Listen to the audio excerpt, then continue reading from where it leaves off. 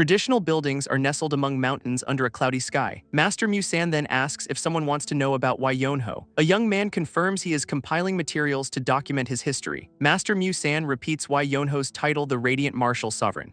He describes him as a benevolent and upright man sent by Buddha. The young man notes his thoughts align and asks about Wai Yonho's everyday life. Master Musan hesitates to discuss his daily behavior or appearance. He then looks angry and declares he cannot continue.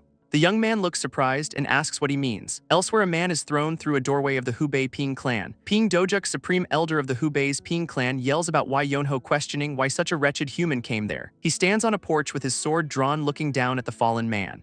The young man from earlier, now covered in scattered salt, asks what is happening. Wai Yonho is known as the Radiant Martial Sovereign, a legendary figure who ended an era of chaos. He is also called the greatest of all time and the greatest chivalrous warrior. The young man runs away, wondering why everyone avoids talking about Wai Yonho. He states his duty as a historian. His duty is to document even the hidden sides of history. Looking at a building in a forest, he believes he may finally learn the reason today. Beggar sect Divine Mad Dog laughs, mentioning he is chased by Cheon and Hubei's Ping clan. The young man tells him responses were similar when he mentioned Wai Yonho's name. Beggar sect Divine Mad Dog smirks, saying they would react that way. The young man looks surprised and asks for clarification. Now Guangdong's Wai clan 100 years ago. That man was the absolute worst kind of person, as Wai Yonho, age 12, lies in bed. He thinks he wants to become the strongest. He was a boy who dreamed of becoming the greatest under the heavens. Born into a martial clan, he learned the chivalry of warriors. He already knew the quickest path to the top. That path was relentless effort, shown by a scarred hand and many daggers. Wai Yonho states that nothing comes without effort, regardless of talent. For a boy with such a will, effort was the only way, but there was a small issue. It was too late to begin today as the sun set outside his window. Wai Yonho sits up and looks out the window. He stares with a determined expression. He then rolls over and goes back to sleep. He calls it a shame he was supposed to lay foundations today, but decides to sleep and train tomorrow. A foot steps into the room. Wai Jianghan stands over the sleeping Wai Yonho. Wai Jianghan tells him to get up. He yells at Wai Yonho to get up. Wai Yonho sits up and asks if Wai Jianghan is there. Wai Jianghan asks him if he knows what time it is. Wai Yonho replies that he saw the sun and is still in bed because it is still going down. Wai Jianghan asks how long he has been holed up in his room. Wai Yonho guesses 2 days. Wai Jianghan shouts it has been 4 days and calls him a useless brat. He adds that even a bear would flip over from sweat after 3 days. Wai Yonho laughs and says he gets up now and then, so Wai Jianghan does not have to worry. Wai Jianghan leans close to him, looking furious. Wai Yonho explains he tried to train, but every time he opened his eyes, the sun was already setting. He concludes that when the sun sets, one must sleep to get up early the next day to train. Wai Jianghan grabs Wai Yonho by the leg and flips him off the bed, declaring he will straighten him out. In the great Guangdong's Wai household, the sun was already going down. In Guangdong's Wai clan office, Wai Jianghan sighs in frustration. Zhou Bang, administrator of Guangdong's Wai clan, asks if he is worried about the second young master again. Wai Jianghan asks who else he would be worried about, but Zhou Bang assures him Wai Yonho will mature. Wai Jianghan covers his face and blames himself. Wai Jianghan had left on a martial dual pilgrimage the year Wai Yonho turned 2. Han Sang, a matriarch of Guangdong's Wai clan, stands with Wai Yonho, Wai Sanho, and an unborn child, Wai Suryun. He thought his journey would last 2 years, but was caught up in incidents. He returned 8 years later to his clan's gate. Though he earned the title righteous chivalrous swordsman, his losses were great. Wai Jianghan looks up with a pained expression. His once gentle wife Han Sang-ah had become fiercer than a tiger. His beloved son Wai Yonho, whom he thought would be no problem, is seen as a small child clinging to his mother. Wai Yonho had grown into a lazy sloth. Wai Jianghan sighs again in his office. Zhou Bang reassures him there must still be a way. Wai Jianghan asks what way, and Zhou Bang reminds him that someone will return soon. Wai Jianghan remembers that his son will finally be back from the academy after 3 years. He mutters about Wai Yonho being a little brat. There is one person Wai Yonho is actually scared of. Wai Yonho looks up in surprise. That person is Wai Sanho, the eldest son of Guangdong's Wai clan. Wai Sanho asks Wai Yonho how long he has been asleep, and Wai Yonho asks when he arrived. Wai Sanho states he asked first. Wai Yonho stammers nervously. Wai Sanho stares at him with a stern expression. Wai Yonho quickly claims he trained early this morning and just took a break because he was tired. Wai Sanho asks if he trained, and Wai Yonho enthusiastically confirms it. Wai Sanho tells him to use a technique to split the candle into 2, which surprises Wai Yonho. Wai Sanho wants to see how much he has improved over 3 years. Wai Yonho stands with a sword in front of the candle. Wai Sanho asks what he is doing and tells him to go ahead. Wai Yonho expresses concern about being indoors and the potential danger. Wai Sanho shouts that he will take care of it and tells Wai Yonho to show what he has. Wai Yonho sighs and prepares himself. He performs a sword technique with blue energy swirling around him. Wai Yonho holds his sword forward. He is seen from above in a courtyard with the candle on the ground. His bare foot steps on the ground. He continues his sword technique. Wai Sanho watches with a serious expression. Wai Yonho performs the soaring dragon technique. He looks down with a worried expression. The candle remains perfectly intact. Wai Yonho exclaims that he screwed up. Wai Sanho states that 3 years have passed. He adds that 3 years is enough to master a sword technique and move to the next level, but Wai Yonho has not. Wai Sanho tells him he has gotten worse than 3 years ago. A night view shows the clan buildings under a starry sky. The family, including Wai Jianghan, Han Sang Ah, Wai Sanho, and Wai Yonho, eats dinner together. Wai Yonho looks sullen, thinking he will get indigestion. Wai Jianghan asks Wai Sanho about his martial academy life, and he replies it is fine. Wai Sanho explains that hardships are essential for training and self-overcoming. Wai Jianghan nods and tells him he has suffered a lot in his absence. Wai Sanho says his father had it harder, then asks if there are other issues. Wai Sanho picks up his chopsticks. He then states there is one issue. Han Sang Ah and Wai Jianghan ask what it is. Wai Sanho says it is about Yonho, making Han Sang Ah look worried. Wai Yonho looks shocked and asks what about him. Wai Sanho has a thoughtful expression. Wai Sanho declares they need to bring Wai Yonho to his martial academy. Wai Yonho reacts with extreme fear. Even Master Mu-san and Ping Dojuk grind their teeth at the mention of Wai Yonho's name. A sword glows with blue energy. Diagonal lines dynamically divide the scene. That was when the great history began, showing Wai Yonho with a sword. Back then, no one could have imagined. Wai Sanho and Wai Yonho ride horses, this lazy boy. Wai Yonho yells to Wai Sanho that they should rest before they go, though he would one day shake the entire world. Just like that, Wai Yonho was half forced to go to the martial academy. His younger sister Wai Suryeon cried and begged him not to leave. His family was upset but did not try to stop him, with an elder yelling for him to come back a man. As he rode away, Wai Yonho told his sister not to cry while she waved goodbye. Wai Yonho and Wai Sanho rode their horses through a sunny forest path. The journey was smooth for Wai Sanho. Wai Yonho, however, groaned in discomfort on his horse. He asked if they were almost there. Wai Sanho replied there were 10 more days left, which shocked Wai Yonho.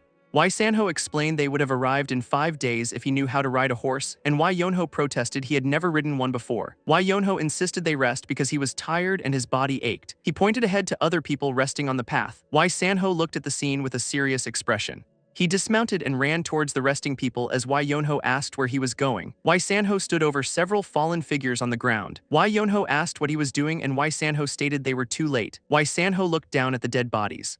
Wai Yonho reacted with a horrified shout. Wai Sanho told him to look at something on one of the bodies. He showed a red flower-like mark on a dead person's chest, identifying it as the flower indulging palm technique. Wai Sanho explained the technique was formerly called crimson flower palm, but was renamed flower indulging palm because of a rapist named Seo Juak.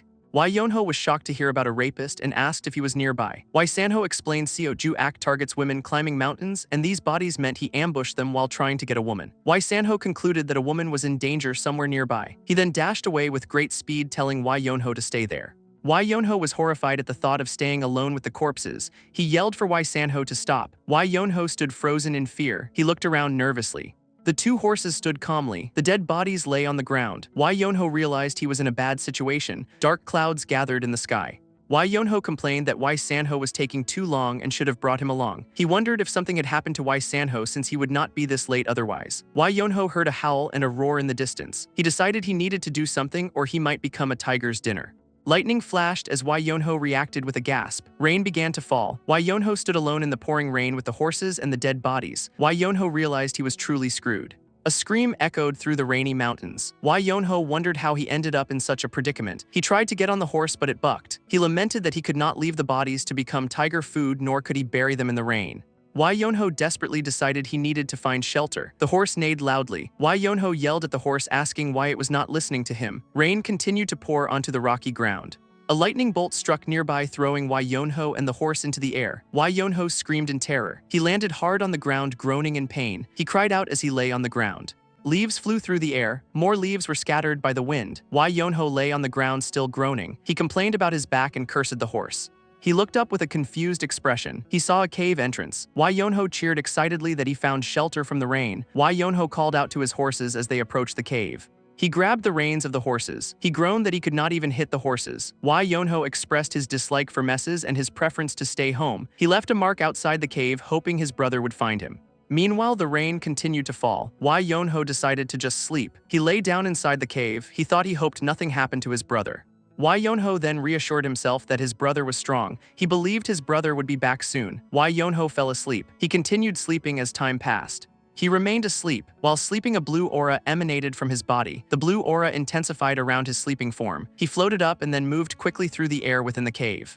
He continued to float and sleep. The blue aura pulsed around his head. The blue energy flowed out of the cave. Why Yonho woke up confused. He looked around the cave, seeing green mist. He wondered where he was and noticed the ceiling looked different. He thought it looked like the cave he was in and wondered if he had gone deeper or rolled in somehow. A voice called him a fated human, startling Why Yonho.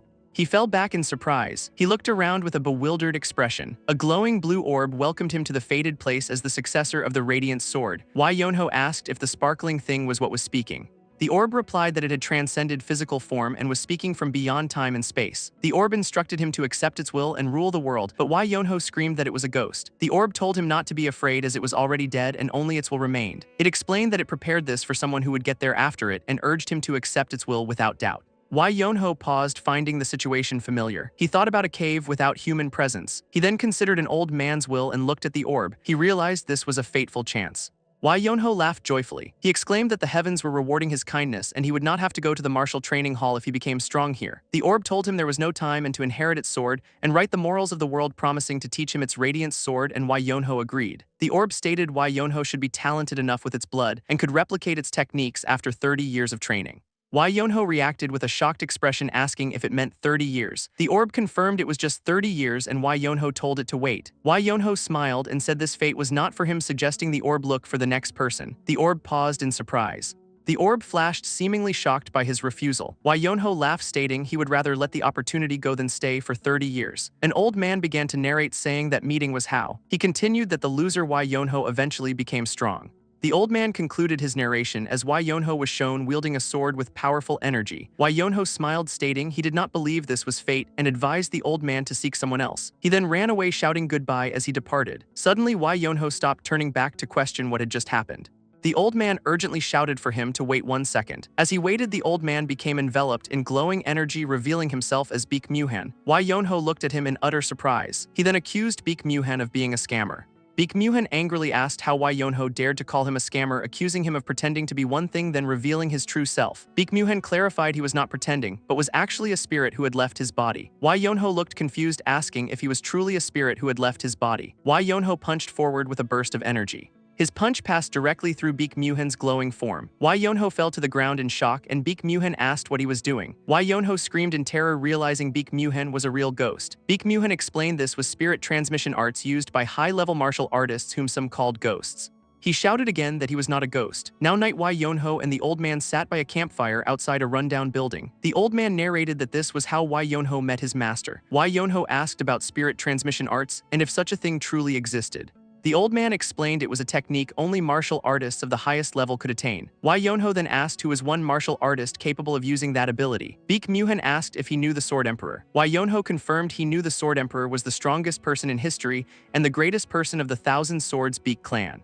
Baek Muhan confirmed he was talking about Baek Muhan, the Radiant Sword, who was later called Sword Emperor and was the Radiant Martial Sovereign's master. Why Yonho was shocked, asking if he really lived 300 years ago. Baek Muhan said he was from a forgotten generation, but it was true he made Why Yonho into his disciple. He then corrected himself, saying it was the opposite. Baek Muhan declared the Sword Emperor needed a disciple at all costs and shouted that Why Yonho must become his disciple. Why Yonho asked why he was throwing a tantrum, stated he could not learn from him, then turned to leave. Baek Muhan asked if he thought he would let him go so easily and created a large stone gate with glowing energy. Why Yonho stood before the massive stone gate. He looked up at the gate in surprise. Baek Muhan laughed, saying it was a super thick stone gate and Why Yonho would never lift or break it with his current abilities. He added that if Why Yonho learned his martial arts, he would be able to cut it like paper and leave. Why Yonho sighed, saying there was no helping it. Baek Muhan shouted that Why Yonho could not cut that stone gate with his abilities. Why Yonho sat down and began digging at the base of the gate with his sword. Baek Muhan asked what he was doing and Why Yonho replied he was digging a hole. Why Yonho explained that no matter how strong it was still stone,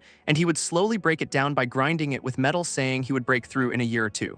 Baek Muhan looked horrified, asking if he would do that for a year or two. Why Yonho continued digging as Baek Muhan despaired that he could not beat the madman. Baek Muhan offered to let him leave after 20 years if he just tried learning, but Why Yonho said he did not like him and asked if he meant 20 years. Why Yonho then lay down, saying 20 years was too long and he would consider 3 years. Baek Muhan was enraged, asking if he wanted to learn his martial arts in 3 years, stating even Zhang Sanfeng could not do that. Why Yonho said then they were not meant to be. Baek Muhan fumed in frustration. Why Yonho proposed 5 years. Baek Myuhan agreed to do whatever it took to make him the strongest in the world in 5 years. Why Yonho considered becoming the strongest martial artist in the world in 5 years. The narration noted that he had never heard of a spirit as vivid as Baek Myuhan. Why Yonho thought the technique might not be word of mouth, and Baek Myuhan might be telling half the truth and could be the strongest master. His sword was shown stuck in the ground as he decided to become a master using this opportunity. Why Yonho agreed to try it. The narrator stated why Yonho did not know Baek Myuhan was the Sword Emperor at the time, and that the Sword Emperor was unfortunate. This was because the person he met at the end of his life just happened to be Why Yonho, who was shown sleeping.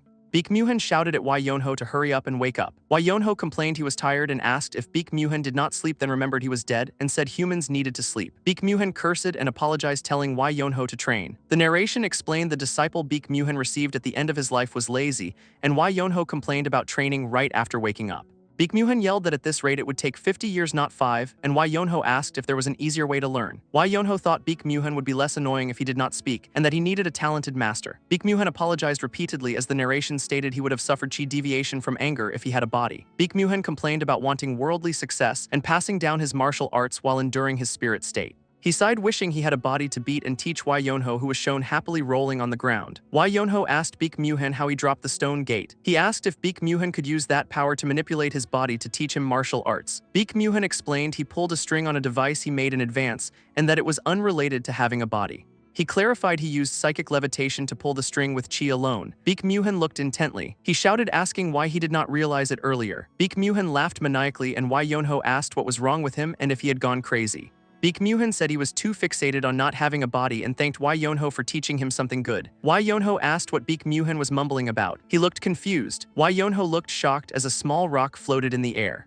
Baek Myuhan smiled, saying thanks to Why Yonho he realized he could move rocks even without a body. Why Yonho looked worried, asking old man as Baek Myuhan stated if he could move rocks. Baek Myuhan created multiple floating energy orbs, saying he could do things like this. Why Yonho screamed for him to wait and said, "Master, let us talk."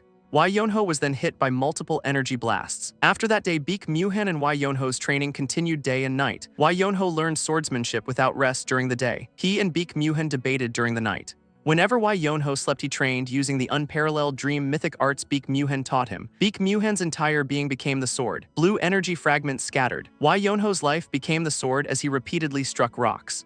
Why Yonho had no time to be lazy. That was how 5 years passed by in a flash, and when he returned, his hand touched the ground. Why Yonho emerged from the open stone gate. The stone gate closed behind him. Why Yonho looked up at the sky. He smiled, saying he was finally out, and shook the world. One day ago, Why Yonho lay on the ground hearing his name called and wished to sleep more. He then sat up annoyed, asking if they did not believe his desire to sleep. Why Yonho looked surprised by the situation. Baek Myuhan, glowing with blue energy, then told him to come closer. Why Yonho sat on the ground asking what was happening as Baek Myuhan floated before him.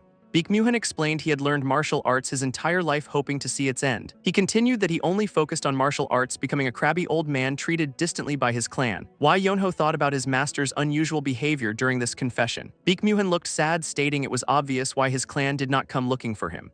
He recalled abandoning his children and family in pursuit of martial arts. Baek Myuhan had thought seeing the end of martial arts would give him everything. He reached out with his hand, looking pained by his past choices. Baek Myuhan then stated he was wrong in his past belief. He realized martial arts is a human endeavor, and seeing its end without people is meaningless. Baek Myuhan told Why Yonho that he had helped him realize this, surprising the young man. He added that he had taught someone for the first time in his life. Baek Myuhan described feeling angry and annoyed, but also happiness and joy from seeing Why Yonho grow. Why Yonho was shown training with a sword surrounded by purple energy as his master observed. Baek Myuhan said he also learned about fondness through their time together. Why Yonho asked his master what was wrong, noting he was acting as if they would never see each other again. Baek Myuhan affirmed that it was indeed time for him to depart. Why Yonho exclaimed in shock, asking what he was talking about and if he thought he would fall for such a trick. Why Yonho reminded his master they were supposed to train for 30 years and it had only been 5, insisting he had 25 more years to exist. Baek Myuhan acknowledged, saying that, then asked what of it now. He explained the internal chi he gave Why Yonho allowed him to live without eating in the cave, then told him to eat something, adding it was not easy to maintain. Baek Myuhan stated he had no more power left and it was time to say goodbye. Why Yonho cried out, asking why he was not told, saying he would have left to find food and come back to train. Baek Myuhan responded that he understood, but was sure Why Yonho would have returned if he had left. He then continued speaking to Why Yonho with a gentle tone.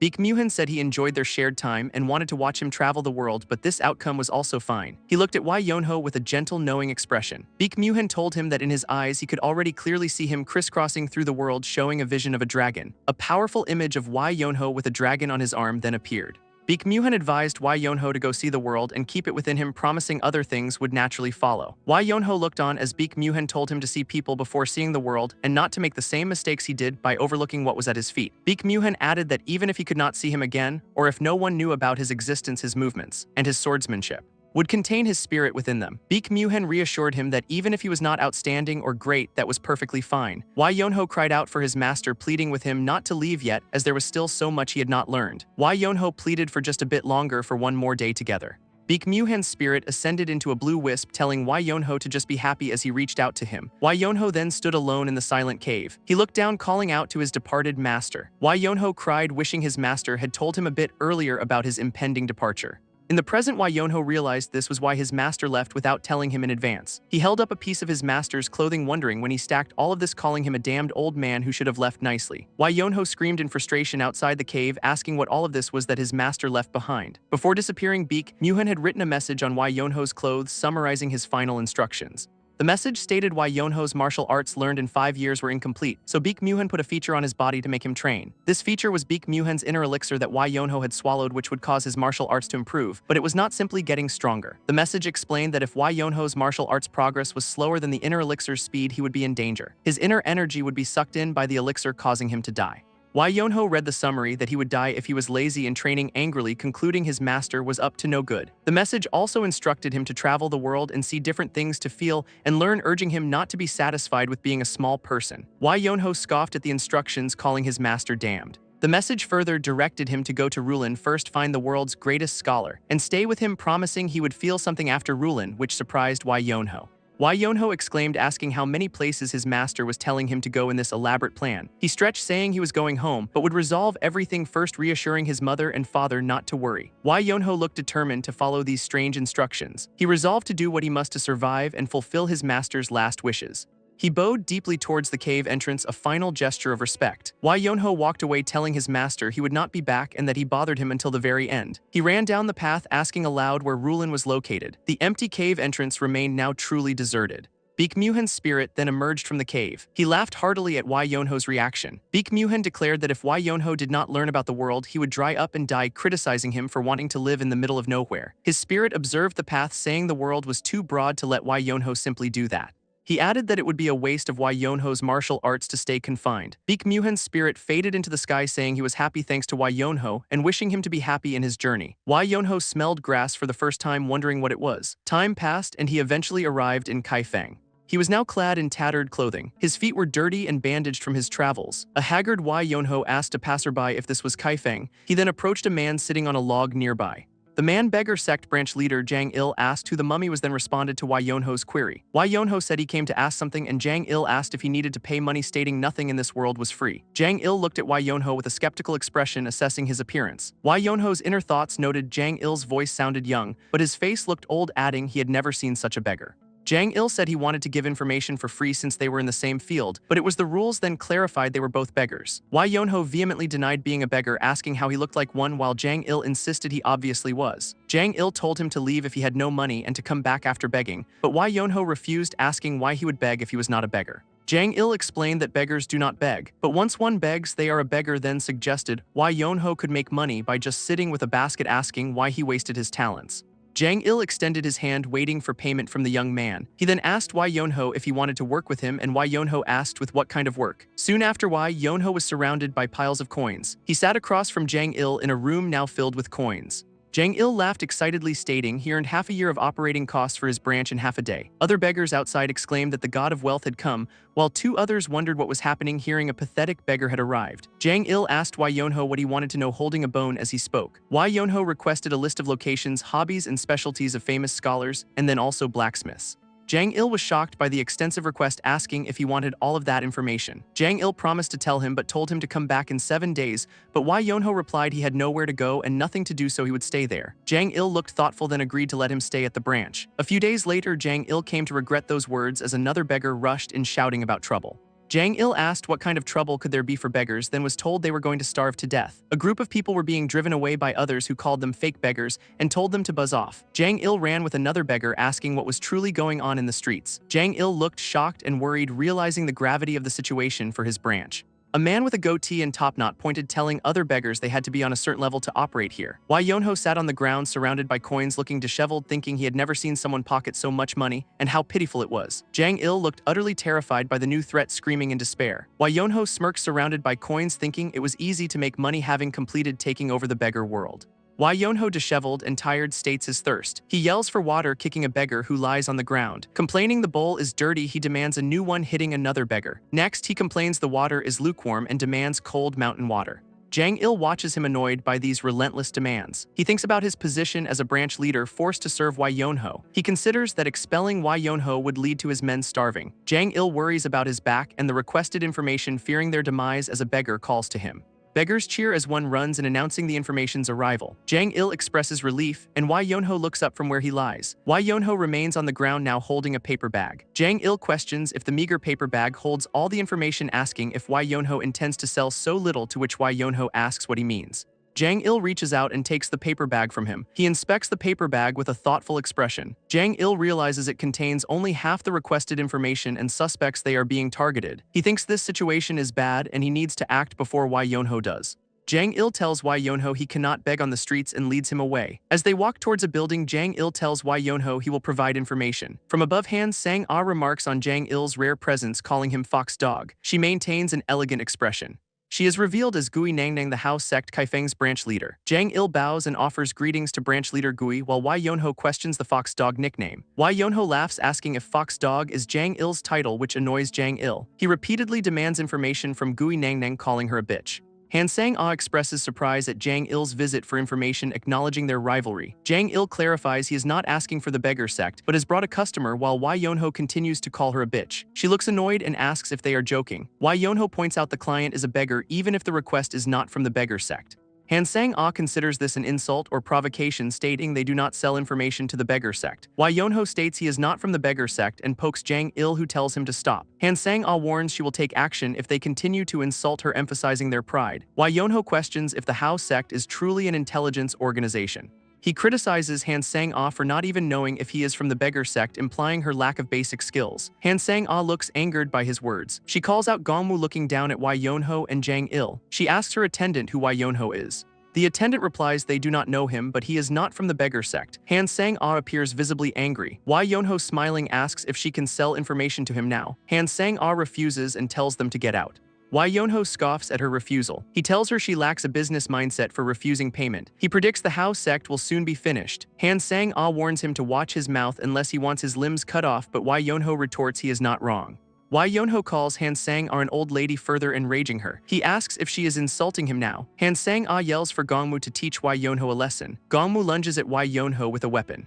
Jang Il tries to stop Wai Yonho as Gongmu's attack closes in. Wai Yonho tells Jang Il to move. Wai Yonho counterattacks Gongmu with a powerful strike. Han Sang-ah looks shocked by the turn of events. Jang Il also looks surprised and fearful. Wai Yonho stands with his shirt open, revealing his muscular physique. Han Sang-ah realizes Wai Yonho is a martial master as he apologizes for his counterattack, with Gongmu lying defeated. Wai Yonho explains it is his instinct to counterattack, saying he would have gone easier if warned. Jang Il thinks Wai Yonho learned martial arts but did not expect such strength. He internally calls Wai Yonho a monster and blames an old man for this situation. Han Sang-ah, with clasped hands, says she did not know he was such a prestigious customer, then asks what he is talking about. She looks intently, stating in any case. Jang Il nervously states that Wai Yonho does not seem to be there with good intentions. He clarifies he is not there to fight and needed help obtaining information the beggar sect could not get. Han Sang-ah asks if that is why he brought Wai Yonho, and Jang Il affirms acknowledging it is like bringing a tiger to a rabbit's den. Han Sang-ah says she will believe him.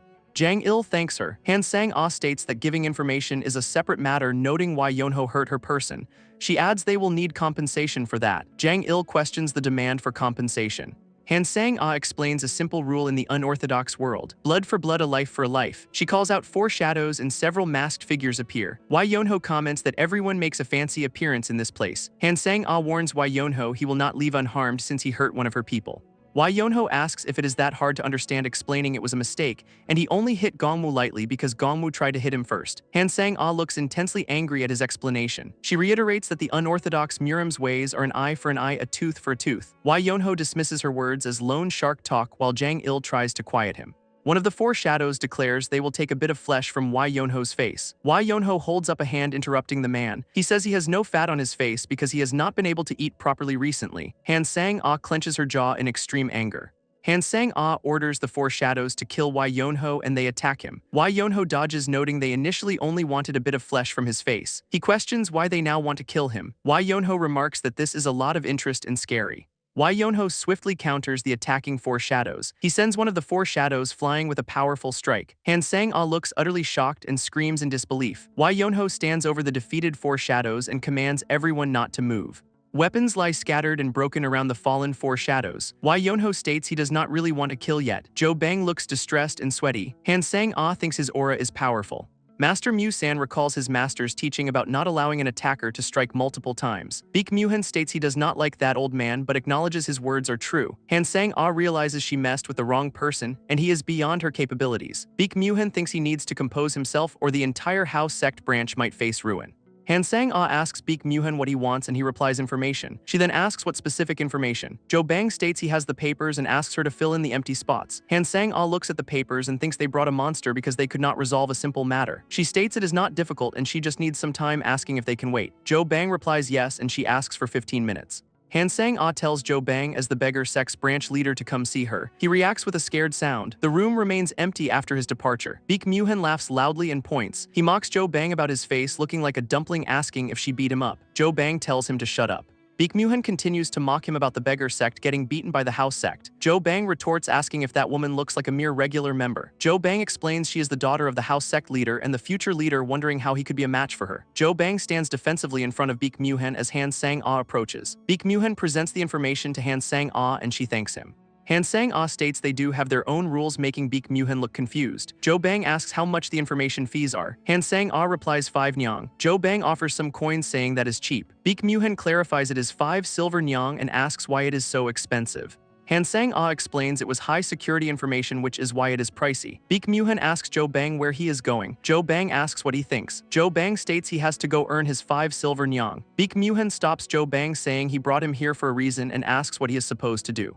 Jo Bang cries out to wait a second and curses. Jang Il used all Wai Yonho's earned money and his hidden stash to pay the 5 silver nyang, borrowing what he did not have with an Ayu. Jo Bang holds a silver nyang and states his heart aches. Baek Mu-han asks if he is crying. Jo Bang shouts at Baek Mu-han that he had to use up all his hidden savings. Han Sang-ah thinks the information is thorough and on a different level than what the beggars bring. Baek Mu-han states he also wants to send a letter to Guangdong and asks if that will be expensive. Han Sang-ah says it will be more expensive than an escort agency, but she will do it if he answers some questions. She asks his name. He replies it is Wai Yonho. She asks his age and he replies he is 17. Jo Bang is shocked that he is younger than her. Han Sang-ah is surprised by his age and thinks his martial prowess is not that of a 17-year-old.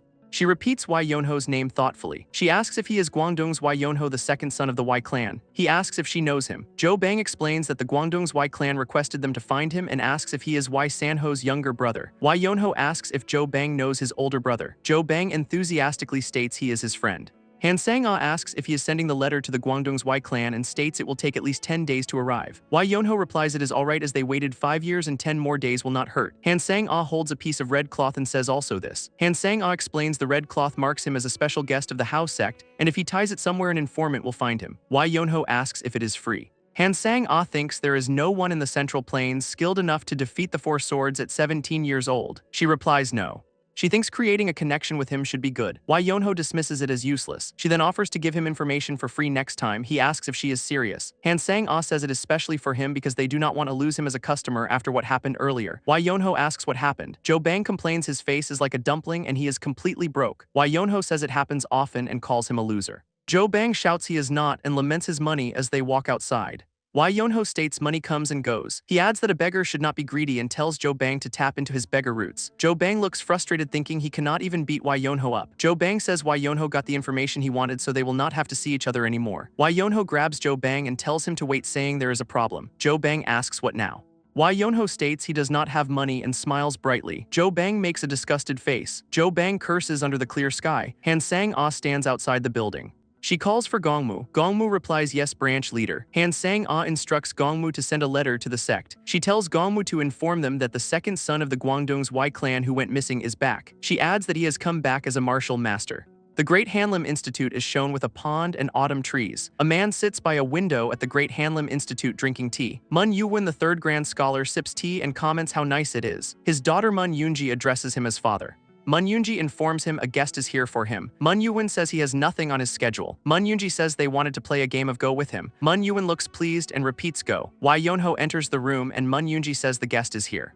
Wai Yonho says he hopes he is not intruding. Mun Yuwin replies it is an indulgence to have guests and asks if he wanted to play Go with him. Wai Yonho states that is the only kind of thing he knows how to play. Mun Yuwin agrees to play, offering to play the white pieces and asking Wai Yonho to go first. Wai Yonho states he will begin and places a black stone. He picks up a black Go stone. Mun Yuwin thinks he should not expect much from him and that he looks like he is just there for a free meal. He decides to help him out after a game. Wai Yonho places a Go stone with force. Mun Yuwin looks surprised. He thinks Wai Yonho is not a beginner and says that is nice. He then makes his move. Mun Yuwin thinks Wai Yonho is fast with his moves and it is rare to see someone his age so experienced. They continue to play Go with rapid moves. Mun Yuwin looks contemplative as they continue to play. Mun Yuwin's hand hovers over the board. Mun Yuwin looks shocked and thinks Wai Yonho is not just being fast. Wai Yonho smiles and asks Mun Yuwin if he is going to make a move. The narration calls Wai Yonho a war demon.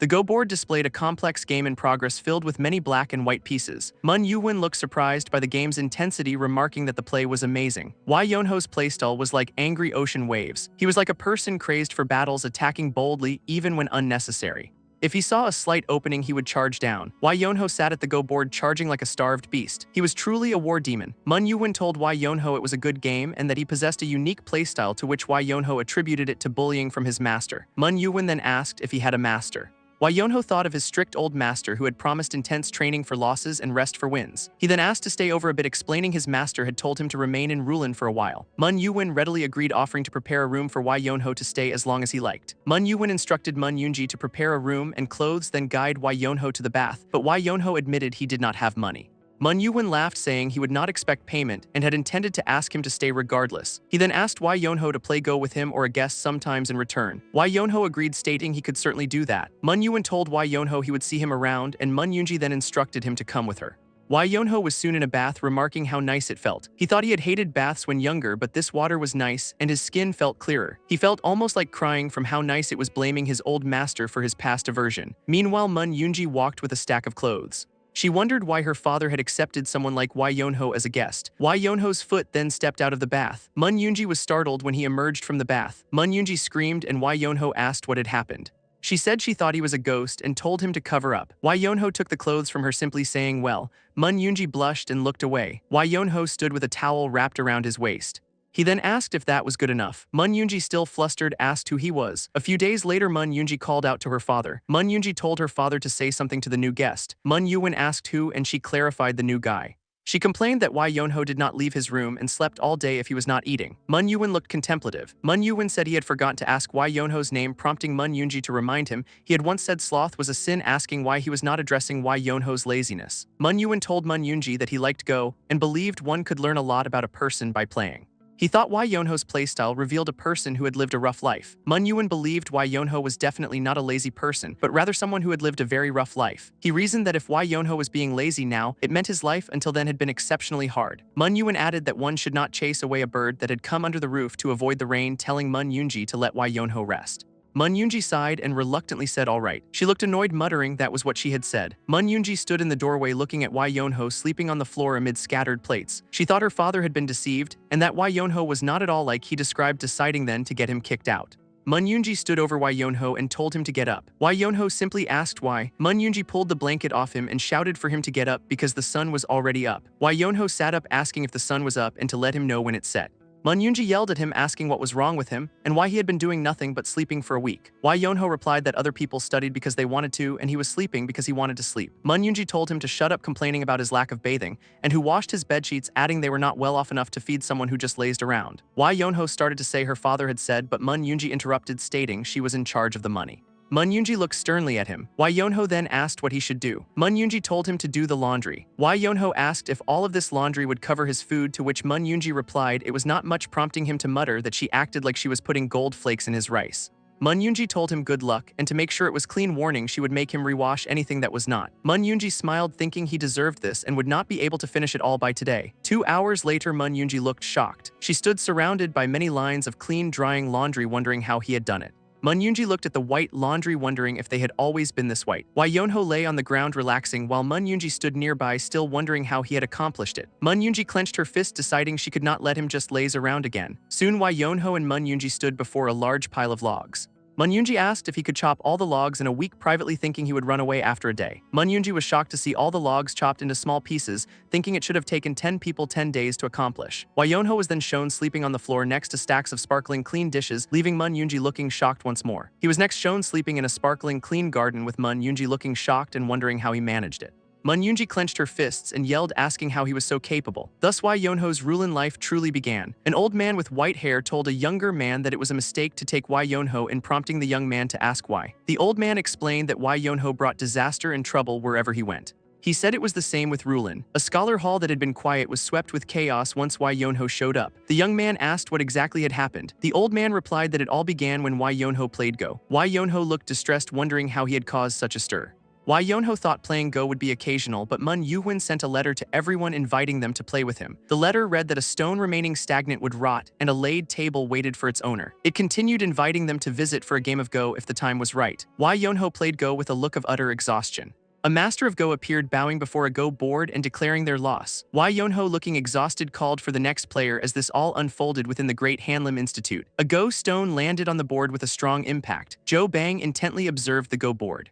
He considered the recent move to be suicidal. He questioned if it was a mistake but quickly dismissed the thought. He recognized his opponent as Why Yeonho, the undefeated genius of Hanlim. Jo Bang believed Why Yeonho had a plan and must be setting a trap. He observed Why Yeonho shaking and thought he had successfully avoided the trap. Why Yeonho stared back with an unreadable expression. He then shouted in frustration asking why his opponent had backed off. He revealed his seemingly suicidal move was a ploy to lose the game. Jo Bang bowed and declared his loss to him. Why Yeonho cried out in exasperation. He walked away looking utterly exhausted. He lamented that his attempts to lose only scared off opponents. He pulled at his hair in frustration, realizing more people would come to play. He complained about his back, stating he preferred doing laundry. He suddenly reacted with a surprised expression, stating he did not want to. Why Yeonho then peeked from behind a structure, observing a conversation.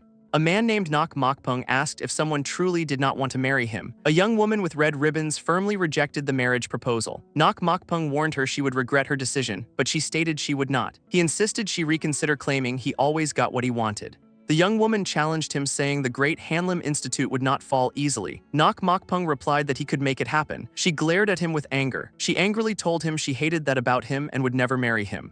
She turned to leave, bidding him goodbye. Nok Mokpung then grabbed her wrist. She struggled and screamed for him to let her go. Nok Mokpung warned her it was in her best interest not to anger him. He leaned close to her and asked if she could still act so bold. The young woman looked fearful. She was startled by a voice from behind. Why Yeonho stood nearby with a serious expression. The young woman asked Why Yeonho if he had finished his chores. Why Yeonho was surprised and explained he had been playing Go. She then asked to borrow something from him. Why Yeonho took a red ribbon from her hair and used it to tie his own hair. He looked determined with his hair now tied back. Nok Mokpung asked if it was rude to listen in on others' conversations, and Why Yeonho apologized. Why Yeonho told him he was not one to talk about manners. Nok Mokpung recognized him as the genius of Hanlim. Why Yeonho thanked him but stated he had no idea who Nok Mokpung was. He dismissed Nok Mokpung's attempt to introduce himself. Nok Mokpung's face contorted in anger. He told Why Yeonho he should have continued playing Go instead of interfering. Why Yeonho smiled and said he was good at getting in people's way. Nok Mokpung shouted an expletive at him. The ground shook as his anger intensified. Several men then approached Why Yeonho asking to play Go with him tomorrow. Nok Mokpung turned to leave in frustration. He warned Mun Yoonji that if she did not come to him in 3 days, he would do things his own way as he walked off. Why Yeonho looked thoughtfully at Nok Mokpung's retreating figure. Why Yeonho asked Mun Yoonji who that man was. Mun Yoonji explained it was Nok Mokpung, the adopted son of a powerful attendant. Why Yeonho asked what he had been saying to her. Mun Yoonji explained he wanted to marry her, but his persistence was annoying. Why Yeonho asked if Nok Mokpung was not alright, noting his good family and determination. Mun Yoonji clarified that Nok Mokpung wanted to use her because her father had a good network. She explained her father was considered a perfect candidate for a politician, but his current life was not due to lack of interest. Why Yeonho jokingly suggested it was because of Go, but Mun Yoonji denied it. Mun Yoonji explained it was because the eunuchs of the imperial palace were wary of her father. She emphasized that the Great Hanlim Institute was different from other institutes. She explained they were not affiliated with other organizations, which was difficult, but allowed them to form deep connections. She continued that the eunuchs were in power because they were corrupt and the forces of Rulin had not unified. She stated that if her father controlled Rulin's forces, the eunuchs would be in danger. Mun Yoonji explained Nok Mokpung's father was desperate to stop her father from civil service and had found a new way. She revealed the new way was the marriage between her and Nok Mokpung. Meanwhile, Nok Mokpung's father questioned the plan due to the appearance of the genius of Hanlim. The head of the eunuchs Nok Gi called Wai Yonho a useless good for nothing. Nok Mokpung explained why Yonho was not the problem, but many people were coming to play Go against him. He added that too many eyes were watching, limiting his actions. Nok Gi acknowledged his son's hesitation and Nok Mokpung apologized. Nok Gi asked if his son thought this mission was just for his sake. Nok Mokpung looked startled and began to sweat. Nok Gi stated that taking over the imperial palace was a mission given by the one and only. He declared that failing this mission was not an option for either of them. Nok Gi asked if Nok Mokpung understood that he was more afraid to disappoint him than of death, and Nok Mokpung confirmed. Nok Gi then said that sometimes violence was necessary. Nok Mokpung looked worried and asked for clarification. Nok Gi, with a sinister expression, instructed him to use the crowd to his advantage and kill them all. He added that this included the genius of Hanlim while Wai Yonho sat playing Go. A grand building stood under a clear sky. Inside, Royal Head Inspector Lee Wangia asked Mun Yuwen if he was still not interested in a government position. Mun Yuwen, playing Go with him, apologized. Lee Wangia then questioned why he could not see the need to be at the center to stop Nok Gi. He sighed, addressing Mun Yuwen directly. He informed him that their movements had been suspicious lately. He added that Nok Gi's influence caused instability in the military and among scholar officials. A dark figure with glowing eyes was surrounded by red energy, illustrating Nok Gi's sinister presence. Mun Yuwen paused, deep in thought. Lee Wangia assumed he wondered why a man unable to have children would start a revolution, which Mun Yuwen confirmed. Lee Wangia then posed a new question. What if Nok Gi was serving another master? A chaotic scene of figures fighting in red light illustrated the terror of political struggles between eunuchs. He explained that Nok Gi had managed to rise despite having no foundation, finding it strange. As he spoke, a red moon appeared and he stated that those who crossed Nok Gi died in accidents or diseases, as if someone paved his path. Mun Yuwen suggested it might just be a coincidence. Lee Wangia replied that he once thought so too, but now believed someone was helping Nok Gi from behind the scenes. He then stated his need for Mun Yuwen, urging them to unite against Nok Gi. Mun Yuwen said he would think about it more, then cleared his throat. Lee Wangia changed the subject, asking about the new genius Mun Yuwen had taken in. Mun Yuwen smiled, saying the genius was amazing and seemed to be hiding his true potential. Lee Wangia expressed curiosity and asked when he could meet him, to which Mun Yuwen replied that Yoonji should have gone to pick him up. Just then Mun Yuwen heard a voice announce their arrival. A wet boot then stepped onto the floor. Wai Yonho entered with Mun Yoonji asking if he had been called. Both Lee Wangia and Mun Yuwen looked surprised by Wai Yonho's appearance. The chapter title was then displayed. Mun Yuwen apologized to Wai Yonho for calling him early and asked if he slept well, to which Wai Yonho replied he slept very well if nobody had poured cold water on his face. Mun Yuwen laughed and said he wanted to introduce Wai Yonho to someone. Lee Wangia winked and introduced himself as an old passerby. Wai Yonho asked what Lee Wangia wanted and Mun Yuwen explained that he wished to play Go. Wai Yonho firmly stated he could not play. Lee Wangia asked why he could not play, having played with everyone else, but Wai Yonho still refused. Wai Yonho clarified he was not refusing Go itself, but that proper orders existed and others were there before him. Mun Yuwen laughed, saying he could resolve it by asking others to be understanding. Wai Yonho retorted that was not resolving things but coercion. Both Lee Wangia and Mun Yuwen looked surprised by Wai Yonho's bluntness. Wai Yonho told Lee Wangia that his high social status would force compliance rather than willing agreement. He further stated he valued promises and rules. Lee Wangia thought Wai Yonho was more firm in his beliefs than expected, finding the situation difficult. Lee Wangia asked if he could not do something about it, but Wai Yonho replied he just needed to wait his turn. Mun Yoonji then told her father Mun Yuwen that she thought she could resolve the situation. Mun Yuwen asked if she could, and she confirmed it. Mun Yoonji thought skeptically about Wai Yonho's stated value for rules and promises. She told Wai Yonho that if he played this game she would cancel all his other Go games for today, prompting his surprise. Wai Yonho looked furious and demanded to know what she meant. Though tempted, Wai Yonho claimed he had morals, so Mun Yoonji then offered to cancel tomorrow's games too. Mun Yoonji firmly told him not to bargain and to make his choice if he wanted to rest today. Wai Yonho sighed and agreed to begin the game. Lee Wangia and Mun Yuwen watched them. Lee Wangia thought Wai Yonho was the worst and not a man of his word. He considered leaving but decided he should see the game through. Lee Wangia placed a Go stone, saying he wanted to see what Wai Yonho was truly like. The Go board displayed a complex pattern of black and white stones. Later that night, Lee Wangia sat by the Go board. Mun Yuwen asked him if he had not enjoyed the game with Wai Yonho. Lee Wangia looked thoughtfully at the Go board. He described Wai Yonho's Go style as violent and quick, stating such plays were not seen even on a battlefield. Lee Wangia wondered what kind of life Wai Yonho must have lived. He concluded Wai Yonho was not the right one, as his laziness and violence were not what he sought. Li Wengia called it a waste of time, not understanding why Mun Yuwen valued him so highly, but Mun Yuwen replied it was because he had seen something. Li Wengia asked Mun Yuwen what he had seen. Mun Yuwen explained that during one of his games against Wai Yonho, he had made a prophylactic move. He thought it was a very good move. He believed the game was over, so he took his eyes off the board. What he saw next was Wai Yonho's face. Wai Yonho had fallen deeply into a rare trance. Later, Li Wengia and Mun Yuwen walked together at night. Li Wengia asked Mun Yuwen if he was sure he had seen correctly. Mun Yuwen confidently affirmed he was sure. Li Wengia scoffed. Li Wengia stated he did not intend on taking Wai Yonho in either way, prompting Mun Yuwen to ask if that was so. Li Wengia said he wasted his time, but at least got to see Mun Yuwen, so it was not a complete waste, adding he better get going early tomorrow. Mun Yuwen asked if he was that busy. Li Wengia reminded him that the atmosphere had been tense lately, which Mun Yuwen understood. Li Wengia looked at the moon and said it was a shame. He added that the night was perfect. Meanwhile, a masked man told Nok Mokpung that the preparations were complete, to which Nok Mokpung replied, "All right." Nok Mokpung stood under the moonlight with masked figures surrounding him. He instructed them to get it done quickly. A shadowy figure moved swiftly. Master Mu-san yawned as several masked figures descended from above. Master Mu-san looked surprised. Blood splattered against a door. Nok Mokpung stood adorned with his many necklaces. Master Mu-san was shown fighting off numerous masked attackers. Nok Mokpung said this was why they should have listened to him while he was being nice. He shouted to get them all. He declared that tonight the Great Hanlim Institute would become a prison that not even a rat could escape, all while Wai Yonho slept and groaned. Men in black attack others in a courtyard, striking them down with glowing blue energy. One of Nok Mokpung's men then falls from above, landing among a group of armed men who prepare to strike him. Nok Mokpung states that they should have listened to him while he was still being nice. He raises his hand, shouting to get them all. He declares he will teach her a lesson that day. Several people are tied up on the ground, surrounded by men in black holding swords. Mun Yuwen, tied up next to Mun Yunji, asks what the meaning of this is. Nok Mokpung states his group received information about suspicious activity at the Great Hanlim Institute, including visits from high authority people. Mun Yuwen asks how that is suspicious at all. Nok Mokpung asks what reason people with both political and martial power would have to get together. He concludes there is only one possibility: a revolution. Mun Yuwen exclaims about a revolution, insisting they are only there to play Go. Nok Mokpung asks if he expects him to believe that many people gathered just to play Go. Mun Yuwen insists he is serious, mentioning rumors about a genius, which Nok Mokpung acknowledges but dismisses as easily fabricated. Nok Mokpung looks at the tied-up people, including Mun Yuwen and Mun Yunji. He asks one of his men who they are looking for, and the man replies it is the genius Mun Yuwen spoke of. Nok Mokpung states there are no more people remaining in the building. He wonders if the genius ran off, calling him a lucky bastard and noting escape would be impossible after their arrival. Nok Mokpung tells the tied-up group they will be freed if innocent, offering an apology if no problem is found.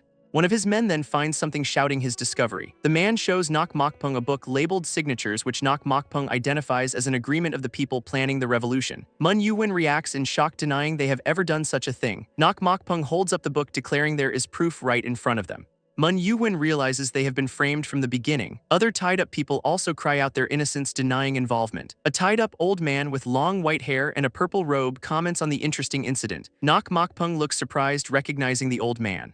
Nok Mokpung identifies him as Li Wengia, the royal head inspector and the emperor's brother. Li Wengia shouts for him to be called the royal head inspector. Other tied-up people express relief, believing they are saved and that Li Wengia will confirm their innocence. Nok Mokpung bows slightly, stating he would not have acted thus if he had known Li Wengia was present. Li Wengia states he does not hold grudges and instructs Nok Mokpung to free the captives. Nok Mokpung says he has a question first, and Li Wengia inquires about it. Nok Mokpung asks why Li Wengia planned this revolution. Nok Mokpung smirks, asking if Li Wengia truly believed he was unaware of his presence.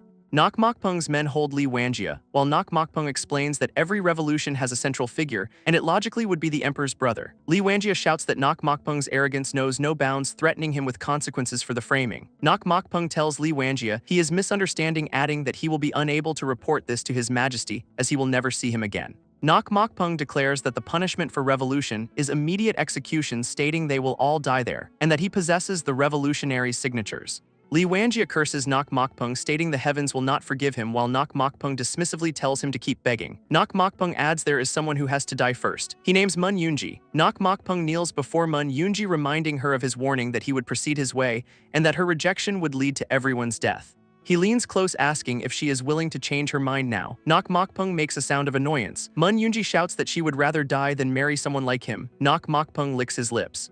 He touches Mun Yunji's cheek, saying he will not kill her. He states he will make her believe death would be the better outcome, inflicting pain 100 times worse than she can imagine. Mun Yunji scoffs, stating she would rather die than be humiliated, to which Nok Mokpung asks if that is truly so. A masked man holds a sword to Mun Yuen's neck, as Nok Mokpung says that if Mun Yunji kills herself, her father will suffer torment. Mun Yuen screams in fear as the masked man prepares to strike. Wai Yonho prepares to block an incoming attack. Wai Yonho thinks he needs to stop the attack, then questions his own thought process. Wai Yonho blocks a blue energy attack with his arm. He blocks multiple blue energy attacks from several masked men. One of the masked men is knocked back by Wai Yonho's attack. The tied-up people look surprised. Another masked man is knocked back and enveloped in smoke. Nok Mokpung stands over a fallen masked man and looks surprised. Wai Yonho states his master taught that if an opponent prepares something big, one should back off. Nok Mokpung is surprised that Wai Yonho defeated the first darkness so easily. Nok Mokpung says his father spent decades perfecting him as the leader of Black Void, then suggests it would be convenient if they both retreated now. Wai Yonho stands holding a broom. Nok Mokpung offers Wai Yonho gold coins, prompting Wai Yonho to question him. Nok Mokpung smiles, remarking on the amazing situation. Wai Yonho smiles and laughs, agreeing with Nok Mokpung. Mun Yunji asks Wai Yonho why he is happy. Nok Mokpung smiles, observing the scene. Nok Mokpung remarks it is a shame the first darkness could not defeat Wai Yonho. He adds that from a different perspective the encounter was worth it. He says it was worth it because he met a martial artist as talented as Wai Yonho. Nok Mokpung asks Wai Yonho if he wants to work for him. Mun Yunji shouts, asking what Wai Yonho is trying to do. Mun Yunji looks angry. Nok Mokpung offers Wai Yonho power to rule the world and immense wealth. Mun Yunji thinks that anyone with even minimal morals and ethics would never fall for such sweet words. Wai Yonho says he will fall for it. Wai Yonho smiles and asks for more details while Mun Yunji screams for him to die. Mun Yunji screams in shock while Mun Yuen calls out her name. A credit screen displays text for Usura Scanscom along with names for the writer, artist, and original author. The panel is blank. The panel is blank. The panel is blank. The panel is blank. The panel is blank. The panel is blank. The panel is blank. Wai Yonho looks up, exclaiming goodness at the sight above. Mun Yunji also looks shocked, her eyes wide with surprise. She continues to stare, visibly shocked by something overhead. Above them, several tied-up men are screaming in terror. Nok Mokpung looks surprised by the scene, asking what is happening. He then tells Wai Yonho that he is not bad, to which Wai Yonho replies, thanks for the compliment. Nok Mokpung clarifies he did not mean it as a compliment, and Wai Yonho responds he was just saying it too then. Nok Mokpung then addresses First Darkness, who replies, yes sir. Nok Mokpung asks him how long he expects to stand there being humiliated. First Darkness apologizes and states he will eliminate Wai Yonho right away. Nok Mokpung tells him not to kill Wai Yonho, making First Darkness ask sorry. Nok Mokpung declares he will kill him himself, his hand beginning to glow, and First Darkness replies, yes sir. First Darkness walks towards Wai Yonho, who is also approaching him. Wai Yonho holds up a hand, telling him to wait. First Darkness stops holding a dagger and asks what. Wai Yonho says he needs a sword and asks if he can wait for him to retrieve it from his room, prompting First Darkness to call him an insane bastard. Wai Yonho asks why he cannot let someone younger get his sword, but First Darkness tells him to shut it. Wai Yonho muses that the world was not such a cruel place 5 years ago, asking. First Darkness attacks Wai Yonho with 2 daggers while Wai Yonho holds a broom, asking what. Wai Yonho states he will have to make do since he cannot get his sword and prepares to fight with the broom. First Darkness glares, asking if Wai Yonho is insulting him. Wai Yonho asks if he is mad about this too, then tells him to let him get his sword. First Darkness charges forward, declaring he will not kill him, but will make him suffer so much he would wish he were dead. He adds that this will be true even if Wai Yonho is begging later on. Wai Yonho yawns, telling him okay he gets it, asking if he can just get started as he is sleepy enough. First Darkness face twists in rage, a fiery aura surrounding him. He lunges with a glowing blue sword, shouting that Wai Yonho is a bastard. First Darkness swings his glowing sword down towards him. Wai Yonho's eyes narrow as he prepares to block the incoming strike. He blocks the sword strike with his broom, shattering the broom handle in the process. Wai Yonho then strikes First Darkness in the face with the broom head, sending him flying back. First Darkness screams in pain, his face visibly damaged. He falls to the ground defeated while Wai Yonho stands over him. Nok Mokpung looks utterly shocked by the swift defeat. Baek Muhan and Jang Il also stare in wide-eyed shock at the scene. Wai Yonho holds the broken broom handle, remarking that nothing is better than a broom. He continues that it is especially good when cleaning up garbage. Nok Mokpung reacts with a gasp of disbelief at the comment. First Darkness kneels on the ground, asking what just happened. Wai Yonho tells him he should be glad that is the extent of what he is going to do, then asks why he would run straight at an enemy like that, making First Darkness stammer. First Darkness looks up in anger, shouting you at Wai Yonho. Wai Yonho blocks First Darkness' attack with his broom, saying he is explaining right now. First Darkness is shocked, realizing Wai Yonho is too fast for him. Wai Yonho easily dodges First Darkness' subsequent kick. First Darkness admits he does not want to believe it, but Wai Yonho has the skills to back up his dirty mouth. He adds that it is not always the strong that win in battles and reveals a lethal poison called 7-Step Soul Chasing Serpent, saying he will teach him that. Wai Yonho asks about the poison and if he is going to play dirty like that.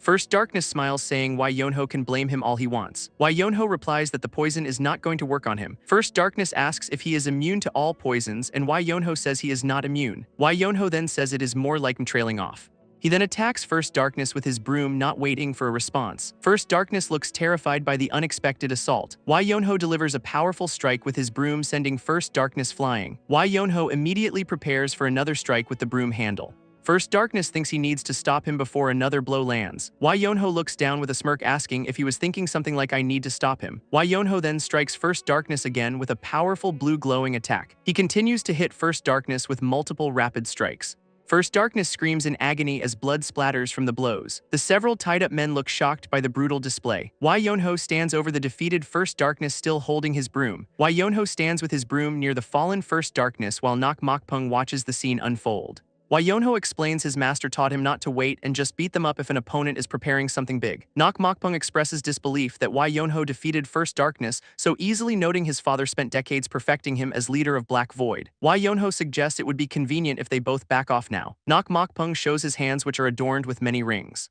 Why Yonho looks at his hands, asking huh. Nok Mokpung praises Why Yonho's amazing martial prowess at his age. Why Yonho smiles and laughs, saying he is right. Mun Yunji angrily asks Why Yonho why he is happy, and he replies Nok Mokpung is praising him, prompting her to call it bullshit. Nok Mokpung smiles, slyly observing their interaction. Nok Mokpung states it is a shame First Darkness could not defeat Why Yonho, but from a different perspective. He continues that it was all worth it because he met a martial artist as talented as Why Yonho. Nok Mokpung then asks Why Yonho if he wants to work for him. Mun Yunji asks what Nok Mokpung is trying to do with this offer. Nok Mokpung offers Why Yonho power to rule the world and immense wealth if he comes to his side. Why Yonho begins by saying anyone who has even an inkling of morals and ethics. Mun Yunji looks shocked as Why Yonho continues would never fall for such sweet words. Why Yonho then smiles widely and says but he will fall for it, asking for more details. Mun Yunji screams for Why Yonho to die while Mun Yuwin calls out her name in alarm. Nok Mokpung offers Why Yonho world-ruling power and immense wealth if he joins him. Why Yonho responds that anyone with even an inkling of morals and ethics.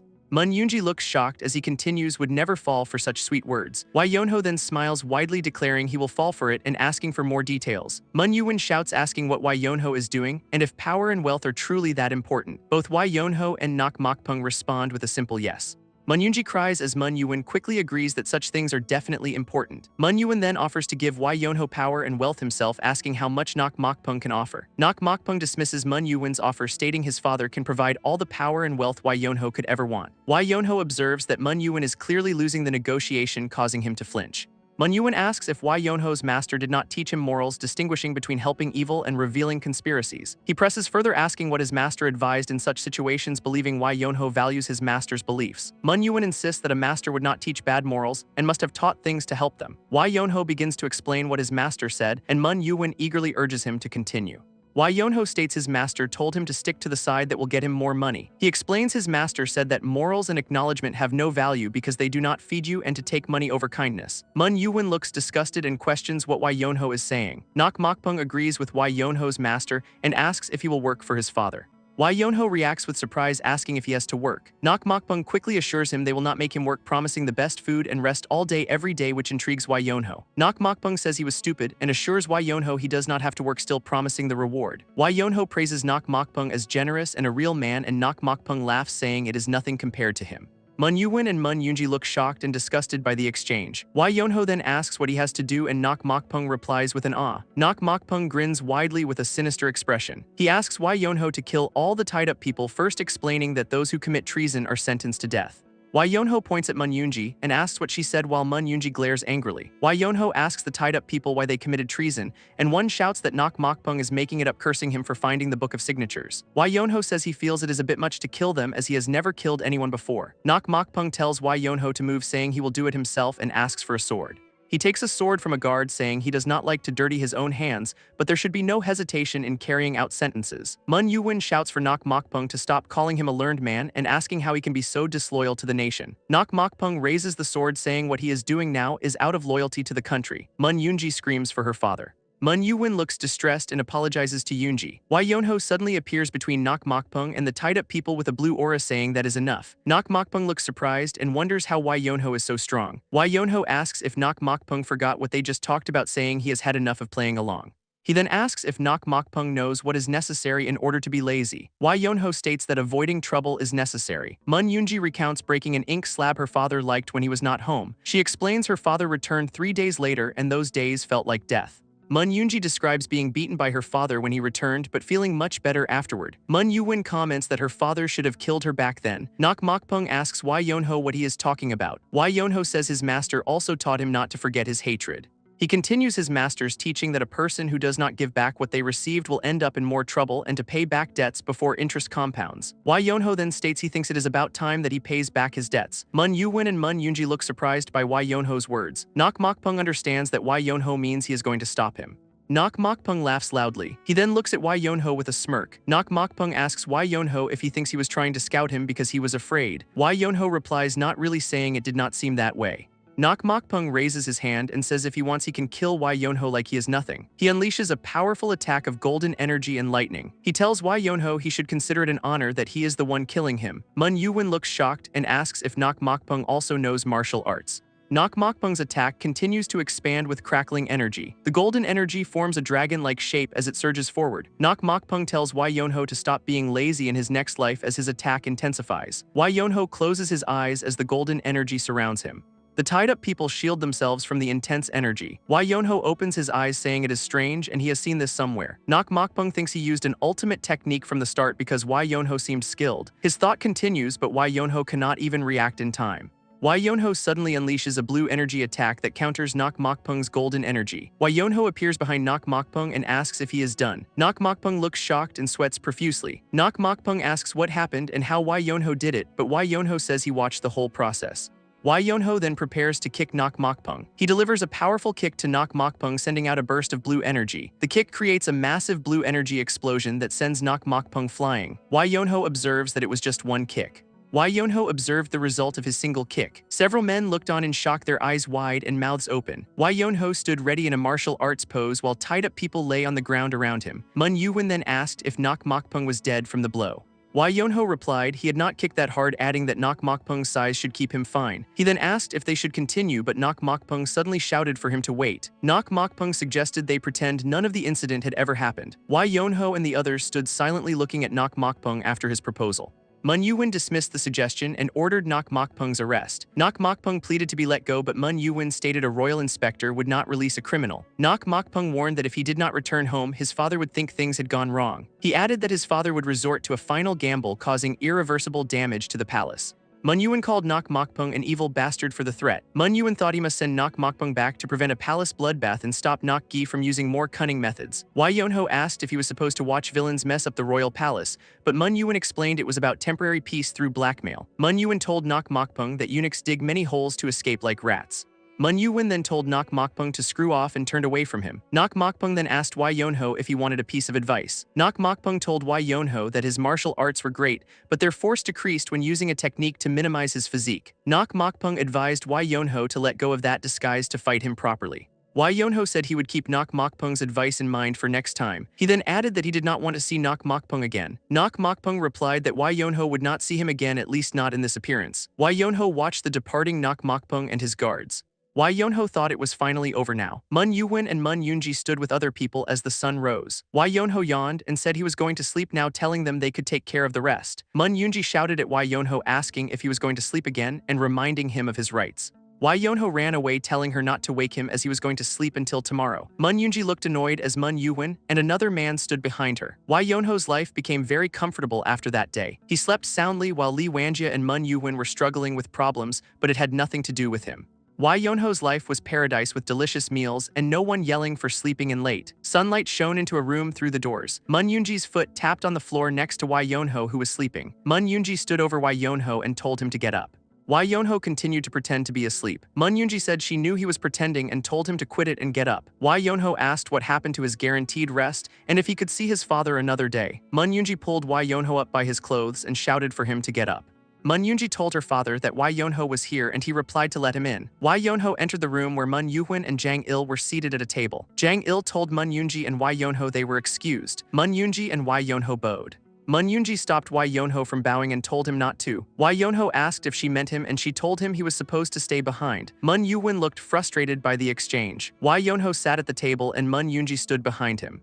Mun Yuhun and Jang Il looked relieved. Mun Yuhun held a shining golden rod. Mun Yuhun called out to Wai Yonho. Mun Yuhun placed the golden rod on the table in front of Wai Yonho.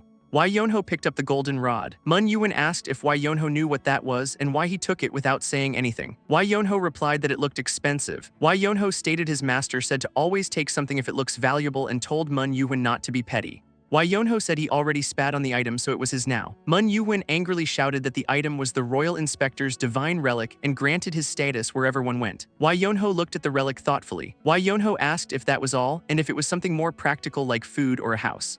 Wai Yonho asked why Mun Yuhun was acting dumb and said what he did was worth more than that. Wai Yonho said he wanted something more realistic and modern. Mun Yuhun asked if Wai Yonho wanted money instead of the divine relic. Wai Yonho replied he could not be that direct as he did learn manners. Mun Yuhun slammed his hand down looking angry. Wai Yonho asked if Mun Yuhun was also giving him his favorite ink block because it looked expensive. Mun Yuhun sighed in frustration. Mun Yuhun explained that the ink block was the royal inspector's gift and granted good treatment with a title befitting a royal inspector. Wai Yonho asked if that meant he would have more work to do. Mun Yuhun asked if an official position was the same thing but Wai Yonho disagreed. Wai Yonho agreed to take the position since Mun Yuhun was older. Jang Il explained that royal inspectors had been dispatching secret inspectors to Zhongyuan and the position had been empty. Wai Yonho asked if he got the position with just the relic and Mun Yuhun offered more. Wai Yonho said that was good as it could have been annoying surprising Mun Yuhun. Mun Yuhun realized Wai Yonho was going to sell the relic. Mun Yuhun asked about Wai Yonho's household and master and if he did not trust him. Mun Yuhun angrily asked why Wai Yonho refused to trust him and hid his identity. Wai Yonho replied that it was not a matter of identity. Wai Yonho stated he could not trust someone who hid their martial arts and was obviously acting. Mun Yuhun asked how many seconds Wai Yonho needed to take down Nok Mokpung. Wai Yonho stated he really did not like to. The scene showed a red grid pattern with white pieces scattered. Wai Yonho looked up at a giant hand making a peace sign. Wai Yonho said he did not like to be played in someone else's Go game. Wai Yonho declared he disliked being a pawn in someone else's Go game. Mun Yuhun then asked if Wai Yonho knew he possessed martial arts skills. Wai Yonho explained he found it strange that people traveled solely to play Go. He continued that he suspected a plot, and when Nok Mokpung appeared he had to choose a side. Mun Yuhun questioned if his group was not the obvious choice. Wai Yonho replied it was more likely Nok Mokpung was truthful about the royal head inspector gathering forces. Mun Yuhun listened, as Wai Yonho concluded the entire situation amounted to treason. Mun Yuhun then asked why he helped them if he believed it was treason. Wai Yonho recalled a girl calling for him and admitted he was planning to run away. He explained he could not leave because the girl seemed to know nothing of the plot. Wai Yonho added that his master taught worldly matters are useless if one cannot see a person and Mun Yuhun's attempt to observe him felt wrong. Mun Yuhun intently looked back at Wai Yonho. Wai Yonho directly asked Mun Yuhun if he was planning to commit treason. Mun Yuhun asked what he would do if he said yes. Wai Yonho replied he would simply go to sleep comfortably having no loyalty to the emperor or anyone else. He added that at least Mun Yuhun had given him gold. Mun Yuhun continued to look intently at him. Mun Yuhun laughed admitting he knew Wai Yonho was clever but found him better than anticipated. Mun Yuhun admitted Wai Yonho was right swearing they were not planning treason, but gathering forces against Nok Gi, which Wai Yonho said he understood. Mun Yuhun then stated the problem was that Nok Gi had caught on to their plans. He asked if Wai Yonho knew why Nok Gi had sent Nok Mokpung. Wai Yonho looked back at Mun Yuhun. Mun Yuhun explained Nok Gi wanted him to kill Nok Mokpung to expose his martial arts and the people he had gathered. Wai Yonho stated that was precisely when he had stepped in. Mun Yuhun apologized if playing him on the Go board was displeasing, explaining he and his ally were desperate. Wai Yonho simply said, alright then, repeated it when asked to believe him. Mun Yuhun asked if Wai Yonho would take on the secret royal inspector role. Wai Yonho stated he was never going to actively seek out work. Mun Yuhun replied it did not matter because the world would not leave him alone. Wai Yonho asked if that was an insult but Mun Yuhun said it was the path of a hero. Wai Yonho declined the offer but Mun Yuhun told him he could not deny fate. Wai Yonho stood up and declared he was leaving. He stated he was leaving today and hoped they would never see each other again. Mun Yuhun replied he felt they would indeed meet again. Wai Yonho called him creepy and then walked away. Mun Yuhun turned to Jang Il and asked what he thought. Mun Yuhun said Wai Yonho was more than he expected, admitting he did not think he would catch on to Mun Yuhun knowing martial arts. Mun Yuhun mused he had picked up a dragon, but it was a monster who might devour them if they were not careful. Jang Il responded that the risk was worth it. Jang Il added that Wai Yonho was not just strong but smart, wondering who raised such a monster. Mun Yuhun instructed Jang Il to investigate everything about Wai Yonho, especially his family, even if his master could not be found, and Jang Il responded yes. Wai Yonho lay on a rooftop bathed in moonlight. Jang Il approached him and asked if he was leaving. Wai Yonho sat up and looked at Jang Il. Wai Yonho said he would not leave without a proper goodbye after Jang Il had let him stay and fed him. Jang Il acknowledged he was planning on leaving soon, which Wai Yonho confirmed. Wai Yonho stated he had learned a lot while he was there. Jang Il asked what he had learned. Why Yonho explained the two most important things he learned were that scholars often did not act according to their texts and that Rulin was a scary place. Jang Il questioned why Rulin was scary. Why Yonho said he never imagined the strongest person he had seen since coming to Jianghu. He continued that this person would be in Rulin, and Li Wanjia's martial prowess was impressive. Why Yonho smiled and asked Jang Il why he did not give up the act. Jang Il looked surprised and asked if Why Yonho had known. Why Yonho confirmed he knew from the start, and Jang Il asked for a favor, promising not to tell anyone and wanting to continue living as a scholar. Why Yonho agreed, but asked Jang Il to tell him one thing in return, to which Jang Il told him to go ahead. Why Yonho said his master told him to see the world in Rulin and he expected justice, but instead saw the world's dirtiness. Jang Il explained that everyone held an ideal, but it varied, and when ideals clashed, people learned they must surpass reality to bring their ideal to life. He continued that people knew they must undo ties with the world, but it took too long with no guarantee of success. He concluded that those without patience cut the knot, leading to arrogant people who sacrificed others or their adoptive sons. Jang Il asked Why Yonho if the entire world was like that, adding the palace was worse, but other places were not very different. Why Yonho wondered what his master wanted him to see and feel, adding the world was too fast for him to figure things out. Jang Il asked if that was not good enough and advised Why Yonho to chase the fast world slowly. Jang Il explained that fast people learned a lot, but lazy people might see details better. Why Yonho asked what the point was in knowing what to see and feel ahead of time. Jang Il told Why Yonho to walk at his own pace and experience the world as he was. Why Yonho closed his eyes and focused, sensing to feel. His hands were shown in a meditative pose. Energy glowed around his hands as he embraced himself as he was. He meditated on the rooftop, surrounded by blue energy connected to the moonlight. Jang Il watched him with a knowing expression. Why Yonho continued his meditation with Jang Il's ethereal form standing behind him. Why Yonho's face was shown as blue energy and stars swirled around him. Why Yonho opened his eyes, looking exhausted as Jang Il observed him. Jang Il asked if he felt like he had learned something. Why Yonho scratched his head and said he honestly did not know. Jang Il laughed and said it was fine as long as Why Yonho grasped it with his mind. Jang Il turned and walked away. He hoped Why Yonho would find his answer one day. Jang Il walked further away as Why Yonho remained on the rooftop. Why Yonho looked thoughtfully. He then lay down on the rooftop. He felt something and wondered if the orb his master gave him had done something. Why Yonho looked up at the full moon. His master appeared as a spiritual projection and asked if he understood now. Why Yonho looked up at the moon. Why Yonho lay back down on the roof and replied, "Not yet, master." The scene changed to daytime, showing Why Yonho sleeping on a cart as a man asked if he had items to transport. The man then confirmed Why Yonho himself was the item to be transported. Why Yonho slept soundly on the cart, becoming an item for safe transport. Why Yonho sleeps on the floor as Mun Yuwen stands over him. Mun Yuwen asks if he plans to leave soon, but Why Yonho replies it is late, so he will depart tomorrow, a promise Mun Yuwen notes he has made for 2 weeks. Why Yonho simply states that it happens. Mun Yuwen then thanks the Swift Dragon Escort Agency of Tradition and History for their arrival. Mun Yunji asks what item they are tasked with transporting. She points her finger, declaring that thing. Her finger points directly at Why Yonho, who asks if she means him. Why Yonho sits on the floor surrounded by Mun Yuwen, Mun Yunji, and 2 escort men. Mun Yunji explains that while Why Yonho is technically a person, he merely looks human and is a burden. An escort man explains their agency escorts people, but they have a different carriage for them and are only prepared to transport goods. Mun Yunji reassures them, stating they transport animals and Why Yonho is essentially one. She instructs them to throw him in a carriage, feed him 3 meals, and he will not complain, offering double pay to take him away. The escort man mentions rules, to which Mun Yunji immediately shouts triple. Mun Yunji and the escort man shake hands, after which he tells Why Yonho, "This way please." Why Yonho shouts, asking if they are sending him away like trash, and Mun Yunji replies he is quick to catch on.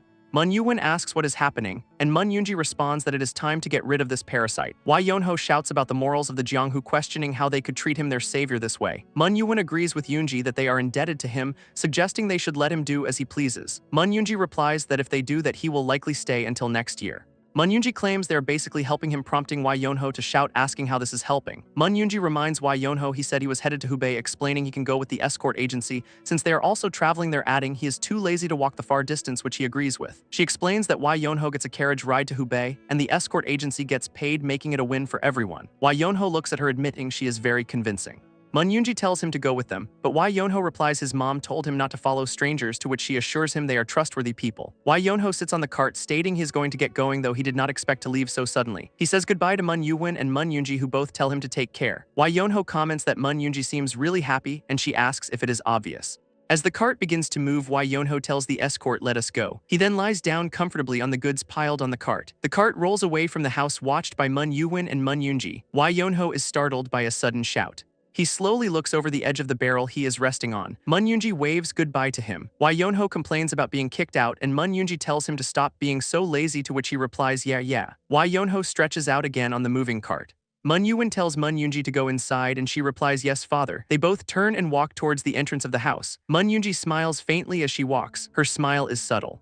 As she and her father walk away, Mun Yunji thinks goodbye strange lazy boy. The Swift Dragon Escort Agency head escort leader Gok Biheng wonders about the item they are transporting. Gok Biheng looks at Wai Yonho sleeping on the cart wondering if this is the item. Another escort replies yes, prompting Gok Biheng to ask if they are kidding him and if they know what to prepare when escorting a person. The escort explains they wanted to turn down the request, but it came from the Great Hanlim Institute. Gok Biheng asks how long he has been in that state and the escort replies ever since they left. Gok Biheng wonders if Wai Yonho is not sore or anything, finding it impressive. The escort says the Great Hanlim Institute told them if they just feed him like a cow or chicken, he will not cause trouble, to which Gok Biheng replies he does not get it. Gok Biheng calls out to Wai Yonho. He taps on the cart and calls out hey. Wai Yonho looks up from his sleeping position and asks what. Gok Biheng introduces himself as the head escort leader and asks if Wai Yonho understands. Gok Biheng explains this trip is for transporting goods, not people, and if he comes along he might be uncomfortable, but Wai Yonho replies not to worry, he is here as a good, not a person, though Gok Biheng thinks he will still be uncomfortable. Wai Yonho states that is fine. All he has to do is sit still, and they will take him to his destination, making Gok Biheng think he is optimistic. Gok Biheng says then they will get going, and Wai Yonho replies alright. 5 days after leaving the Great Hanlim Institute, Wai Yonho yawns. He stretches, saying he is getting tired of this. He recalls Master Mu-san telling him if he is awake he falls asleep, but if he is sleeping his dreams are harassed, a consequence of the damned dream training mythic arts. Wai Yonho wonders how long this will last, fearing it might be for his entire life. He then says oh whatever and lies back down on the cart. Suddenly Gok Biheng tells the escorts to wait. The escort agency cart stops on the road. Gok Biheng shouts asking who is there and requesting to meet them. Wai Yonho, still lying on the cart, wonders if they are bandits. Gok Biheng looks at the bushes thinking no one is coming out, which is not good. He considers that if they are stalling it means they are either amateur bandits or a dangerous person targeting their carriages. Gok Biheng draws his sword thinking it would be nice if it were the former, but he cannot get a proper read on the presence in the bushes, indicating it is not some amateur bandit. He repeats his introduction and asks them to come out, otherwise he will take it as an intention to fight. A man in a red robe with a sword on his back emerges from the bushes. Gok Biheng looks surprised. The man steps forward. The man introduces himself as Ping Dojuk of the Hubei Ping clan. Gok Biheng introduces himself and asks what brings Ping Dojuk here. Ping Dojuk replies he is being chased by enemies and cannot lose them, asking for help. Wai Yonho, still lying on the cart, thinks that this might become a threat to the Jianghu. A younger escort member narrates that is how he met him. The narration continues, referring to the guy who slammed the door in their face. The narration reveals the man is Ping Dojuk. At that moment Wai Yonho looks at Ping Dojuk. The narration states Wai Yonho did not know. Wai Yonho looks at Ping Dojuk with a slight smirk. This meeting would push him into a river of misfortunes. The Ping clan, known for their chivalry, often acts more on instinct than intellect. Ping Dojuk, a member of this clan, realized the situation he was in must be truly serious. He informed a man that people were pursuing him and promised to repay him for helping him escape the mountain. The man agreed to assist Ping Dojuk, telling him to hide with the other items, and Ping Dojuk complied. Ping Dojuk then looked on with a slight smirk. Meanwhile, Wai Yonho lay down nearby, his eyes half closed. The man helped Wai Yonho conceal himself inside a large barrel, and Wai Yonho thanked him. The man instructed Wai Yonho not to make a sound, to which Wai Yonho agreed. Wai Yonho internally noted the man's nosy nature. As the man drove a cart with Wai Yonho hidden inside, Wai Yonho considered it not a bad situation. He thought he was sorry for endangering the man and resolved to repay everyone if things went well. However, Wai Yonho then realized that repayment would be pointless if he ended up dead. The man, for his part, thought Wai Yonho lacked conscience for putting them at risk and believed he should have pretended not to see them.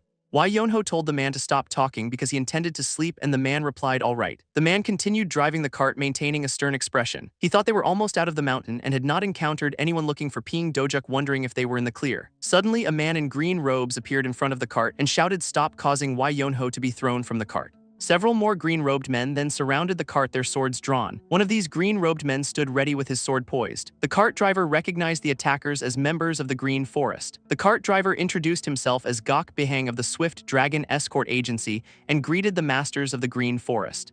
A masked man among them asked Gok Biheng if he had seen a young man in red clothing, and Gok Biheng replied he had not. The masked man pressed him, asking if he was sure, and warned that if he was lying he would not leave this mountain alive. Gok Biheng claimed he did not know what the man was talking about, questioning why the Swift Dragon Escort Agency would hide someone unknown and make enemies of the Green Forest. The masked man then pointed to Wai Yonho on the cart and asked who that was, surprising Gok Biheng. Wai Yonho, still lying on the cart, stated he was merely an item to be transported. The green-robed men were confused, wondering what Wai Yonho had just said. Gok Biheng quickly explained that Wai Yonho was ill in both mind and body, and they were taking him to a physician, telling the masked man to ignore him. The masked man repeated Gok Biheng's earlier statement about having no need to make enemies, and Gok Biheng agreed.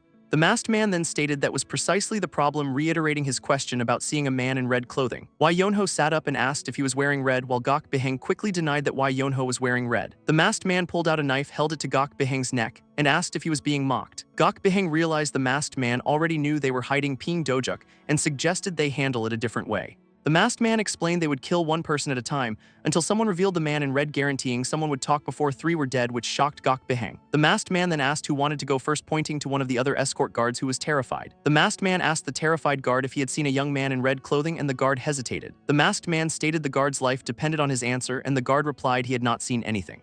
The masked man declared the guard would die and moved to strike him with his sword. Gok Beheng quickly intervened, blocking the sword with his own, shouting "Damn it," then saying "Over here." Both Gok Beheng and the masked leader looked surprised by this. The masked man and the targeted guard also looked surprised by the intervention. Why Yonho remained seated on the cart as Gok Beheng blocked the masked man's sword. Why Yonho sat calmly on the cart, his arms crossed. The masked man looked up at Why Yonho and asked what he had just said. Why Yonho responded by kicking the lid off a barrel on the cart. Why Yonho stood on the cart and pointed to the open barrel, revealing the Ping guy. Why Yonho looked at the masked man and stated it was the one they were looking for. Why Yonho told Ping Dojuk he had been caught and to come out, adding it was stupid to throw away his life for someone else. Why Yonho then asked what Ping Dojuk was doing and if he would only emerge after everyone else was dead. Ping Dojuk subsequently emerged from the barrel onto the cart. He continued climbing out of the barrel. The masked man told Ping Dojuk he was a fool for not running and asked if he was pretending to be a hero. Ping Dojuk replied that if he ran, everyone would be killed. Ping Dojuk shouted that he was not villainous enough to let innocent people die in his stead.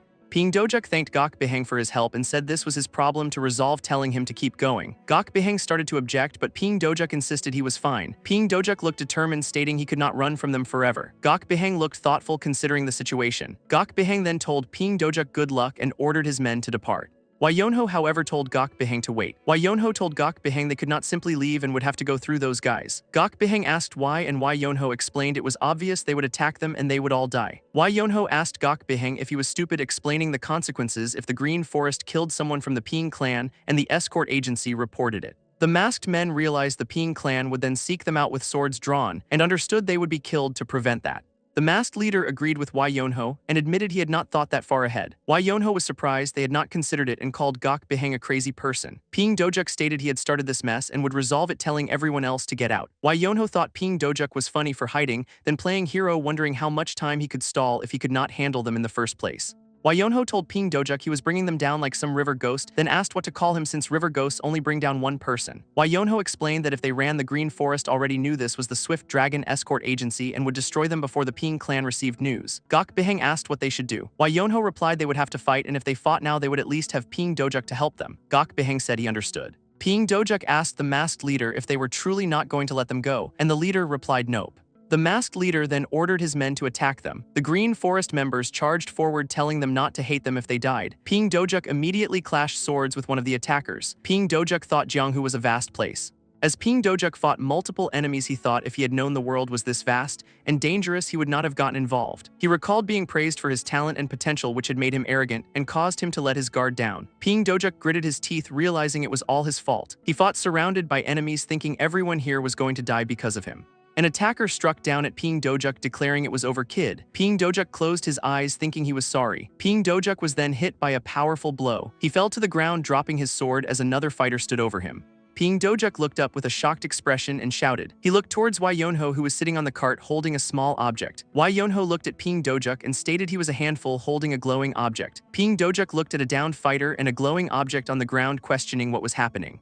His face showed a shocked and intense expression as he processed the scene. He realized the glowing bowl was the object that had knocked out the other fighter. Why Yonho then told Ping Dojuk he was getting distracted again just as Ping Dojuk blocked an attack. Why Yonho complained that Ping Dojuk brought all the enemies and was not doing his share of the fighting. He warned Ping Dojuk that he would die at that rate as Ping Dojuk continued to fight. Why Yonho used a blue energy to deflect a projectile while another fighter was sent flying. Why Yonho asked what Ping Dojuk was doing, even as Ping Dojuk looked determined. Ping Dojuk then looked around in surprise as 3 masked assailants surrounded him. He told himself to focus, realizing this was not the time to be curious. Ping Dojuk thought about what he could do in that moment. He activated a powerful technique called 5 Tigers Gate, destroying blade, manifesting a tiger-like aura. The technique sent multiple energy slashes towards the masked assailants. His eyes showed intense resolve as he executed the attack. The energy slashes impacted the ground around the assailants, creating explosions. Ping Dojuk realized this was not a duel, and he did not need to deflect or block attacks. He continued fighting against the multiple masked assailants.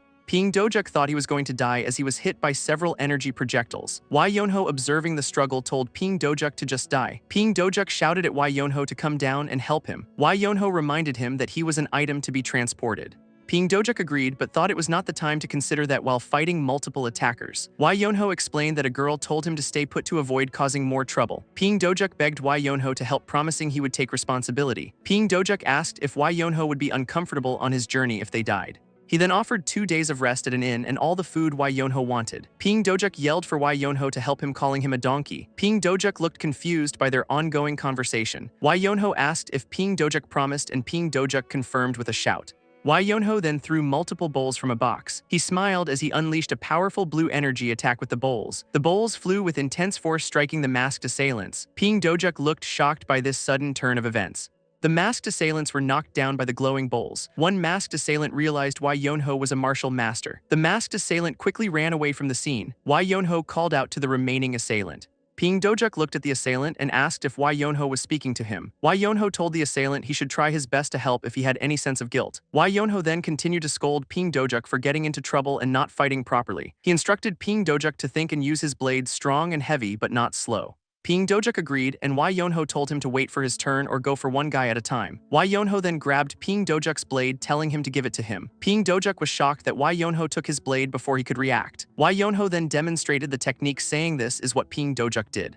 He performed Ping Dojuk's 5 Tigers Gate destroying blade technique. Ping Dojuk wondered how Wai Yonho knew his technique and if he copied it just by watching. Wai Yonho advised that when fighting multiple people, Ping Dojuk should swing faster. He explained there are times to sacrifice strength for speed and times to be slower for more strength. Wai Yonho demonstrated a fast and powerful strike, creating an explosion. He asked Ping Dojuk why it was so hard to understand, and Ping Dojuk apologized. Wai Yonho told Ping Dojuk to do better as he handed the blade back. Ping Dojuk then faced the remaining masked assailant preparing to fight. He decided to focus on speed and precision even if it meant less chi in the blade. Ping Dojuk's eyes showed fierce determination as he prepared to attack. The masked assailant quickly fled, saying they would come for Ping Dojuk later. Ping Dojuk looked frustrated as Wai Yonho laughed. A man thanked Wai Yonho for everything, but Wai Yonho said it was easygoing because they were getting paid. Another man thanked Wai Yonho and said they would never forget him saving their lives. Wai Yonho looked disappointed and asked if it was just verbal gratitude. Wai Yonho told the man he was just kidding and would take whatever from Ping Dojuk. Wai Yonho then told Ping Dojuk to go away, saying there was no need to chase him out like a ghost. Wai Yonho called out to the man again. He stated that the man and the others would have died if he had not been there. The man admitted it was true and said Ping Dojuk seemed to have good reasons for his actions. Wai Yonho asked if he meant something good, and the man confirmed it. Wai Yonho then asked if doing something good justified killing people. He explained that his master said it was stupid to risk one's life for something unrelated and to prioritize oneself. Wai Yonho continued that he needed to be happy before others could be happy, making himself his priority. The man asked if Wai Yonho did not suffer enough damage to care about Ping Dojuk. A flag for the Venerate Heaven Orthodox Murim Alliance representing the 5 great clans and 10-sex union was shown. The man said he hoped to see Wai Yonho again. Wai Yonho replied that he probably would not, which made the man tell him not to say something so ominous. Wai Yonho waved goodbye to the man as he walked away. The man thought it would be nice if Wai Yonho were a bit more disciplined. Wai Yonho arrived at his destination, stating he was finally there. He walked towards a grand building identified as Nature's Hand Manor. An aerial view showed the vast complex of Guangdong's Wai clan. Meanwhile, Wai Jianghan and Han Sang-ah discussed not finding Yonho again and wondered where he was. A man rushed in, calling for the patriarch and stating there was a message. The messenger reported that young master Wai Yonho sent a letter, causing Wai Jianghan to exclaim Yonho's name. Nok Mokpung was frustrated that a simple plan had failed. He then asked a kneeling man if he feared death, to which the man replied no. The man clarified he feared a meaningless death, not death itself, wishing for a useful end for his father. Nok Mokpung instructed him to develop a skill if he wished to remain by his side, and the man agreed. Nok Mokpung then excused him and the man bowed before departing. Internally, Nok Mokpung dismissed the man as a useless, ambitious pig. He believed such individuals were destined to self-destruct. As Nok Mokpung walked away, he remarked that the eunuch knew no fear. A masked subordinate appeared, advising him to keep the eunuch alive for now as he remained useful. Nok Mokpung acknowledged the subordinate's presence. He inquired about the eunuch's utility, and the subordinate explained his existence restrained the royals before mentioning another task. The subordinate reported a summons from the pavilion requiring Nok Mokpung's immediate presence. Nok Mokpung smiled, stating his understanding. He thought he would finally be free of his current sickening appearance. He planned to discard Nok Gi once his usefulness ended and claim everything that was his, while the subordinate noted the royals were not rushing. Nok Mokpung then asked about the activities of the others. The subordinate reported they were getting involved in the medical field, a phrase Nok Mokpung repeated thoughtfully. The scene shifted to an exterior view of Nature's Hand Manor. Inside, a man informed another that he was in the wrong place, prompting the second man to ask for clarification. The first man explained the recommendation was for Sacred Hand Manor, and this was Nature's Hand Manor. An attendant at Nature's Hand Manor offered to write a recommendation to Sacred Hand Manor citing its medical advancements. Wai Yonho asked if this was not Sacred Hand Manor, but the attendant confirmed it was not and directed him to an alleyway for the correct location, adding he would be disappointed. Wai Yonho walked away looking at the recommendation paper. He then heard a man pleading for help to save his wife. Other people also pleaded for help for their father, but a physician stated he could not treat anyone without money. Wai Yonho thought physicians should save people regardless of payment. Observing the scene, he concluded that money was the most important thing in life. Wai Yonho continued walking, recalling the attendant's directions to the alleyway. He looked ahead as he proceeded. A stone tablet on the ground marked the location of Sacred Hand Manor. Wai Yonho stood before a gate, realizing this was the Sacred Hand Manor with 500 years of history. He called out, asking if anyone was inside.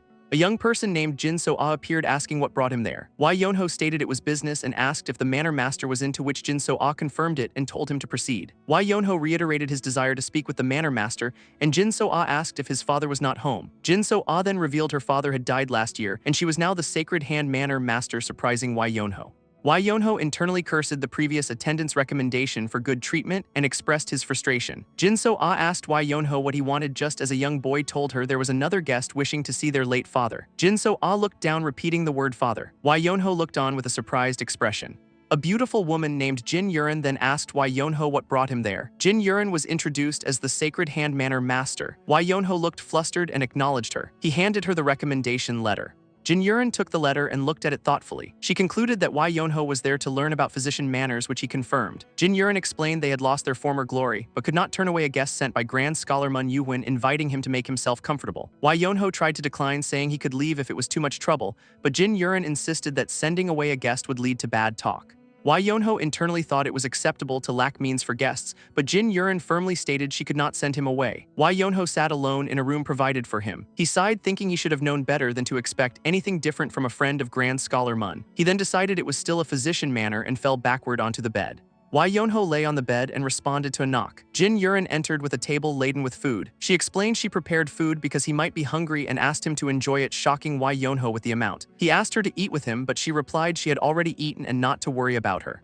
Wai Yonho sat at the table and thought they were not as poor as he initially believed. The young boy from earlier asked Jin Yurin how she got all the food. Jin Yurin told him to be quiet as Wai Yonho was eating, but the boy then asked what she did with her necklace. The boy exclaimed that she never took off her mother's heirloom and asked if she had sold it, which Wai Yonho overheard. Jin Yurin explained she pawned the heirloom at Milky Way Manor for money and would get it back when things improved, justifying it by saying Wai Yonho came to see her father and they should not treat him poorly. Wai Yonho looked distressed and said he could not eat the food. The camera focused on the ceiling. Jin Yurin asked if the food was not to his liking and offered to make new dishes, while Wai Yonho internally wondered if it was too late to get a refund on the dishes. Wai Yonho walked through a busy street. He was full and regretted eating all the food, thinking she should have just served what she had. He arrived at a building labeled Milky Way Manor. Inside, Wai Yonho told a man he was there to look for something. The man asked what he was looking for, and Wai Yonho specified a necklace that Sacred Hand Manor had pawned yesterday, prompting the man to invite him inside. The Milky Way Manor branch owner Ha Difeng explained that Sacred Hand Manor pawned the item instead of selling it, so he could not give it to Wai Yonho unless he was from there. Wai Yonho stated he was from Sacred Hand Manor and had come yesterday. Ha Difeng smiled and asked if this amount of money would suffice. Wai Yonho looked at the money and said it was not enough, but Ha Difeng stated there were more than 2 silver nyang, enough to feed a family for several months. Ha Difeng explained Jin Yurin took 1 silver nyang for the necklace, and they required 3 times the price for retrieval within 3 months or 6 times the price after 3 months. Wai Yonho realized it was a high-interest loan, and Ha Difeng stated these were the rules, and he could sell the item if he did not want to pay. Wai Yonho asked if the money he brought was not enough, which Ha Difeng confirmed. Wai Yonho sighed, realizing Sacred Hand Manor would not be able to retrieve the necklace, believing Jin Yurin knew this when she pawned it. Wai Yonho then asked if Ha Difeng could take his things instead, and Ha Difeng agreed if he paid 3 times the price within 3 months. Wai Yonho offered a gold item to make up for the missing amount for the necklace, noting it should be expensive because it was gold. Ha Difeng confirmed it was gold and offered 1 gold nyang for it, but stated the repayment would be 3 gold nyang. Ha Difeng's eyes widened in shock. The gold item was revealed to be a royal inspector's staff. Wai Yonho asked for 3 gold nyang and Ha Difeng internally cursed, realizing his predicament. A man in a hat reports that there is a problem. The man with long hair asks if Nakgi did not listen after their failure to take over the palace. The man in the hat explains that the royal inspectors were strong, decreasing Nakgi's influence, so they might have to abandon the plan, which the man with long hair understands. The man in the hat then mentions the Hubei Ping clan got involved while they tried to take over the Green Forest, prompting the man with long hair to ask if the Ping clan noticed their scheme. The man in the hat clarifies it was actually the Orthodox Murim Alliance, who mistakenly thought it was just a light bandit raid. The man with long hair remarks that problems always occur with grand schemes and that resolving them is key, which the man in the hat acknowledges. He states that matters with the physicians are progressing smoothly and it is almost time to finalize their arrangements. He adds that they have built enough power since his retirement and do not need to concern themselves with his absence. He concludes that they will soon debut in the world and demonstrate how terrifying their sword is. Meanwhile, Ha Difeng's eye widens in shock. He realizes the item in question is a royal inspector's staff. Wai Yonho asks about the 3 gold nyang, and Ha Difeng internally curses his predicament. Ha Difeng immediately kneels and apologizes to Wai Yonho for not recognizing him. Wai Yonho looks at him with a calm expression. Ha Difeng internally debates whether to first fix ripping off the woman or demanding a ridiculous interest rate. He tells Wai Yonho the interest rate is high because many people pawn items and never return them. Ha Difeng claims that with compound interest their profit is only 4.5%, prompting Wai Yonho to ask for the annual interest rate. Ha Difeng nervously states it is not much, at most 60%. Wai Yonho questions 60% yearly, saying he has never heard such numbers, while Ha Difeng tries to justify it by claiming white jade is worth at least 10 silver nyang. Wai Yonho reminds him that he earlier said it was worth 1 silver nyang and now it is 10. Ha Difeng reacts in extreme panic. He yells to lock the doors and screams that he is going to see this through. Now at Sacred Hand Manor, a woman sits at a desk holding a brush. She wonders who is knocking so late and looks out a window. She finds a letter with a blue amulet attached. She holds the amulet and thinks of her mother. She looks around wondering who could have left it there. Wai Yonho is seen lying on the roof above the woman. He hopes the item pays for the food. Now at the Venerate Heaven Orthodox Murim Alliance General Strategist's Pavilion, a man in red stands before a map. He nervously wonders why he is there and if he did something wrong.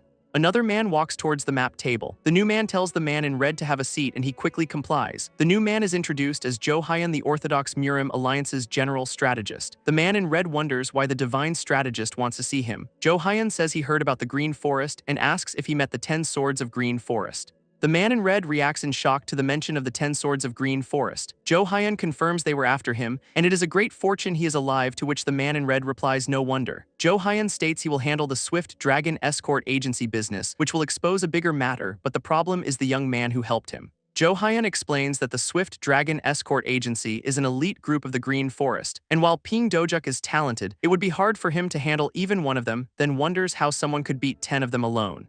Zhou Haiyan asks the man in red if he got the young man's name, and he replies it is Wai Yonho. Zhou Haiyan recognizes the name Wai Yonho from a message the beggar sect sent him. He wonders if the second son of Guangdong's Wai clan truly returned and notes his martial prowess after just 5 years. Zhou Haiyan observes that the eldest son Wai Sanho is also skilled and concludes that Guangdong's Wai clan might be the core of this chaos. He asks the man in red if Wai Yonho told him where he was headed, and he replies Sacred Hand Manor. Zhou Haiyan muses that someone who returned after 5 years is heading to Hubei instead of home. He tells the man in red he needs more information on Wai Yonho, but he is the only one who knows what he looks like. Zhou Haiyan asks the man in red for his help. The man in red kneels and enthusiastically agrees. The man in red looks determined. Wai Yonho is seen sleeping on a roof. A young boy looks up at Wai Yonho on the roof. The boy wonders if Wai Yonho is from the Murim, but dismisses the idea because he looks homeless and just sleeps all day. He thinks Wai Yonho has only learned the basics. The boy calls out asking if anyone is home. A group of injured workers from a quarry are brought in, and the boy is told they need help from a falling boulder.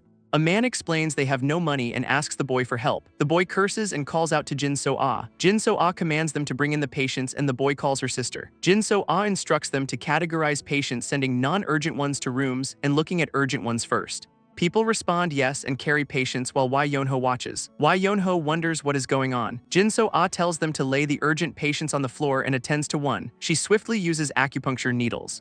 Jin So-ah performs acupuncture on the patient. The patient coughs up blood. Jin So-ah has blood splattered on her face. She tells the boy to hurry and help the other patients or they will all die, and the boy agrees. The boy asks for help with a patient. He looks at Wai Yonho on the roof and calls for help. The boy tells Wai Yonho he should know about acupressure points as he is from the Murim, and asks him to take care of the patient. Wai Yonho states he did not learn it properly and asks what to do.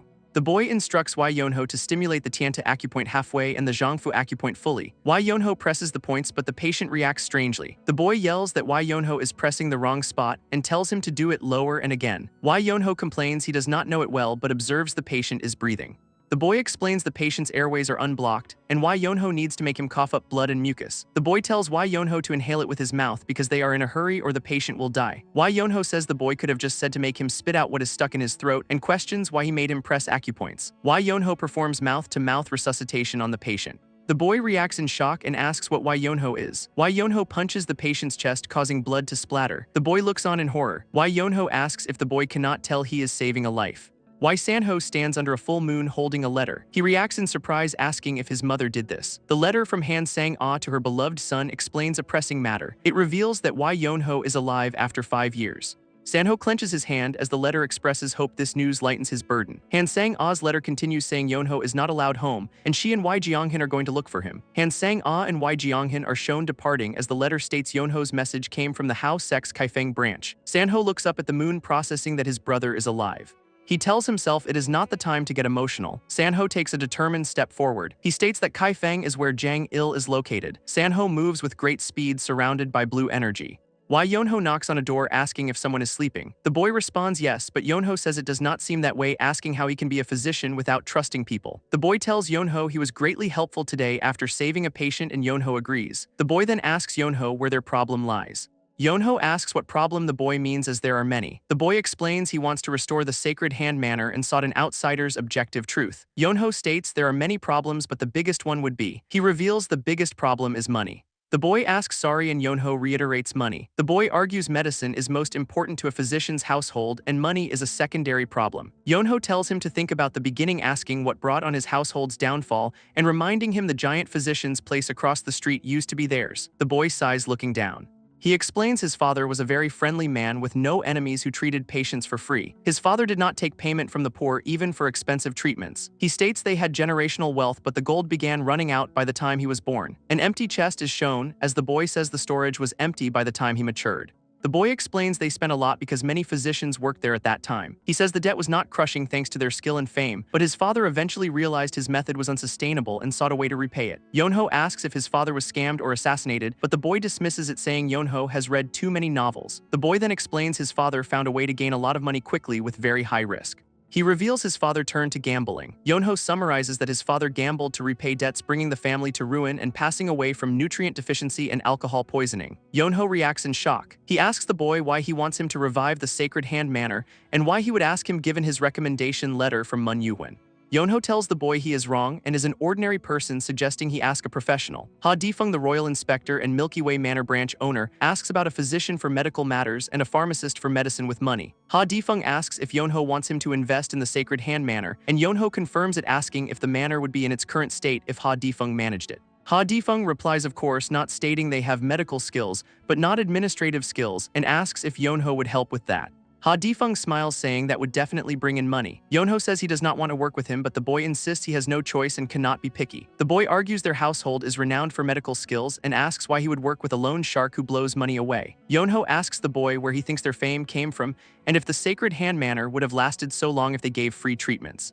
He explains that the ancestors the boy is proud of all received money from their patients to build their grand pavilion. The boy asks if that is true and Yonho confirms it. Yonho tells the boy that if he has pride in his family, he needs to bring in money and have a grand pavilion. He adds that all truly famous physician households are immensely wealthy and patients do not spare money when their lives depend on it. The boy looks down, thinking he thought medicine was about the people. A bright image of the sacred hand manor is shown. The boy looks glum. Yonho wonders if he was too straightforward. He thinks the boy has been down since then, but decides it is none of his business. Yonho is startled by a loud voice telling him to come. He looks up, asking what is going on. A man yells to talk to the owner, asking where Jin Yuren is. The man named JWA Jul demands to know where the damned matriarch is. A woman, Jin Yuren, asks JWA Jul what he is doing and why he is dragging a patient from their room. JWA Jul acknowledges her and asks if she has any empathy. JWA Jul shouts, asking if she is borrowing money from them because of empathy, stating her father borrowed money in the manor's name and she needs to either shut down or repay the debt. Jin Yuren tells JWA Jul to talk to them if he has a problem, asking what the patients have done. JWA Jul asks if she wants him to talk to them and shoves a man away. JWA Jul grabs Jin Yuren's arm. Jin Yuren cries out as JWA Jul states he did not want to use this method either. He leans in close saying since she wants to take care of it herself. JWA Jill suggests selling her to a brothel would pay off the debt in about 10 years. The boy yells at JWA Jill to let her go and hits him. JWA Jill kicks the boy, sending him flying. Jin Yurin cries out for So-ah. JWA Jill says it will not take long as her shocked face is pretty, and her brother should worry about how to use her for money instead of her safety. Other people try to stop JWA Jill, yelling no, and for him to take them instead of the physician. One man bites JWA Jill's arm, saying he will take him with him if he is going to die anyway. JWA Jill looks down at the man biting his arm. Jin Yurin yells for them to stop, saying this is not their problem to deal with. She tells JWA Jill not to put his hands on the patients and says she will go. JWA Jill laughs, saying all right.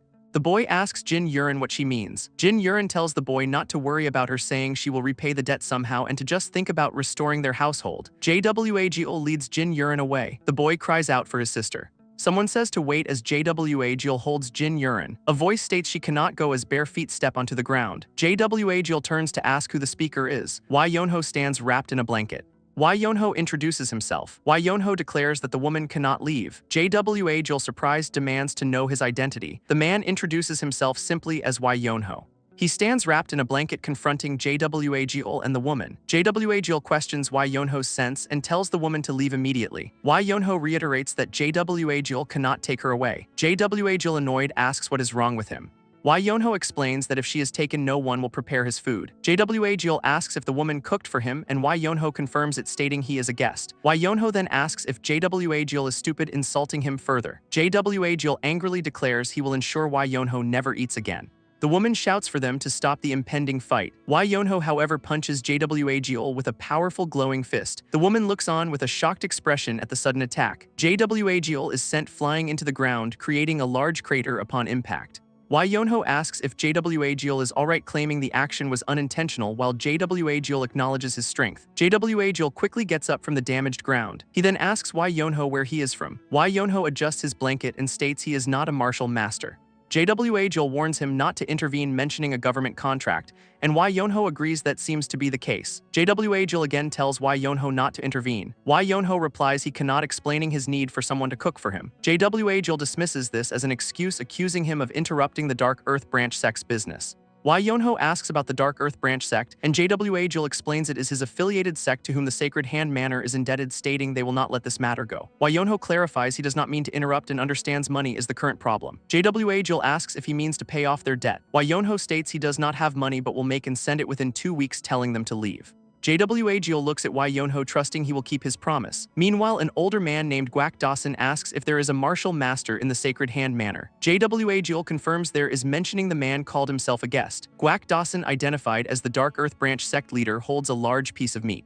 Guak Dawson questions if the guest is an acquaintance of the former Sacred Hand Manor master, stating it complicates things. Guak Dawson accuses JWA Jill of running off when he saw Wai Yonho was skilled, but JWA Jill denies being a coward. JWA Jill explains that Wai Yonho promised to pay the debt in 2 weeks, so he reported the situation first. Guak Dawson calls JWA Jill an idiot and asks if he was told to collect the debt. Guak Dawson throws food, revealing he had told JWA Jill to use the debt as an excuse to bring down their business. JWA Jill explains he thought it made more sense to figure out who Wai Yonho was first. Guak Dawson becomes enraged, declaring he will cut off JWA Jill's tongue for talking too much. Guak Dawson worries about the consequences if the plan fails, saying they will be reduced to ashes, prompting JWA Jill to ask if he should kill Wai Yonho. Guak Dawson refuses to kill him, saying there is no need to provoke a martial master like that. He decides to keep an eye on Wai Yonho for now. A young boy asks Wai Yonho what he is going to do, and Wai Yonho asks about what. The boy reminds him that he said he would pay off the debt in 2 weeks, to which Wai Yonho asks if he did. The boy is shocked Wai Yonho had no plan and questions him, but Wai Yonho claims he has one. Wai Yonho explains it is an ancient method and the best way to deal with a lone shark. The boy asks what the method is. Wai Yonho reveals the plan is called running away in the night, which infuriates the boy. The boy expresses disbelief in Wai Yonho's idea, then asks about the debt amount. Wai Yonho estimates the debt is about 20 gold nyang or 20 silver, wondering how it became so large. The boy sighs and explains it used to be over 100 gold nyang, but they paid most of it with their savings. Wai Yonho finds the situation ridiculous, and the boy agrees that everyone says so. Wai Yonho decides they should go, and the boy asks where. Wai Yonho states they are going to get money following the principle of an eye for an eye. The boy asks what he is talking about. Wai Yonho smiles, hinting at the method he will use to acquire money. The boy exclaims that it is the same method his father used to ruin their family. The method is gambling, and the scene shifts to a secret gambling house called Golden Flower Manor. Inside the Golden Flower Manor, Master Kang Chenlip asks if today is another failure. Kang Chenlip wonders if everyone knows they rip off newbies, suggesting their past actions with the Sacred Hand Manor might be why. A person rushes in to inform the manor master, asking if the government is there. Kang Chenlip asks what the big news is. The man reports an idiot customer has arrived as Wai Yonho and Jin Yurin are seen entering the gambling house. Jin Yurin worries if it is really okay for Wai Yonho to gamble his way out of debt. The gambling house manager greets Wai Yonho, calling him young master, and Wai Yonho asks if he knows him. The manager replies that he knows him and welcomes him to enjoy the day. Wai Yonho asks what he should do, and the manager tells him not to speak so formally. Wai Yonho asks what he can do there, and the manager enthusiastically explains they have all kinds of games. The manager describes games with dice and cups, saying anything that can be bet on is available. The manager leads Wai Yonho and Jin Yurin, suggesting they see a game for themselves. They arrive at a game with 2 cups and 4 small marbles. Wai Yonho asks what the game is, noting its dice-like appearance, and the manager says it is called Yin and Yang. The manager explains it is the most popular and simple game there. He demonstrates by putting the marbles in the cups and shaking them. He explains that shaking divides the marbles into the 2 cups. He places 1 cup down. He states one just needs to guess if the marbles under the cup are odd or even numbered. Wai Yonho remarks that it is easy, and the manager agrees, saying that is why people like it. The manager adds that while complex games have charm, fast money comes from games with a 50% chance of winning, suitable for Wai Yonho's fiery personality. Wai Yonho agrees that he does not like to wait and decides to play this game. Kang Chenlip, the manor master, observes Wai Yonho and notes that he is doing well. Kang Chenlip thinks it is easy to draw in a newbie by letting him win big once to get him addicted. He observes Wai Yonho, noting he seems to be having real fun. Kang Chenlip is shocked by the amount Wai Yonho has won, feeling like the Golden Flower Manor is being robbed. A large stack of silver ingots is shown. Wai Yonho correctly guesses odd, again surrounded by piles of silver. Wai Yonho holds a silver ingot as onlookers are astonished by his success. Jang Il, the beggar sect branch leader, declared he would finally collect his money with Wai Yonho gone. He recalled finding sturdy doors before winter a good omen for his plans. Jang Il considered himself fortunate, but a sudden violent impact abruptly interrupted his thoughts. A man's mouth was shown, asking if Yonho's disappearance was truly confirmed. Wai Sanho, Wai Yonho's older brother, then appeared before him. Jang Il looked shocked, demanding to know his identity. Sanho grabbed Jang Il by the collar, fiercely demanding to know if Yonho was truly alive. Jang Il struggled, confirming it was true, and pleaded for Sanho to release him. Sanho released Jang Il, then immediately asked for Yonho's current location. Jang Il coughed, telling Sanho that was the How sex information and advising him to ask them. Wai Sanho grabbed Jang Il once more, declaring they were now going to the How sect. Jang Il looked distressed, cursing under his breath at the turn of events. They soon arrived at the How sect's Kaifeng branch, where a woman watched their approach from above. The How sect leader scolded Jang Il for bringing the demon-slaying sword Wai Sanho to her, though Jang Il protested he had not wanted to. She then threatened both Jang Il and Sanho, stating they would die today, as the entire building began to shake. Meanwhile, back at the gambling den, onlookers discussed Wai Yonho's potential winnings of 1,000 or 10 gold nyang. A man at the gambling table appeared stressed by the increasingly large amount of money involved. Wai Yonho, looking bored, asked what was wrong with the man, adding the word even. The man noted Yonho had won 9 times in a row and wondered if he would win yet again. The dice were then revealed to be 4, an even number. The crowd cheered for Wai Yonho, calling him a gambling god for his 1,000 nyang win. Wai Yonho smiled confidently as people continued to praise his victory. A flashback showed a young Wai Yonho dodging objects by sound, thinking gambling was too easy. He reflected that he could determine odd or even by sound alone, making it an ideal way to earn money. Wai Yonho laughed, considering stopping, but thought one more win would reach his goal amount. Kang Chenlip, the Golden Flower Manor master, then approached Wai Yonho. Kang Chenlip greeted him as an important guest, surprising the other onlookers. Wai Yonho looked at Kang Chenlip, stating he was just a regular guy. Kang Chenlip laughed, saying interesting games made him an important guest, but Yonho replied he found the games uninteresting. Kang Chenlip laughed again, calling Yonho extraordinary, though internally annoyed that Yonho found winning 1,000 nyang boring. Kang Chenlip suggested there were better places for him and asked him to move to a bigger stage. He smiled, inviting Yonho to a proper gambling stage for more fun. Wai Yonho looked up at Kang Chenlip, considering the enticing offer.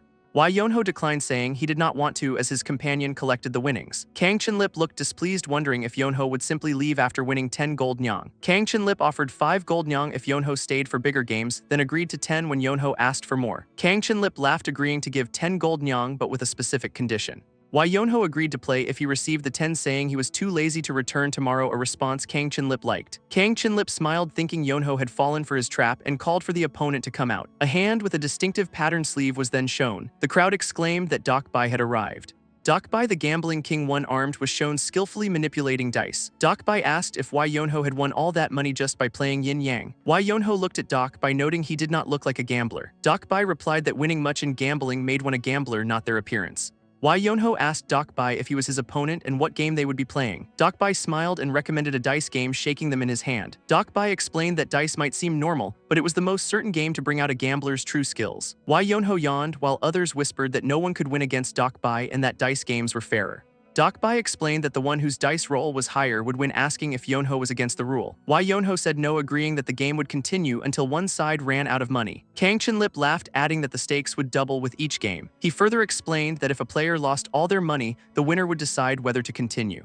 Wai Yonho agreed to the challenging terms. Kang Chenlip declared the game would begin and the crowd erupted in cheers. Wai Yonho's companion asked if he could do well, and Yonho confidently replied by asking if he had ever seen him not do well. Wai Yonho and his companion soon looked worried as he continued to lose. His companion exclaimed that this was his 10th time losing, and Wai Yonho confirmed it. The companion yelled at Wai Yonho for telling him to trust him, fearing they would go bankrupt. Bai held the dice, stating this seemed to be the last game with this round now for 2,000 yang. Onlookers commented that Wai Yonho had lost all his money and might be in debt, concluding that kids should not gamble. Wai Yonho looked at the table with a bored expression. Bai smiled confidently and prepared to roll the dice, saying, "Let us go." Wai Yonho looked intently at the table. Bai's dice roll then revealed all sixes, the highest possible score. The crowd was amazed by Bai's roll of all sixes, praising his skill. Bai asked if Wai Yonho wanted to continue, and despite his companion's worry, Yonho decided to proceed. Wai Yonho asked his companion if he trusted him, and the companion enthusiastically affirmed his trust. Wai Yonho patted his companion's head, remarking that no one had ever said that to him before. Wai Yonho took a deep breath and held his dice, preparing for his turn. He thought that winning this round would earn him 40 gold nyang. Wai Yonho then threw the dice onto the table. Bai's previously confident expression turned to shock. The crowd looked stunned as the dice rolled. Wai Yonho's dice showed all ones, the lowest possible score. Wai Yonho and his companion reacted with extreme shock and anger at the unexpected outcome. Elsewhere, a masked figure sat, asking who the person was. Baek Myuhan replied that he had not yet identified the target. The masked figure described the target as a mysterious young boy skilled in martial arts. Baek Myuhan was then ordered to kill him. The masked figure ordered Baek Myuhan to kill the target, stating there was no need to leave doors open, but Baek Myuhan expressed concern about not knowing the target's skill level. The masked figure called Baek Myuhan useless and ordered him to go right now, promising more skilled martial artists if needed. The masked figure commanded to kill him, while Wai Yonho looked determined, with his companion panicking behind him. The onlookers react with shock. The dice reveal the lowest possible score, all ones. Wai Yonho and his companion are shocked, with the latter cursing in anger at their loss. The gambling house owner smiles, telling Wai Yonho he was simply unlucky. Wai Yonho asks what happens next, while his companion panics beside him. The owner states Wai Yonho has no money left and must repay the 10 gold nyang he borrowed. Wai Yonho clarifies he is asking how much he needs to continue playing, to which the owner replies 40 nyang. Wai Yonho then asks if he can continue the game with that amount. The owner agrees they will continue if Wai Yonho brings the money, secretly planning to rob him. Wai Yonho asks for a promise, and the owner agrees, stating a gambling house runs on trust. Wai Yonho smiles confidently, though his companion still looks worried. Wai Yonho tells someone to come in as people watch from outside. Ha Difeng enters with 2 men carrying trays of gold, apologizing for his delay. Wai Yonho complains he almost became a slave, but Ha Difeng reassures him. The gambling house owner recognizes Ha Difeng from Milky Way Manor and asks his purpose. Ha Difeng greets the owner, stating he brought the requested gold. Wai Yonho reminds them of their promise to continue, adding that the minimum bet is double the last round. Wai Yonho then says to add even more money, shocking the gambling house owner. He states the next amount is 100 gold nyang. The owner asks if he heard correctly, and Wai Yonho asks if he is scared. Bai asks his associate what he thinks and if he can win, while Wai Yonho's companion looks surprised. Bai tells his associate he is trusting him with this. Bai declares they will continue making the game much larger and asks if this was Wai Yonho's plan. Wai Yonho denies losing on purpose, stating he is not filthy rich. Bai asks why he called Milky Way Manor ahead of time, and Wai Yonho replies his mother always told him to have a lot of money. Bai looks thoughtful at this response. Wai Yonho asks if he starts the next round. He skillfully throws the dice. The onlookers watch the dice intently as they tumble. The dice tumble and spin rapidly within the cup. 5 of the dice land on 6. The crowd is shocked by the 5 sixes and eagerly awaits the last die's result. The final die lands. The last die is a 5 and the crowd cheers, calling it great despite not being all 6s. Bai remarks it was just one less, calling it a shame. Wai Yonho pretends not to understand, stating 35 is still a high number. Bai smiles menacingly, stating Wai Yonho underestimated him and he will show him.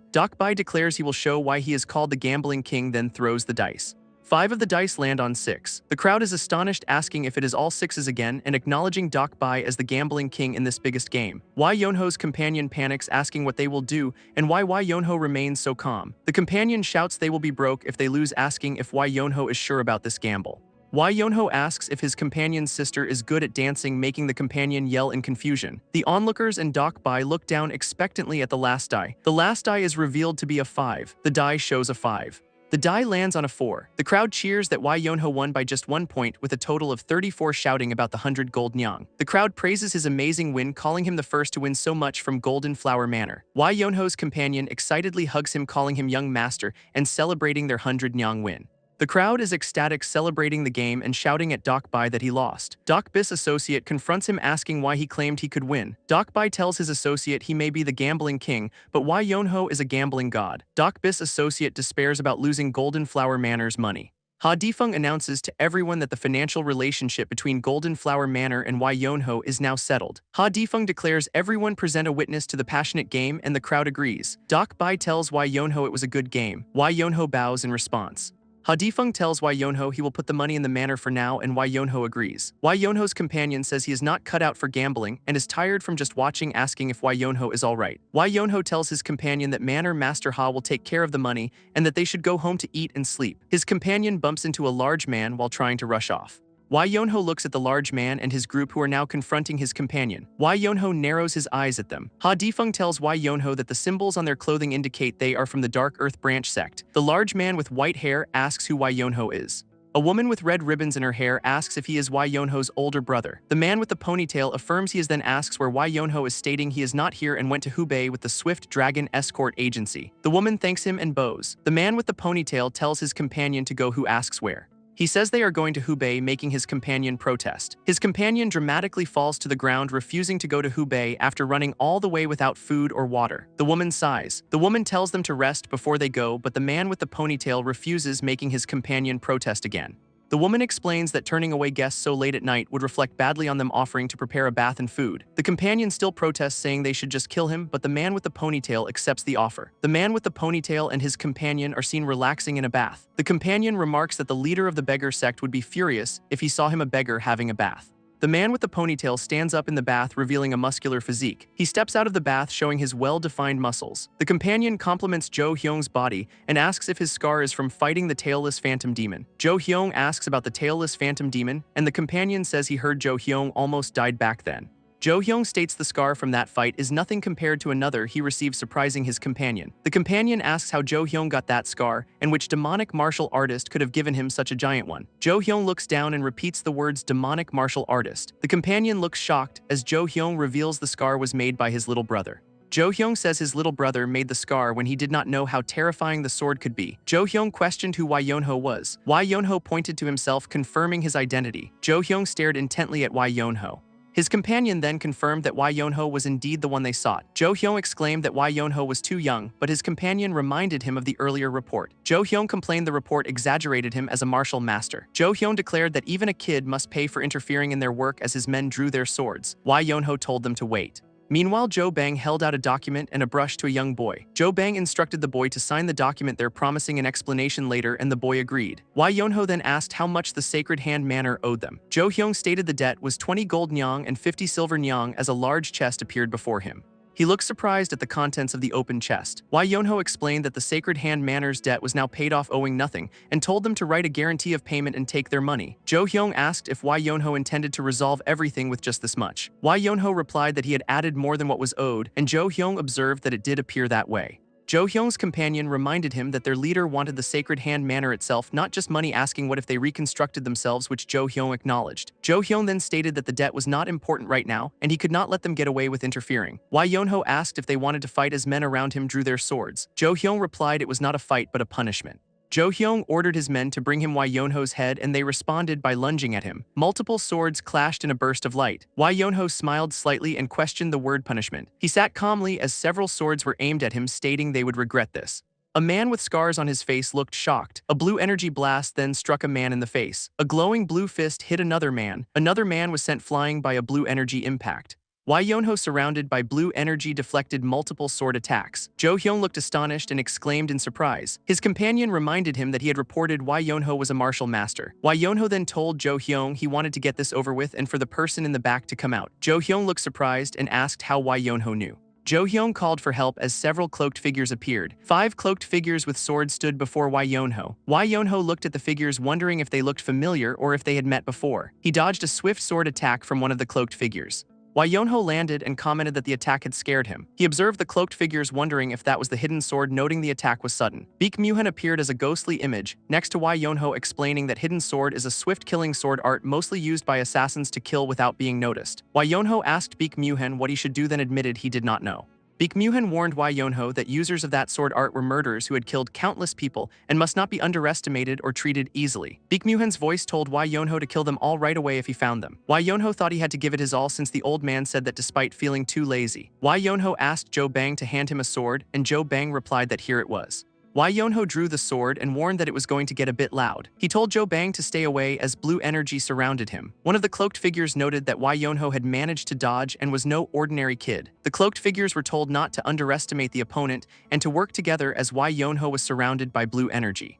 Why Yonho gripped his sword with both hands. His eyes were closed in concentration. Why Yonho attacked with a burst of blue energy. One of the cloaked figures looked intently through his mask.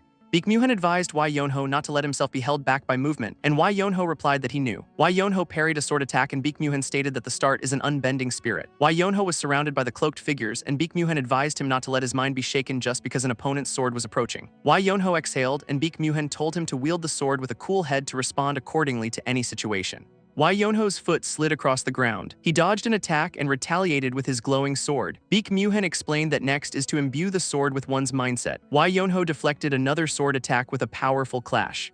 Baek Myuhan stated that a sword may be 2 blades of steel, but if one does not put themselves into the steel, it is not a proper sword. Why Yonho fought multiple cloaked figures with swift sword movements. Baek Myuhan stated that a sword with one's will is powerful even as Why Yonho was surrounded by glowing swords. Baek Myuhan added that such a sword can split even mountains. Why Yonho unleashed a powerful vertical sword attack. Baek Myuhan explained that what can be filled can also be emptied as a cloaked figure was struck. Baek Myuhan instructed Why Yonho to channel himself into the sword like land directs a river as Why Yonho moved gracefully. Why Yonho then faced one of the cloaked figures.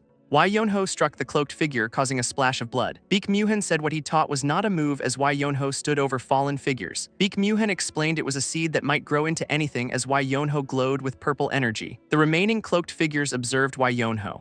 Baek Myuhan stated that a perfect sword is created with one's mind. Why Yonho looked intently. Why Yonho raised his sword as blue energy radiated outwards, surrounded by the cloaked figures. Baek Myuhan instructed Why Yonho to create his own sword as he was bathed in blue light. Why Yonho had a determined expression. A powerful burst of blue energy then expanded. Multiple pillars of blue light erupted from the ground. Jo Bang and the young boy shielded their faces from the intense aura. Why Yonho stood calmly as the cloaked figures lay defeated around him, engulfed in blue smoke. Why Yonho stood with a powerful blue aura as Baek Myuhan's spirit hovered behind him. Why Yonho stated he had cut their chi veins and closed their ability for martial arts so they would no longer wield a sword or harm others. He declared they would pay the price for oppressing others and thought these people felt familiar. Why Yonho said he would figure it out one day as Jo Hyung watched him. Jo Hyung trembled with fear. Why Yonho approached Jo Hyung, who recoiled in terror. Why Yonho yawned and asked Jo Hyung if he was not going to punish someone. Why Yonho yawned, asking Jo Hyung if he was not going to punish someone. A terrified Jo Hyung called out to the young master. Why Yonho explained his master considered an action against those who wronged him a personal insult, a principle he lived by. Jo Hyung prostrated himself on the ground, promising to change his life and live as a good person if forgiven. Why Yonho questioned who would believe him after all he had done. When Jo Hyung asked what he would do, Why Yonho replied that killing him was too much, preferring an eye for an eye. Jo Hyung questioned this. Jo Hyung then looked at the unconscious bodies of other men on the floor. He asked if this meant removing his ability to use martial arts. Why Yonho confirmed it, stating he liked quick understanding, but Jo Hyung still asked if there was no other way. Why Yonho smiled brightly and crossed his fingers in an X shape. Jo Hyung screamed in despair. Soon after, a bright light and explosion erupted from a building. Jo Hyung lay unconscious on the ground as Why Yonho asked another man to guide him, who then questioned where. Why Yonho directed him to their base, marking the downfall of the Dark Earth branch sect that day. A woman stood on a balcony looking out. She wondered where her brother had gone. Suddenly, a young boy ran towards her, shouting, "Sis." The boy excitedly asked his sister if she knew what he did. She asked what he was excited for, and he declared they had repaid all their debts. She dismissed it as a dream, but he denied it and began to explain what happened. Under a full moon in the night sky over a building, the conversation continued. The woman looked surprised, asking if it was really true. The boy confirmed it, saying they were free now thanks to Mr. Y. She understood, expressing gladness and acknowledging their debt to him. She then looked at So-ah. She scolded him for trying to repay the debt through gambling, but let it pass this time since he was not the one gambling, warning him not to go near a gambling house again. So-ah asked if the method they used to repay the debt was that important. His sister stated that a person not walking the orthodox path is bound to hit a wall, questioning how he could be okay with gambling after their father's experience. So-ah protested that she might have been dragged off to the escort house, otherwise asking if she could still call it bad. She firmly said yes, stating a physician must walk the orthodox path. So-ah mumbled that she was too stuck up. She explained her best efforts and lecturing were all for his sake. He told her to look at their current situation, saying if they did things her way they would be stuck there forever. He questioned if her actions were truly for him. He then stated he learned a lot from Mr. Y and did not want to live her way. He declared he wanted to live his own life. The brother and sister stood facing each other under the full moon, their disagreement clear. The scene shifted to the Pine Forest Great Hanlim Institute. There a man in blue robes welcomed a visitor. Another man in black and red robes with a dragon design expressed honor at being welcomed despite their unannounced visit. The host stated he heard the guest was Mr. Y's older brother, welcoming him as an important visitor. Y Gang apologized for any rudeness from his brother. The host dismissed it, asking if Y Gang was looking for him. Y Gang asked if he could say something, to which the host replied yes. Y Gang then asked if the host knew of great potential. He explained that great potential cannot be restricted, and considering the host's personality, trying to shape his brother to expectations would only ruin him, like squeezing a horse into a small house.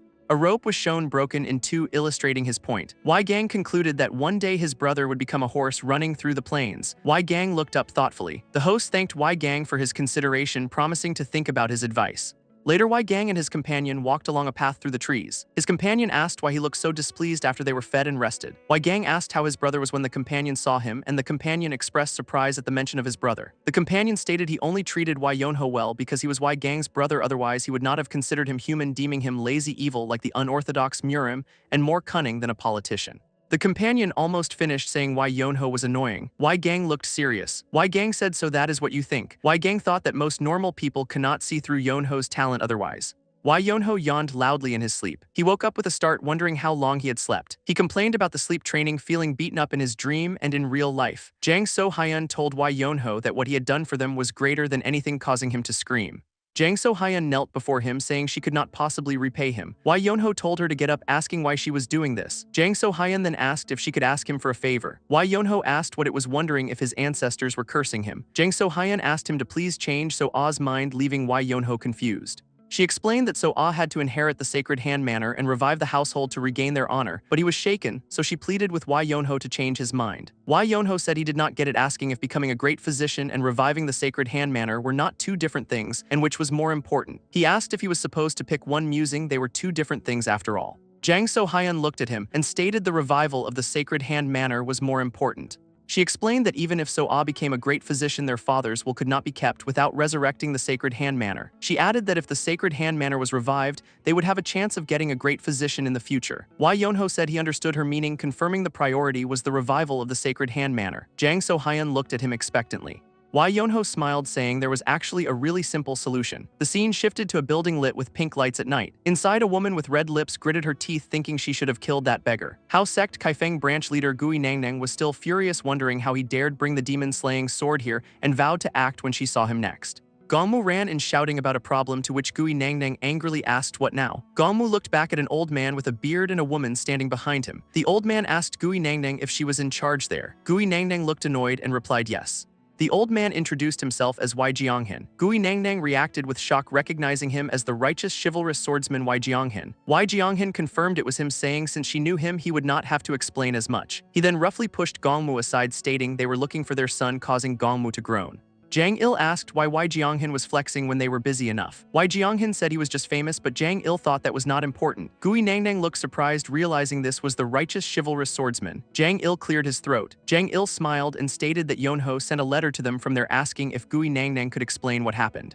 Gui Nangnang asked Jang Il if he was referring to Y Yonho as his son. She confirmed it, adding that Yonho should have arrived at the Sacred Hand Manor by then. Jang Il inquired about the Sacred Hand Manor, and Gui Nangnang explained Yonho had been at the Great Hanlim Institute before that. Y Jianghin then asked if Yonho was hurt, given the Sacred Hand Manor is a physician household, but Gui Nangnang replied she heard no problems with his health. Wei Jianghan looked at her with suspicion. He stated his son was very lazy and not one to keep in regular contact, then questioned how she knew all this about him. Gui Nangnang reacted with surprise at his inquiry. She realized she had revealed too much and that he was asking if she had been monitoring Wei Yonho. Wei Jianghan demanded a proper answer, sensing the situation might be serious. A flashback then showed the Sacred Hand Manor's reconstruction had been completed quickly. The manor utilized the Dark Earth Branch Sex building funded by money looted from it. To repay their debts, Wei Yonho confronted Jin So-ah, who looked surprised at a document he presented. Yonho showed her a promissory note for 20 golden yang, pointing out her signature and reminding her she had signed it previously. Jin So-ah expressed that she thought he was doing them a favor, but Yonho believed nothing in this world was free. Yonho told her he repaid her debt as an investment, instructing her to reconstruct the Sacred Hand Manor to repay him with an easy plan of 1 golden yang per year for 20 years. Jin So-ah reacted with shock at the 20-year repayment plan. Yonho smiled, telling her to sign if she understood or repay the 20 golden yang immediately. Jin So-ah hesitantly held a brush, thinking this was essentially a slave contract. Yonho stated that took care of things as Jin So-ah walked away muttering about being scammed. The other person present then asked Yonho why he had done that. Yonho responded with a question of his own. Jin So-ah meanwhile thought there was no contract as foolish as hers. She wondered why Yonho was being so kind to her. Yonho stated the conditions were too good, explaining that even if Jin So-ah tried hard, he would not be able to return the Sacred Hand Manor to its former glory in 20 years. He agreed the Sacred Hand Manor might be renowned, but it was not something he truly needed. The other man asked Yonho his reason for helping them by paying all the fees and what he was gaining from it. Yonho replied that he gained connections, prompting the man to ask what he meant. Yonho explained that Jin So-ah, though young, would become a great physician one day. He added that once Jin So-ah revived the Sacred Hand Manor and became a great physician, he would be able to save many people. Yonho stated he would believe in him and watch his progress, giving him the opportunity to do that which Jin So-ah found hard to understand but accepted if that was Yonho's wish. Jin So-ah then realized Yonho was being considerate. She regretted complaining without even knowing his true intentions. Jin So-ah ran off, determined to work hard to repay Yonho's trust. The other man asked Yonho if Jin So-ah was truly gone. Yonho confirmed he was gone. Yonho laughed, stating it was so easy to fool a kid. The other man laughed as well, remarking that Yonho had not even truly fooled him. Both Yonho and the man shared a laugh together. A sign for the Sacred Hand Manor was prominently displayed. As the manager of the Sacred Hand Manor, Ha Difeng quickly prepared for the business opening day.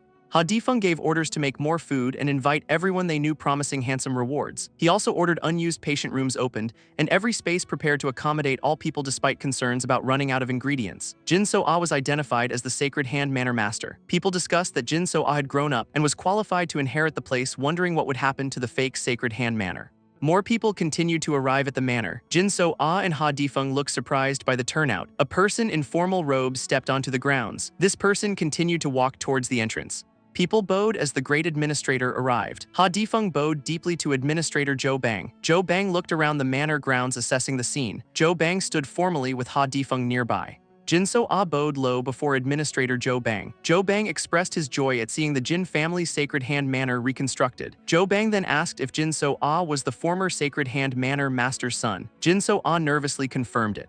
Zhou Bang officially recognized the Sacred Hand Manor's reconstruction and stated his belief that Jin So-ah would do his best for the people. Jin So-ah bowed again, agreeing to do his best. The crowd cheered that the Sacred Hand Manor had been revived and that their city's pride was back. Zhou Bang encouraged people to visit the Sacred Hand Manor whenever they were sick, stating that a healthy nation requires healthy people. The crowd excitedly discussed the great administrator's visit and the opening of the real Sacred Hand Manor. Ha Difeng laughed and asked Jin So-ah if he was listening. Jin So-ah stated he would do well and asked his father to watch over him. Zhou Bang looked nervous and asked if that performance was good enough.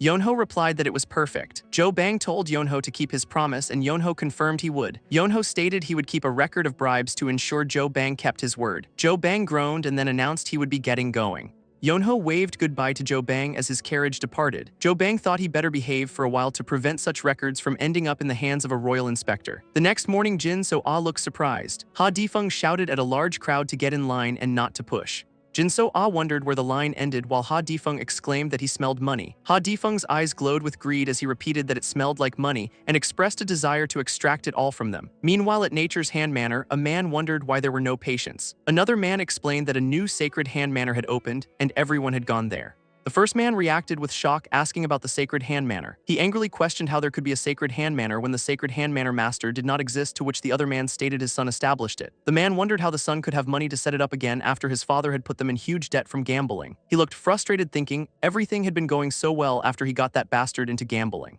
The angry man at Nature's Hand Manor asked what they should do, stating they were responsible, and he would take the blame if things went wrong. The other man at Nature's Hand Manor asked what they could do since the new manor was already established. The angry man declared that if they could not undo the knot they would cut it, then said it was a shame. The young master of the Sacred Hand Manor had just managed to stand back on his own 2 feet.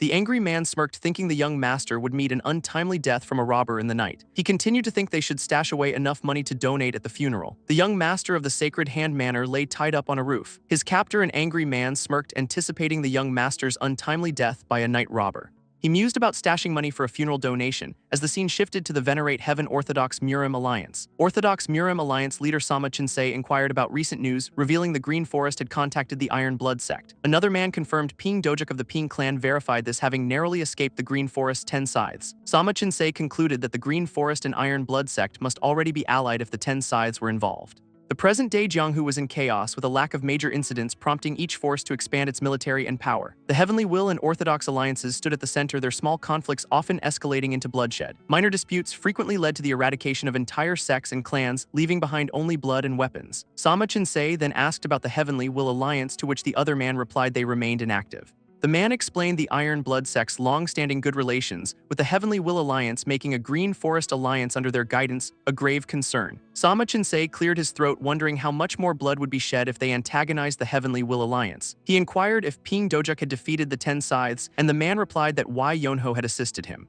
Sama Chinsei asked about Wai Yonho, learning he was the second son of Wai Jianghin from Guangdong's Wai clan, who had recently reappeared after a 5-year disappearance. Recognizing Wai Jianghin as the righteous chivalrous swordsman, Sama Chinsei exclaimed that only he could raise such a child. He smiled, noting Wai Yonho's 5-year absence, but surmised his father had trained him to become a dragon. The other man added that Wai Jianghin's eldest son was Wai Sanho, the demon-slaying sword. Sama Chinsei believed Guangdong's Wai clan might become the strongest in 10 years, then called out Wai Yonho's name. He laughed, declaring Wai Yonho must be a good child given his righteous swordsman father and the birth of a dragon from the Wai clan. Sama Chinsei stated they would do great things for the Jianghu as the scene shifted back to Wai Yonho still tied up on the roof. Wai Yonho remained bound on the roof. The man below asked about So Ah, and another replied he had passed out, needing careful attention. The man mentioned ordering herbal food and reminded Wai Yonho of a bet he owed, to which Wai Yonho apologized. Suddenly, several men in black began attacking. The man told Wai Yonho he had warned him of their arrival today and asked if he was ready to face them. Wai Yonho declared a broomstick would suffice, wondering how they dared interfere with his source of income. He held a broomstick, confronting several attackers wielding glowing blue weapons. Wai Yonho prepared to strike with the broomstick. With a menacing expression, Wai Yonho yelled for them to die. The scene shifted to the Hao sect Kaifeng branch at night. A woman with dark hair and red lipstick looked surprised. Wai Jianghin stated his son was lazy and rarely in contact, then asked how the woman knew so much about him. The woman realized she had said too much, sensing Wai Jianghin suspected her of watching Wai Yonho. Wai Jianghin demanded a proper answer, making the woman fear the situation was dire. He grabbed her arm, causing her to flinch. Wai Jianghin yelled at the woman, saying asking how many times he had to tell her not to interfere. He questioned if her intention was not obvious, given she was a woman past her prime marrying age. Wai Jianghin asked if Yonho was in Hubei. She replied yes, then asked where the Sacred Hand Manor was.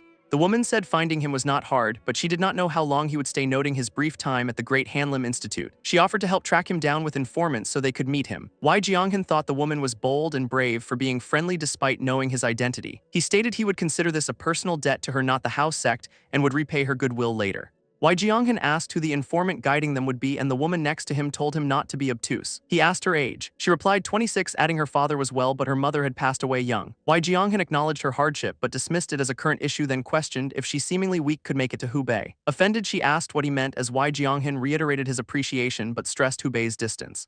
The woman looked angry and told him to wait. Wai Jianghin mused about the righteous chivalrous swordsman Wai Jianghin, demon-slaying sword Wai Sanho, and Wai Yonho believing Guangdong's Wai clan might become one of the most powerful. The woman smiled slyly. She told Wai Jianghin not to worry, asserting she was stronger than she looked, and went to get ready. Wai Jianghin laughed and said all right as she walked away. Wai Jianghin then remarked that Sang Ah did not seem interested in Yonho. Han Sang Ah called him honey, asking if he seriously thought Yonho could get married. She said no, but now that he was back, they needed to prepare for it as he was old enough. Han Sang Ah suggested they could meet often and grow on each other even without initial liking, describing the woman as smart, pretty, and capable of handling Yonho. Wai Jianghin screamed that women were scary and terrifying. The scene shifted to a long corridor with a pond. Wai Yonho ate a bowl of noodles while the other man So Ah slept on the table, complaining about his body. Why Yonho offered him some, saying it tasted good, but So-ah asked how he could eat while dying from exhaustion. So-ah questioned if he could truly become a better physician, this way to which Why Yonho affirmed, explaining that medical prodigies were non-existent, and So-ah would improve rapidly by seeing many patients. So-ah asked if something happened last night, having heard screams, but Why Yonho replied no, stating he had captured them all and handed them to the officers.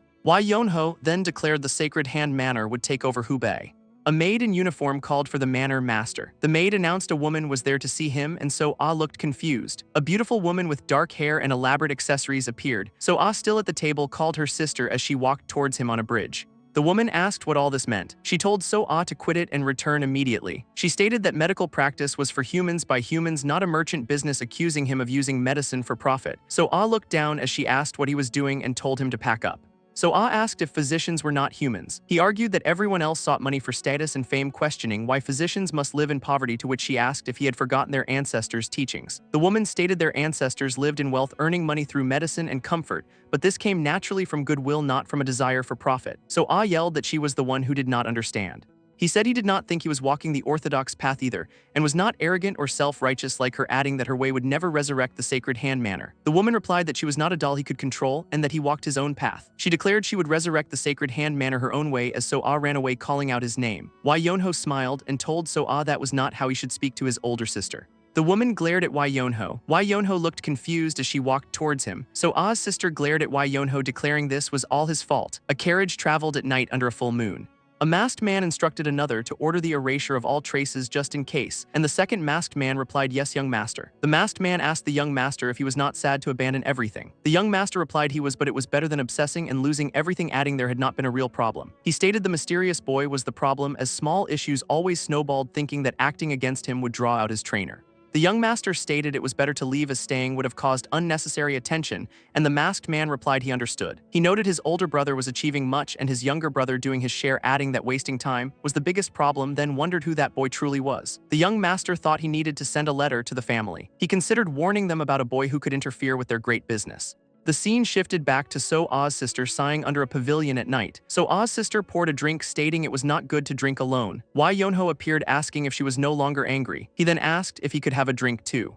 A drink is poured into a small cup. So-ah's sister sits under a pavilion at night sighing to herself. Holding the cup, she murmurs that it is not good to drink alone. Why Yonho then appears, asking if she is no longer angry. He asks if he can have a drink as well. Why Yonho sits beside her and she offers him a drink, stating that drinking alone is poisonous. He jokes that looking at her face is more poisonous. She suggests he lie down to avoid seeing it, and he replies that is a solution only he would offer. So-ah's sister bows and apologizes to him, which surprises him. She explains she got angry despite all he did for them and could not apologize, but he tells her not to mind it. She then looks down thoughtfully. She mentions the Sacred Hand Manor, and So-ah, noting that nothing is easy. She adds that she honestly does not understand his worries. Why Yonho explains his master said one should achieve what they want themselves, believing it is the same for the Sacred Hand Manor, adding that the person who thirsts should dig the well. She asks if he means she should resurrect the Sacred Hand Manor, and he asks if that is not what she wants. She states that So-ah is the successor, but not the only one who can resurrect it. She smiles, adding that she is a woman too. Why Yonho asks why it must be a man, then adds moreover. She looks surprised as he asks since when gender mattered in saving people. She then asks if she can do it though, and he replies no one can answer that. Why Yonho states that So-ah becoming a great physician and resurrecting the Sacred Hand Manor are two distinct things.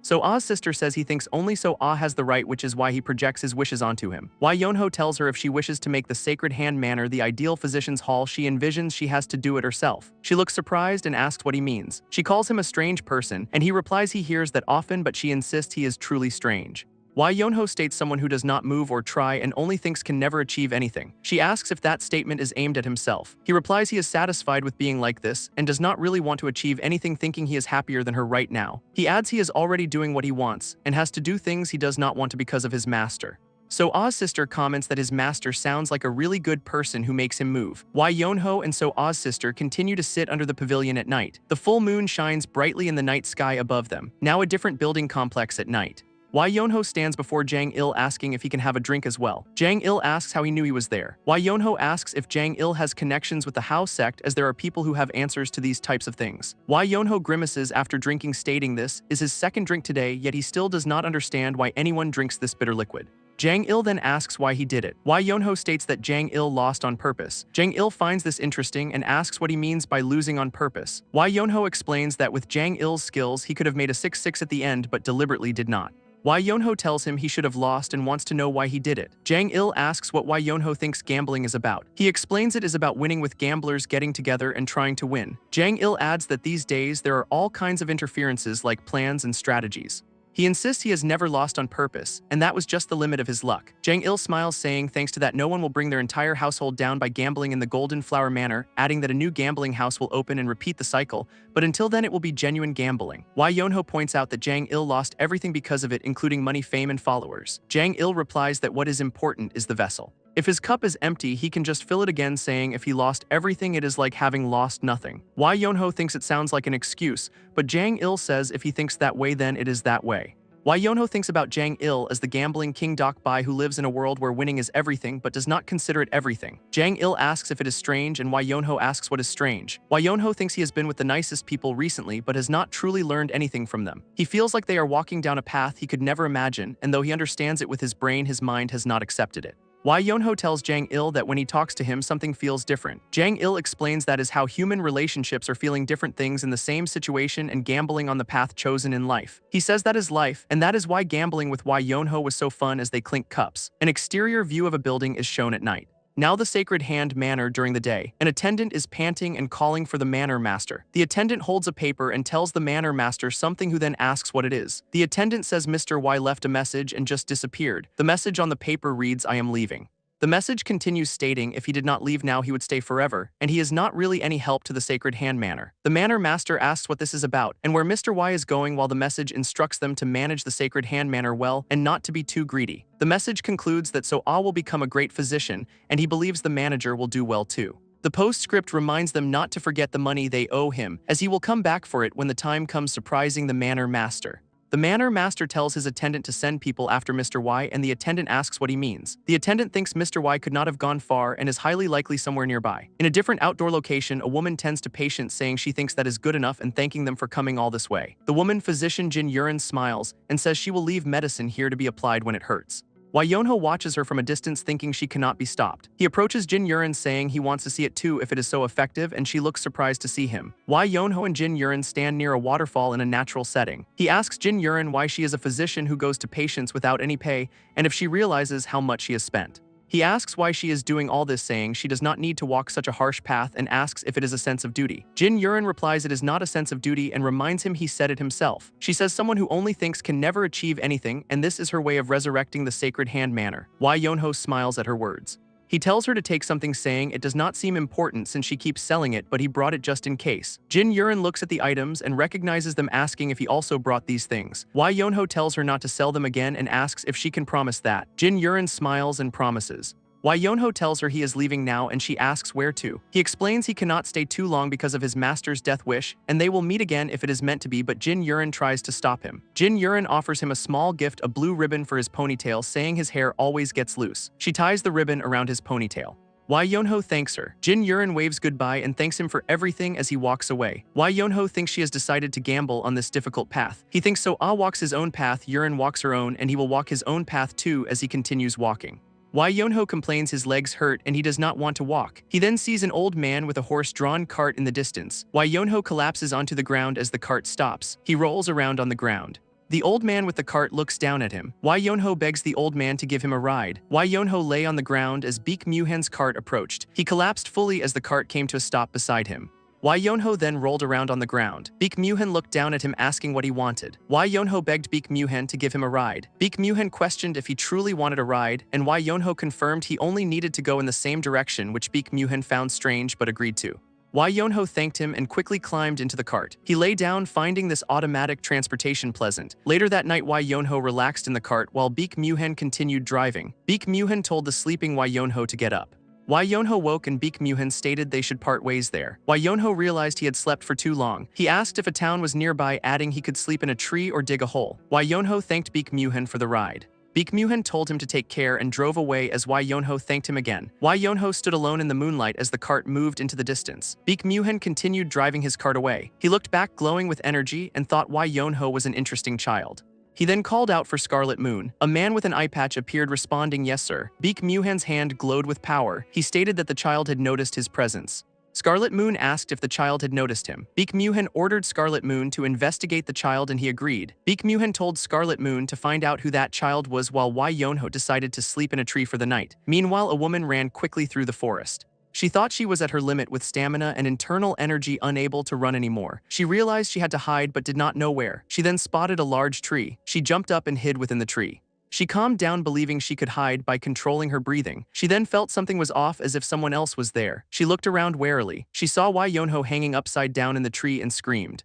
Hwa Yonho groaned and the woman quickly covered his mouth. She told him to shush. She explained she was being chased and if caught he would also be in danger, asking him to be quiet. A man passed below them saying he could not find any traces. Another man ordered his subordinates to find her and they responded, "Yes, sir." The woman looked at Hwa Yonho with a worried expression. Hwa Yonho struggled to breathe as the woman asked if the pursuers were all gone. Hwa Yonho told her to move. The woman remarked he was heavy and moved off him. Hwa Yonho jumped up, complaining he had been sleeping well. The woman apologized to him. She told him it was dangerous to stay there and he should leave as the pursuers would not spare him even if he was not involved. She told him to follow her, stating she would take responsibility and help him escape since it was her fault. The two of them walked together through the forest. The woman introduced herself as Ximen Daein from the Ximen clan. Hwa Yonho then introduced himself. Ximen Daein stated she was on a mission from the Orthodox Murim Alliance, but Hwa Yonho said he thought she was a thief because she was on the run. She explained she had no way to prove it now, but he would believe her if he encountered her pursuers. Hwa Yonho asked who they were. She told him to lower his voice, but he insisted on knowing who those people were first. She revealed they were from the demonic cult. Hwa Yonho repeated demonic cult and asked if they were gone. She confirmed those were their remaining members, making him conclude this was bad. Ximen Daein exclaimed that she had already told him that. Hwa Yonho clarified that was not what he meant. He called out for someone to come out, saying he knew who they were now, which surprised Ximen Daein. A shadowy figure with glowing eyes asked how he knew. The figure asked how Hwa Yonho knew they were there. Ximen Daein exclaimed that it was them, the pursuers. The leader of the pursuers asked Hwa Yonho if he was from the Orthodox Murim Alliance. Hwa Yonho denied any connection to them and said he did not want to get involved. The leader smiled menacingly. He stated he would believe Hwa Yonho and told him he could talk to King Yama, drawing his glowing sword. Ximen Daein shouted for them to wait. She yelled that Hwa Yonho knew nothing and to let him go. She offered to tell them everything she knew if they released him. The leader considered it a not bad offer. Hwa Yonho interrupted, saying there was a problem because he knew they were from the demonic cult, and Ximen Daein asked why he would say that. The demonic cult members looked surprised, asking if he was insane. Hwa Yonho smiled, stating that since he knew they were from the demonic cult, he did not intend to simply leave. He explained his father always told him to fight demonic cult members if he ever saw them. Ximen Daein was shocked, saying the demonic cult was no mere bandit group, and asked who his father was. Hwa Yonho declared his father was Wai Jianghan of Guangdong's Wai clan. The demonic cult members were shocked, exclaiming Wai Jianghan of Guangdong's Wai clan. The leader glared, saying he was the righteous chivalrous swordsman's son. The leader shouted for Hwa Yonho to blame his father for his death and attacked him with a glowing sword. Ximen Daein cried out that he was in danger. Hwa Yonho blocked the demonic cult leader's glowing sword with his own. The demonic cult leader looked shocked. The leader was pushed back by Hwa Yonho's block. Ximen Daein watched in surprise. Hwa Yonho's bandages unraveled as he said he did not call himself the best son there was. He drew his sword, stating that if his father was so insistent, then he should listen to him. Hwa Yonho attacked the demonic cult members with his glowing sword. He warned them to be prepared, claiming his sword is sharper than his father's. Under a full moon, two figures stood on a cliff observing the forest below. One of them, an old man, intently watched a group of people moving through the trees. The old man then asked if the person was Hwa Yonho, and his companion Blue Moon confirmed he was the righteous chivalrous swordsman's second son. The old man pondered why such a conspicuous child had no news circulating about him in Jianghu. Blue Moon explained that Hwa Yonho had been missing for some time and was connected to the sex demon. The old man remarked that something significant must have occurred for Hwa Yonho to possess such strength at his young age. As he watched the scene below, the old man's eye began to glow red with intensity. Down in the forest, Hwa Yonho's sword glowed with a bright blue energy. A nearby female character looked shocked, questioning what was happening. She mentally called Hwa Yonho an idiot as he attacked the demonic cult members with his glowing sword. Hwa Yonho delivered a powerful punch directly to a demonic cult member's face. He then blocked another cult member's sword attack using his glowing blade. Hwa Yonho continued to engage two demonic cult members in close combat. He landed another strong punch on one of the cult members. Hwa Yonho kicked one cult member away, immediately moving to strike another. Suddenly, a cult member was struck by a burst of purple energy and fell to the ground. A masked cult member looked around in confusion, wondering where Hwa Yonho had gone. Hwa Yonho then appeared directly above the masked cult member. He stomped down forcefully onto the masked cult member's head. Two more demonic cult members were sent flying through the air from Hwa Yonho's attack. Hwa Yonho continued his assault, attacking demonic cult members with his glowing sword. He skillfully deflected multiple attacks launched by the cult members. Wai Yonho kicked one cult member while simultaneously blocking another with his sword. He landed amidst several already defeated cult members. Wai Yonho stood ready, his glowing swords poised. Nearby, a demonic cult member's arm was severely cut and bleeding profusely. The injured cult member screamed out in pain. Wai Yonho looked down as the cult member began regenerating, surrounded by red energy. The cult member yelled, urging himself to get up as the red energy intensified around him. He screamed again as the red energy continued to intensify. Soon other defeated demonic cult members also began to rise, similarly surrounded by red energy. Wai Yonho smiled, asking if they were truly getting up even after their tendons had been cut. The cult member retorted that Wai Yonho's father had not told him everything about the demonic cult. Wai Yonho replied calmly that it was fine, and he would simply cut off the cult member's leg instead. As the cult members attacked, Wai Yonho jumped into the air. In Jianghu, one must be cold and show no unnecessary mercy in real battles. Wai Yonho engaged two cult members now glowing with pink energy. He slashed at one cult member with his glowing blue sword. Wai Yonho continued his intense fight against the cult members. A cult member yelled die, attacking Wai Yonho with a powerful pink energy blast. Wai Yonho stood amidst the powerful pink energy blast, remarking that not even a turtle would get hit by this. He then looked at the female character and casually said, "Oh well." Wai Yonho's sword glowed blue as he decided against directly blocking the attack. Instead, he deflected the attack with a spinning blue energy shield. Wai Yonho advised them not to go against the flow as he continued to deflect. The demonic cult members looked utterly surprised and shocked by his technique. Wai Yonho spun, enveloped in blue energy, stating with the touch of the wave, "The calamity of the sword shall return to your hand," as the energy exploded outwards. A massive blue explosion then erupted, engulfing a large section of the forest. From the cliff, the old man watched the powerful explosion unfold. Wai Yonho stood within a large crater surrounded by the defeated cult members. One cult member coughed, wondering if he was the sole survivor. The cult member looked shocked as he attempted to bite down on something. Wai Yonho asked the female character if he should capture the cult member alive, and she responded that it would be nice. The cult member was attempting to swallow a poison pill hidden in his mouth. Wai Yonho questioned how he dared to try and kill himself. He punched the cult member in the face, declaring it was not allowed. A small green poison pill then fell to the ground. Wai Yonho held the poison pill, remarking that his father's stupid little stories were finally proving useful. The female character looked surprised by his comment. Wai Yonho stood with the female character over the defeated cult member, who was revealed to be a martial master. Elsewhere, a man with spiky hair asked if he had left. A plump man in fine clothes questioned if he was a beggar from the beggar sect, noting the spiky-haired man did not look rich either. The spiky-haired man laughed nervously in response. The plump man then asked who they were and what brought them there. Wai Sanho introduced himself as Yonho's older brother, stating he was searching for family. The plump man exclaimed in surprise that Wai Sanho was indeed his brother. The plump man then rushed off to bring the manor master. The spiky-haired man questioned why the manor master was needed, wondering if Wai Sanho's brother had stirred up trouble. Suddenly, a horse-drawn carriage approached. The spiky-haired man recognized it as belonging to the Hao sect from the Kaifeng branch. Wai Sanho confirmed the coach was from the Hao sect, asking if he could tell simply from the carriage. The spiky-haired man assumed they were being chased and called the woman a viper. The carriage stopped near Wai Sanho and the spiky-haired man. A foot then stepped out of the carriage. An older man with a beard fully exited the carriage. Wai Sanho looked surprised and called out, "Father." Wai Jianghin and Han Sang-ah were revealed to be inside. Wai Sanho looks surprised and calls out to his father. Another group arrives, stating they are also looking for Yonho, and noting Wai Jianghin's group was one step ahead. Wai Jianghin immediately asks for Yonho, but Sanho replies that he left a while ago. Wai Jianghin is shocked to hear of Yonho's departure. Han Sang-ah scolds him for not hurrying, and he stutters a defense. As they speak, a young boy and an older man approach, with the boy greeting them as Grandmaster Wai Yonho's family. The boy introduces himself as Jin So-ah, master of the Sacred Hand Manor, offering to serve them due to their great debt to Grandmaster Wai Yonho. Wai Sanho is surprised by the boy's title as Manor Master and questions the designation Grandmaster Wai Yonho. Jin So-ah invites them for a meal, but Wai Jianghin declines, saying they cannot impose. Jin So-ah insists that Grandmaster Wai's family is like their own and asks them not to embarrass him. Wai Jianghin agrees to enter if they can explain what Yonho did there. Inside, a lavish feast is laid out on a table, exciting Wai Jianghin. Han Sang-ah sighs, stating she does not want to eat and worries about Yonho, but Wai Sanho tells her not to worry. Meanwhile, the other group discusses that the beggar sect and Hao sect received requests and will quickly find Yonho due to their competition. Wai Sanho tells his mother to eat first to stay healthy for the search. Han Sang-ah agrees, realizing she has not been taking care of herself. Jin So-ah angrily asks why no one informed him of Han Sang-ah's poor health and calls for the manager. A manager appears, asking if he was called, and Jin So-ah tells him Grandmaster Wai's mother is not feeling well. The manager offers to prepare a physician right away, but Jin So-ah instructs him not to prepare just anyone. He instructs the manager to get the best physician they know.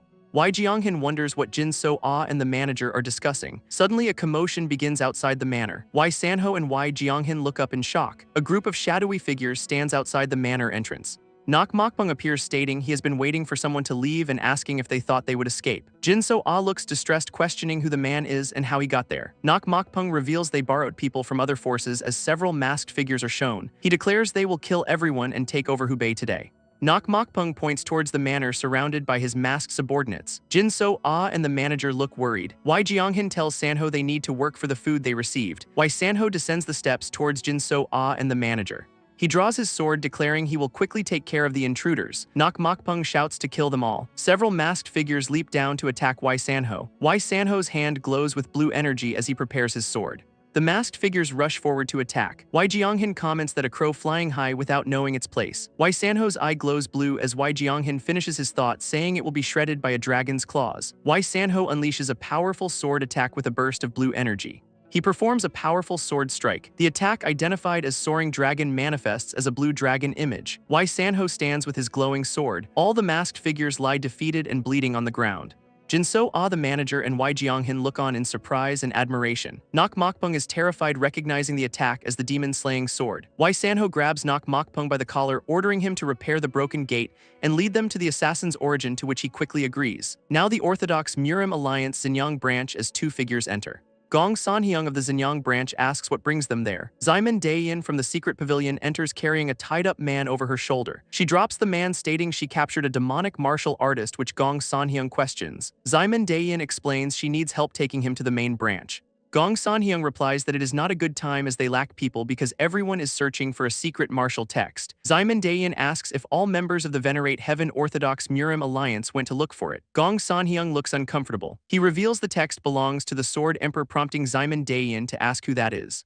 The captured demonic martial artist also asks who the Sword Emperor is, surprising Ximen Dayin. He states he knows Zhang Sanfeng and the Great Master, but not the Sword Emperor. Ximen Dayin explains that Zhang Sanfeng and the Great Master founded the Shaolin Temple and Wudang sect with their disciples, spreading their stories. She concludes that a person's life is short but can be remembered by creating a force, which the Sword Emperor did not do. The demonic martial artist asks why the Sword Emperor did not create a force, and Ximen Dayin explains his personality was so terrible he cut off his family. The demonic martial artist thinks the description sounds familiar. A carriage wheel rattles along a dusty road. Wai Yonho sits inside the rattling carriage, lamenting his life. Ximen Dayin tells Wai Yonho she needs to go to the Orthodox Murim Alliance in Luoyang. He asks why she is following him, and she replies she has no destination, so Luoyang is fine. Ximen Dayin asks if he is interested in the Sword Emperor's secret texts, but he replies his master said those things are useless and he is preoccupied. Ximen Dayin realizes he does not want to go back up a mountain, and as the sun sets they decide to set up camp. Later at a campfire, Ximen Dayin asks Wai Yonho if he is from the Guangdong's Wai clan, and his relation to Wai Sanho, to which he replies Sanho is his older brother. Ximen Dayin smiles, acknowledging he is Sanho's brother. Wai Yonho asks if she knows Sanho, and she says they are friends, making him realize she is older than him. Ximen Dayin complains that she drove the carriage all day and her back hurts from the rough road. Wai Yonho tells her to rest, and Ximen Dayin wonders if his attitude changed because she is his brother's friend. Wai Yonho tells her he will not talk to her anymore and to go to sleep early. Ximen Dayin looks annoyed and calls him an asshole. She thinks that Wai Sanho was much more of a gentleman. Ximen Dayin sits by the campfire when someone approaches. Three hooded figures appear, with one introducing himself as being lost in the mountains and asking her not to be wary. The hooded figure asks if they could stay with her tonight, and Ximen Dayin looks at them. Another hooded figure suggests they should reveal their identity first, to which the first agrees. The first hooded figure introduces himself as JWA Yang of the Blessing Sect, stating they are chasing demonic martial artists. Ximen Dayin recognizes JWA Yang as a Wudang affiliate and asks if Elder Hyung is okay. JWA Yang smiles, saying they do not have anyone with that last name in their sect. Ximen Dayin realizes they are truly from the Blessing Sect, apologizes, and then invites them to the campfire. JWA Yang asks why she is camping out and if she is also chasing demonic martial artists. She replies it just got late while traveling, and he comments on the mountains being dangerous at night. Ximen Dayin asks if he said they were chasing demonic martial artists. JWA Yang reveals a sex demon is on the loose. Ximen Dayin stands up in shock. JWA Yang reveals it is the infamous Seo Ju-ak. A sudden blue burst of energy appears behind JWA Yang, startling him. The three hooded figures draw their swords. Wai Yonho asks who it is. Wai Yonho and the demonic martial artist are shown with a dead tree and bodies in the background, and Wai Yonho asks Seo Ju-ak. A close-up shows a red flower-like mark on a body. Wai Yonho screams Seo Ju-ak's name in rage as he is engulfed in red and orange flames. Wai Yonho, engulfed in red and orange flames, clenched his fists in a furious rage. A scarred hand was shown, and a thought echoed that 5 years had passed, but that person was not forgotten. A memory surfaced of Baek Myuhan and a younger Hwa Yonho, both with purple energy, with the thought if it were not for him. The younger Hwa Yonho was seen fighting fiercely with a sword and purple energy. He then screamed out Muum, tears streaming down his face. Back in the present, Hwa Yonho demanded to know the person's whereabouts. Jang Il replied that he was unsure of the exact location, but knew the person was headed toward Liu and was not far. Hwa Yonho then told the group to proceed, turning and pointing forward. A female companion asked if he could not travel at night due to danger, to which he questioned dangerous. He declared himself more dangerous, clenching his fists with a wide, enraged smile. Meanwhile, Seo Ju-ak huffed, wondering when everything went wrong, and cursed. He thought the beginning was fine until people came for him during his seclusion. He recalled that in exchange for his flower-indulging palm, they had given him a treasure to live as he once did. He had considered it a good deal, which was pleasant until he got caught. He remembered the Sword Emperor's martial text was found drawing many martial artists. He cursed those bastards, thinking that if he learned the Yang supplement from Yin in this book, he would become a martial master. He smiled sinisterly, believing he would become a martial master in just a few years. A floating leg appeared, accompanied by the thought, "Life sure is funny." Seo Ju-ak looked up with a questioning expression. A new female character in a white and pink outfit stood holding a sword amidst falling petals. Lee Xiaohua introduced herself as a second-class disciple of Mount Hua, stating he should know who was going to kill him. Seo Ju-ak asked if she was serious about killing him, questioning what he had done wrong. Lee Xiaohua told him to be silent, asserting he deserved to die many times and she would punish him herself. Seo Ju-ak smiled, thinking people truly underestimated him. Lee Xiaohua then attacked with her sword, employing the Plum Blossom Path. Seo Ju-ak countered with green and pink energy, stating she had not fully blossomed her flower and a half plum blossom was nothing. His attack was revealed to be the flower-indulging palm. Lee Xiaohua was struck by his flower-indulging palm. She fell to the ground. She coughed while kneeling on the ground. Lee Xiaohua coughed blood, thinking her insides felt twisted. Seo Ju-ak walked towards her, saying she seemed to have underestimated the world's cruelty. He told her that tonight he would help her become a woman. Lee Xiaohua tried to move but could not, as his hand rested on her chest. He held her chin and she called out, "Master." A voice declared, "I found you," and Seo Ju-ak looked surprised. He quickly turned around. Hwa Yonho was shown, smiling widely.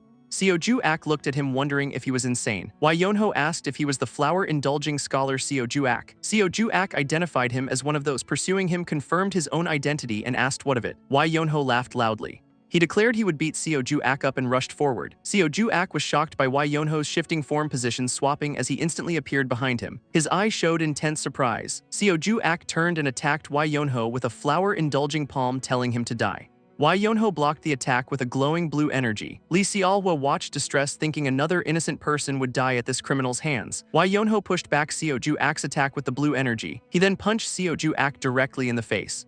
The punch distorted Seo Ju-ak's face. Seo Ju-ak cried out as Hwa Yonho continued punching him. Hwa Yonho repeatedly punched him, sending him flying upwards. Seo Ju-ak fell to the ground as Lee Xiaohua watched. He groaned in pain on the ground. Hwa Yonho told him not to fall yet, saying that was not enough. Hwa Yonho was engulfed in flames, thinking, "Because of you." He yelled, "Because of you, I," as he lunged forward, while Seo Ju-ak tried to say he did not even know him.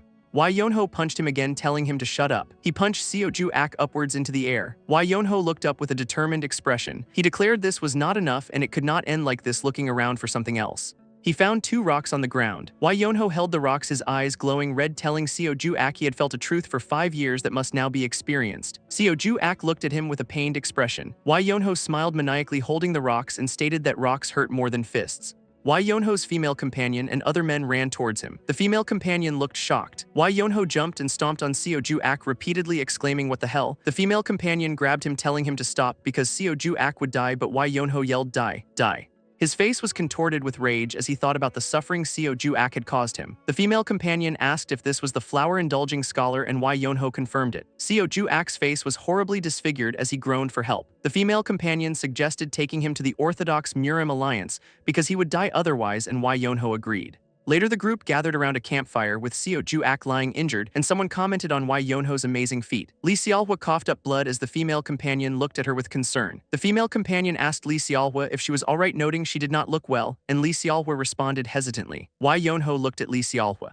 He told her to give him her wrist, but she insisted she was fine. Hwa Yonho insisted she was not fine and told her to stay still, explaining it might become a permanent problem if not stabilized immediately. His female companion wondered if he was capable of medical arts, and Hwa Yonho said he was not a professional in this field. Lee Xiaohua asked what was not important after Hwa Yonho dismissed the severity of her injury. Hwa Yonho explained she could lose her martial arts prowess but would live as an ordinary civilian. Lee Xiaohua was shocked, asking if she could truly lose her martial arts and if it could not be treated. Hwa Yonho explained he was not a physician, so he could not use needles and must instead place his hand on her danchin. Lee Xiaohua blushed and asked about his hand on her danchin.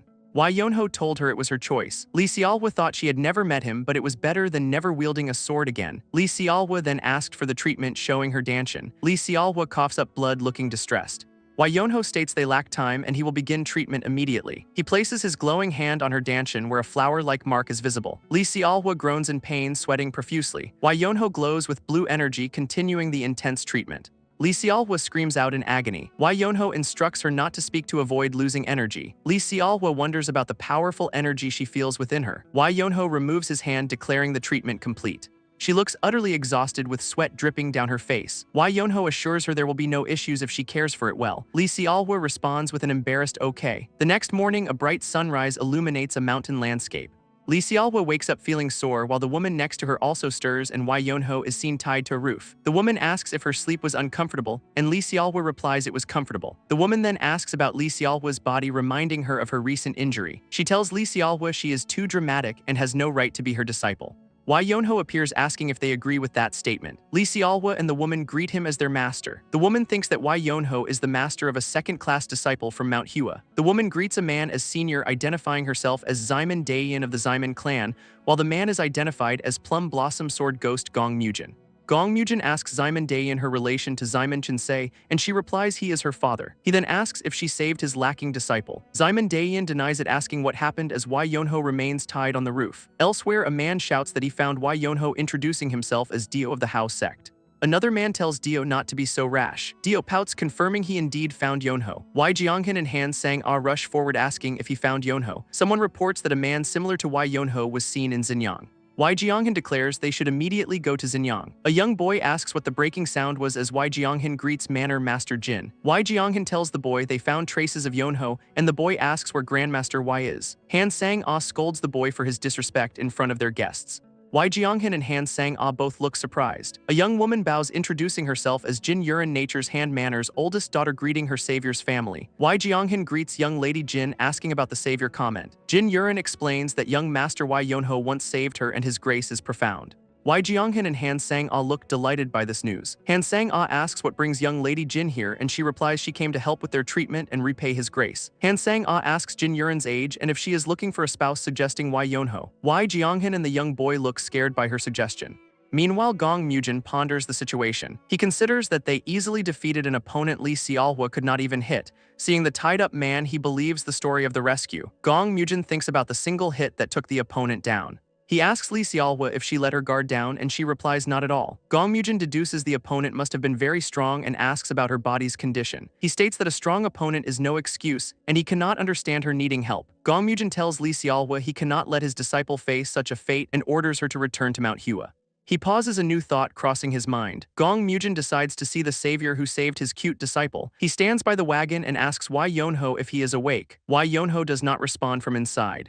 Gong Mujin repeats the question, tapping on the wagon. Why Yonho stirs inside the wagon. Why Yonho hangs upside down from the wagon door, asking what he is doing so early. Gong Mujin looks at Why Yonho's feet still hanging. He thinks it is fair to be annoyed, but he should be patient with his disciple's savior. Gong Mujin tells Why Yonho he heard he saved his disciple, and Why Yonho asks if he means him. Gong Mujin clarifies his disciple is Lee Xiaohua and he came to thank him. Why Yonho opens the wagon door fully and agrees. Gong Mujin smiles menacingly and says excuse me. He radiates energy and asks Why Yonho to come out so he can give his thanks properly. Lee Xiaohua and Ximen Daeyin are startled by the sudden display of power. Why Yonho emerges from the wagon complaining he is sleepy and asks why they cannot just say thanks and leave. Gong Mujin thanks him for saving his disciple and asks his identity. Why Yonho ties his hair up and states that even if he tells him, Gong Mujin would not know him. Gong Mujin insists his knowledge is not limited, but Why Yonho repeats he still would not know. Gong Mujin smiles and suggests exchanging a few blows to see Why Yonho's martial arts. Lee Xiaohua protests to her master that this is not right. Gong Mujin glares at her and asks how dare she tell him what is not right. Lee Xiaohua apologizes, but insists a duel with no justification is not right. Gong Mujin states he bears Manhua on his back and asks what is more important between grace and honor.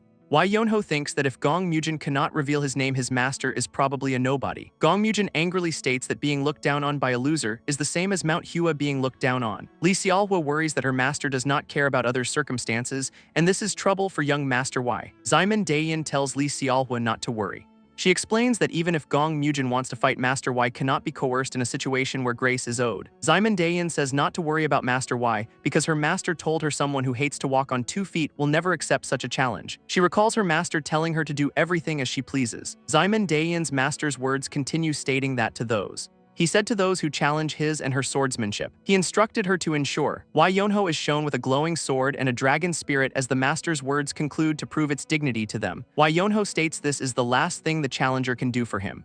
A man in a pink robe expresses vigor, asking if he is the one challenging Wai Yonho. Wai Yonho accepts the challenge, standing ready with his sword. The man in pink draws his sword, commenting on challenging someone at this age. He challenges Wai Yonho and asks his name. Wai Yonho identifies himself from the Guangdong's Wai clan. The man recognizes the clan, asking if Wai Yonho is the righteous, chivalrous swordsman's son. He suggests defeating the son first might bring the father, then asks if Wai Yonho is ready. Wai Yonho clarifies he does not use his clan's sword techniques, and his father would not come if he were defeated. Wai Yonho adds there is one more thing, prompting the challenger to continue. Holding his glowing sword, Wai Yonho states there are countless swords under heaven. He raises his sword high, declaring only the radiant sword is valid. Wai Yonho warns the challenger to be careful because his sword is not lazy even if he is. The challenger charges forward with his glowing sword, requesting a lesson from Wai Yonho. Wai Yonho parries the attack with his glowing sword, creating a bright impact. The challenger attacks with multiple glowing sword images, which Wai Yonho identifies as form shifting. Wai Yonho acknowledges that the challenger seems pretty strong. He blocks another of the challenger's glowing sword attacks. Wai Yonho ponders how strong his master must be if this fight is still easy for him. He repels the challenger with a blue energy blast from his sword. The challenger expresses understanding of Wai Yonho's arrogance, noting his rare skill for his age. Wai Yonho tells the challenger he is pretty good, which the challenger repeats in disbelief. The challenger powers up with pink energy, declaring he will show Wai Yonho the world is bigger than he knows. Wai Yonho looks up at the powerful display. The challenger leaps into the air, surrounded by pink energy and falling petals. He creates multiple swirling pink energy formations around himself. 2 women watch in shock. The challenger glares intensely, surrounded by pink petals. He unleashes the 24 forms plum blossom sword technique. Wai Yonho stands ready as the plum blossom spotting attack surrounds him with swirling pink energy and swords. Wai Yonho defends himself with a blue energy barrier as the attacks hit. He looks calm and determined, surrounded by a blue aura. Wai Yonho counters the multiple sword attacks with a powerful blue sword blast. The challenger is pushed back by Wai Yonho's attack. He is enveloped in blue energy and glowing petals. The challenger is thrown backward through a flurry of blue and pink energy and petals. He expresses disbelief and a look of shock. Still in mid-air, the challenger declares he must stop this. He unleashes the Plum Blossom Radiance release, clashing pink and blue energy. The 2 powerful sword energies collide. Pink petals and black debris scatter as the clash concludes. The challenger kneels on one knee, surrounded by scattered pink petals and debris. He looks up in shock and surprise. The challenger touches his chest, surprised to find himself alive. 2 women react with alarm, one calling out master. The challenger looks sideways, still in disbelief. Wai Yonho stands over the kneeling challenger, holding his sword. Now the Venerate Heaven Orthodox Murim Alliance General Strategist Hall, where 2 men discuss the Sword Emperor's martial texts. Divine Strategist Jo Hyun, an old man with white hair and a long beard, ponders the situation. He and another man discuss the sudden discovery of the Sword Emperor's grave and the Poison King's secret storage, wondering if it is a coincidence. Jo Hyun expresses concern that this might all be someone's scheme. His thoughtful expression is visible. He asks for information on the Beggar sect and how sect learning they are gathering in Xinjiang too. They deduce that the Sword Emperor's name was used to create an intelligence gap in other regions. Yeagle Chinji, a man with a mustache, suggests they just tell everyone about it. Jo Hyun replies that greedy people will only believe what they like, and the real problem is the areas without intelligence agents. Jo Hyun hopes it is not anything big and instructs his subordinate to keep a keen watch, which the subordinate confirms. The scene returns to Wai Yonho, now on a moving cart, as the challenger addresses him.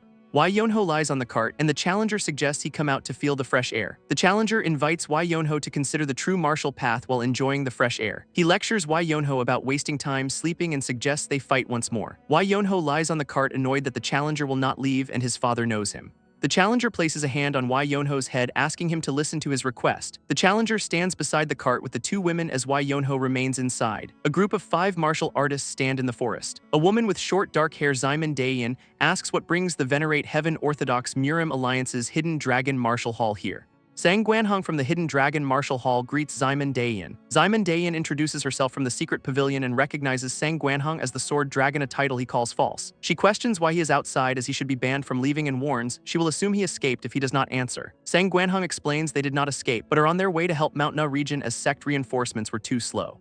Simon Daein deduces that if he is skilled enough to be a reinforcement, he must be part of the 3 dragons 2 phoenixes. She asks if his hall master is doing well, and he replies that the master is great and enjoys torturing trainees, which makes her laugh. Sang Guanhong feels the 3 dragons 2 phoenixes are compared to those before them and told to try harder. Simon Daein advises him not to take the words too harshly, as she was also compared to former generations. She suggests blaming the demon-slaying sword, whose skills are far too advanced for the rest of them. Sang Guanhong agrees that the demon-slaying sword is the best the hidden dragon Martial Hall has had. He states he knows he is not as good as him now, but he will definitely surpass him. Simon Daein praises his mindset and wishes him luck. Why Yonho scoffs from the cart. Simon Daein reacts with a surprised expression. Sang Guanhong looks angry and wonders if Why Yonho just scoffed at him. Simon Daein asks if someone else is inside the carriage. She then urgently asks Sang Guanhong if his grandfather is doing all right. Sang Guanhong asks if she knows his grandfather, and she confirms having met him, noting his connections. He replies that his grandfather is rarely home, causing Simon Daein to sigh in relief. She then comments that this is an interesting group of kids. A graphic introduces the hidden dragon Martial Hall's 3 dragons and 2 phoenixes. Simon Daein thinks they have surpassed her in martial prowess, wondering if it is strange to see them as cute. She concludes this feeling is probably because of the person inside the carriage. Inside the carriage, Why Yonho is seen sleeping soundly. A wider view shows the group traveling with a thought-expressing feeling full just looking at the Jianghu pillars. The group is now seated at a meal where someone remarks that the rumors exaggerate their abilities. Sang Guanhong asks if it is alright not to wake his companion for the meal. Simon Daein tells him to leave Why Yonho alone, assuring that he will crawl out when hungry. Sang Guanhong wonders if Why Yonho is a martial master with a terrible personality. Jiang Marion stands up, announcing she has something to say. She looks directly ahead, addressing the group. Pio Zhongchen asks if she is the martial phoenix, then tells her to continue. Jiang Marion says she heard Mount Hua's sword is unrivaled and asks for a chance to witness it. Pio Zhongchen praises her spirit, but advises pushing off the duel as Han Xianghai's internal wounds have not recovered. Jiang Marion clarifies she was not talking about Miss Xiaohua. She states that Miss Xiaohua is not the only one present who knows the Mount Hua sword. Pio Zhongchen looks surprised by her words. The other hidden dragon Martial Hall members react with shock and anger at her words. Pio Zhongchen then asks Jiang Marion if she wants to duel him instead. Jiang Marion clarifies she is asking for a teaching, not a duel, while Sang Guanhong tries to stop her. Pio Zhongchen laughs, acknowledging her greed for martial arts and passion, then asks if she is prepared to die. Jiang Marion replies that there is no better way for a martial artist to fall than while trying to better their skills. Pio Zhongchen then leads her to a more open space to show her the Mount Hua sword. He warns her to be careful, stating he will not go easy on her. Jiang Marion draws her sword, stating that her own sword is sharp too. Han Xianghai asks Simon Daein if they should stop them, but Simon Daein replies that Pio Zhongchen does not listen to others. Simon Daein thinks Pio Zhongchen is pretending to be good in front of Mr. Y, but his personality has not changed, so to stop the duel it would be better too. Sang Guanhong also asks Simon Daein if they should stop them, but she apologizes, saying Jiang Marion is too crazy about martial arts to be stopped. Pio Zhongchen tells Jiang Marion to start offering her 3 moves. Jiang Marion repeats the word 3 in response. She then performs 3 swift sword slashes in quick succession. Pio Zhongchen looks confused and asks what she is doing. Jiang Marion replies that she used up all 3 moves since he said he would not go easy on her. Pio Zhongchen laughs, angrily asking if she is underestimating him, and states he was going to play along. He then powers up, surrounded by a pink aura, threatening to show her why the Mount Hua sword is scary. Han Xianghai warns Pio Zhongchen not to use purple mist enhanced chi, or he will kill Jiang Marion. She thinks that the only person who can stop him right now is Mr. Y. Han Xianghai and Simon Daein shout for them to quiet down. Why Yonho emerges from the carriage, complaining that it is too loud and he is trying to sleep. Pio Zhongchen immediately stops his power-up and greets Why Yonho respectfully. Sang Guanhong is shocked that Pio Zhongchen referred to Why Yonho as Sir. Jiang Marion also looks surprised by the sudden change. Simon Daein tells a person that they need absolute rest for at least 3 days and should not move too much. The person agrees and excuses himself. Simon Daein watches him leave. Why Jianghan asks Simon Daein if she thinks the woman they just saw is pretty, and she replies that no woman is prettier than him in her eyes. Why Jianghan clarifies he meant as a potential daughter-in-law and agrees she is pretty. He expresses worry for a pretty woman like her going around the slums alone despite her kindness. Simon Daein reassures him, saying the Hao sect is protecting her, and Yonho requested it, calling him a good man. Why Jianghan is surprised Yonho helped and wonders if he is interested in her. Simon Daein agrees but says they should have more conscience, asking what he means. Why Jianghan says Yonho does not deserve a woman like that, comparing it to putting dirt on white jade. Pio Zhongchen tells Why Yonho it is not his fault, explaining that Jiang Marion requested the duel. Why Yonho looks at Jiang Marion and remarks that she is just a kid. He then accuses Pio Zhongchen of being a child abuser for fighting kids young enough to be his grandkids. Simon Daein agrees that Pio Zhongchen is a child abuser, but says he is right this time because Jiang Marion challenged someone out of her league. Jiang Marion's sword clangs as it falls to the ground. Pyot Jeonchen and Ximen Daeyin look at Wai Yonho in surprise. Wai Yonho wonders if Jiang Marion knows him as he has never seen her before. Jiang Marion approaches him directly. She points at him and asks if his name is Wai Yonho. Wai Yonho starts to confirm his identity, but Jiang Marion slaps him across the face with immense force. Wai Yonho is sent flying through the air from the impact. He lands hard on the ground while Jiang Marion looks on. Pyot Jeonchen and the others watch in shock. Wai Yonho shouts in disbelief, asking why she slapped him and warns that he could kill her if he hit her with all his strength. He touches his cheek in confusion. Jiang Marion starts crying, asking where he has been all this time as she has been looking for him everywhere. Pyot Jeonchen laughs, saying a man should take responsibility for his mistakes, while Ximen Daeyin calls him the worst. Wai Yonho frantically denies knowing Jiang Marion. Jiang Marion cries out, calling him brother. Wai Yonho looks utterly bewildered by the revelation. A flashback shows a young girl crying and telling someone not to go. The young girl calls out Yonho's name. Wai Yonho looks at Jiang Marion and asks if she is Wai Suryeon. Wai Suryeon cries out that they have been looking for him for so long. Wai Yonho hugs Wai Suryeon, finally reuniting with his family. Wai Yonho asks the woman if she is truly Suryeon. Wai Suryeon cries, asking how he cannot recognize his own sister.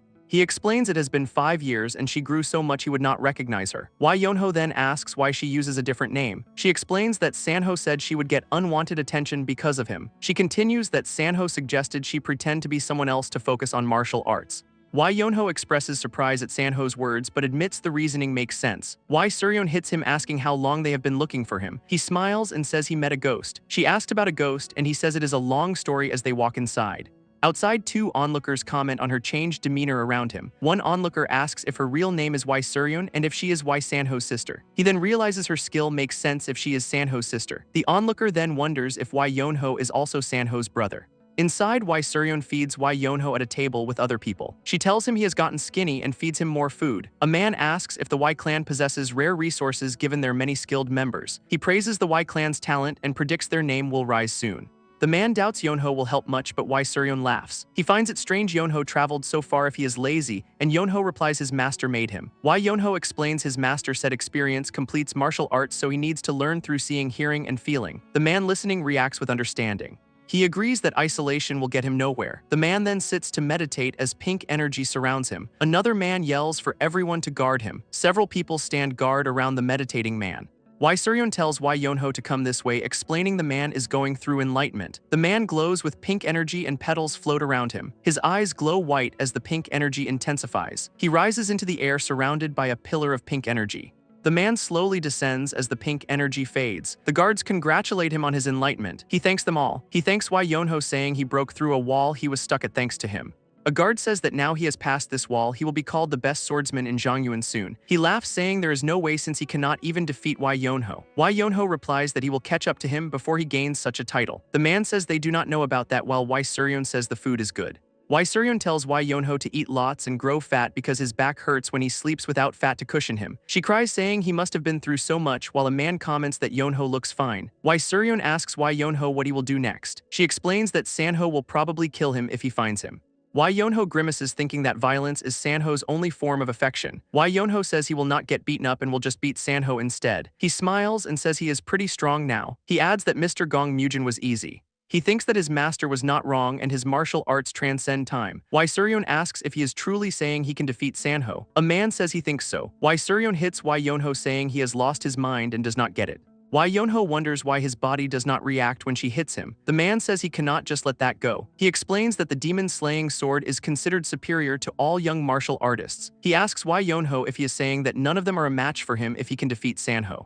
Wai Yonho asks if that is a problem. The 3 people standing look angry at his response. The man asks how Wai Yonho can tell without having fought him. Wai Yonho replies that he can tell. Wai Suryeon hits Wai Yonho again, telling him to apologize and that he would never be a martial master. The man says words cannot resolve this and asks if Wai Yonho is willing to prove himself through a duel. Wai Yonho makes a face and says he does not want a duel. The man warns that if he turns down a duel, he will be branded a coward and his family's reputation will fall. The man asks if Wai Yonho is admitting he is a coward. Wai Yonho says he is a coward and that one needs to be a coward to live a long life. The man and woman look angry at his response. The enlightened man asks Wai Yonho if he did not say he accepts any challenge to his sword. Wai Yonho explains that applies when his sword is challenged, but this is his family's business, so he does not care. The man says he will not challenge the Guangdong Wai clan. He points at Wai Yonho and says, "But you." Wai Yonho looks at the man. Why Suryeon apologizes in his stead, saying he does not know how the world works and offers to fight instead. The man tells her it is not her business and she just wants to fight. Why Yeonho tells Why Suryeon to stay out of it, saying rules are rules. Why Yeonho accepts the challenge as they stand facing each other outside. The man introduces himself as Sang Gwanhong of the Sang clan. Sang Gwanhong challenges Why Yeonho's sword today. He tells Why Yeonho to be careful because his sword is terrifying. Why Yeonho shushes him, saying there is no need for words when they have swords in their hands. He adds that he is tired and wants to rest, so he will get this over with fast. Sang Gwanhong says perhaps the demon-slaying sword will come to him if he defeats Why Yeonho, so he will give it his all. Why Yeonho draws his sword and says Sang Gwanhong talks too much. Why Yeonho moves quickly towards Sang Gwanhong. Sang Gwanhong thinks Why Yeonho is fast and needs to dodge. Sang Gwanhong is surprised and warns Why Yeonho not to move that way. Why Yeonho kicks Sang Gwanhong in the groin. Onlookers react with shocked expressions. A sound effect and image of 2 cracking walnuts appear. Sang Gwanhong remains on the ground writhing in intense pain. Onlookers express shock at the horrible sight of him. One onlooker covers his mouth, declaring that the Sang clan bloodline now ends. Meanwhile, a hand prunes a bonsai tree with shears. Baek Myuhan asks Mun Yuwon about the treasure map. Mun Yuwon explains that the map fell into the pursuers' hands, who are now gathering at Mount Luo. Baek Myuhan asks if Mun Yuwon can see, and he confirms he can. Baek Myuhan states that natural things become ugly weeds if left untended. He continues that the same applies to the Jianghu, where what should be eliminated must be eliminated. Mun Yuwon bows, confirming they will proceed with the plan. Baek Myuhan remarks it has been too quiet and instructs Mun Yuwon to show them how sharp their blade is. Elsewhere, Why Yeonho stands beside a carriage with a tied person on top, asking if he has to get off. A woman explains that the tied person is a patient who cannot walk. Why Yeonho says oh well as 2 men help the tied person. The woman holds a large piece of white cloth. She then jumps onto the roof of the carriage. The woman spreads the cloth over the carriage roof. She smooths out the cloth on the roof. The woman tells young Master Why that everything is set up for him. Why Yeonho lies on the cloth on the carriage roof, saying it is the best place to be. The man tied to the carriage asks Seolwa about himself. He wonders why he took her in as a disciple. The group travels at night with Why Yeonho sleeping soundly on the carriage roof.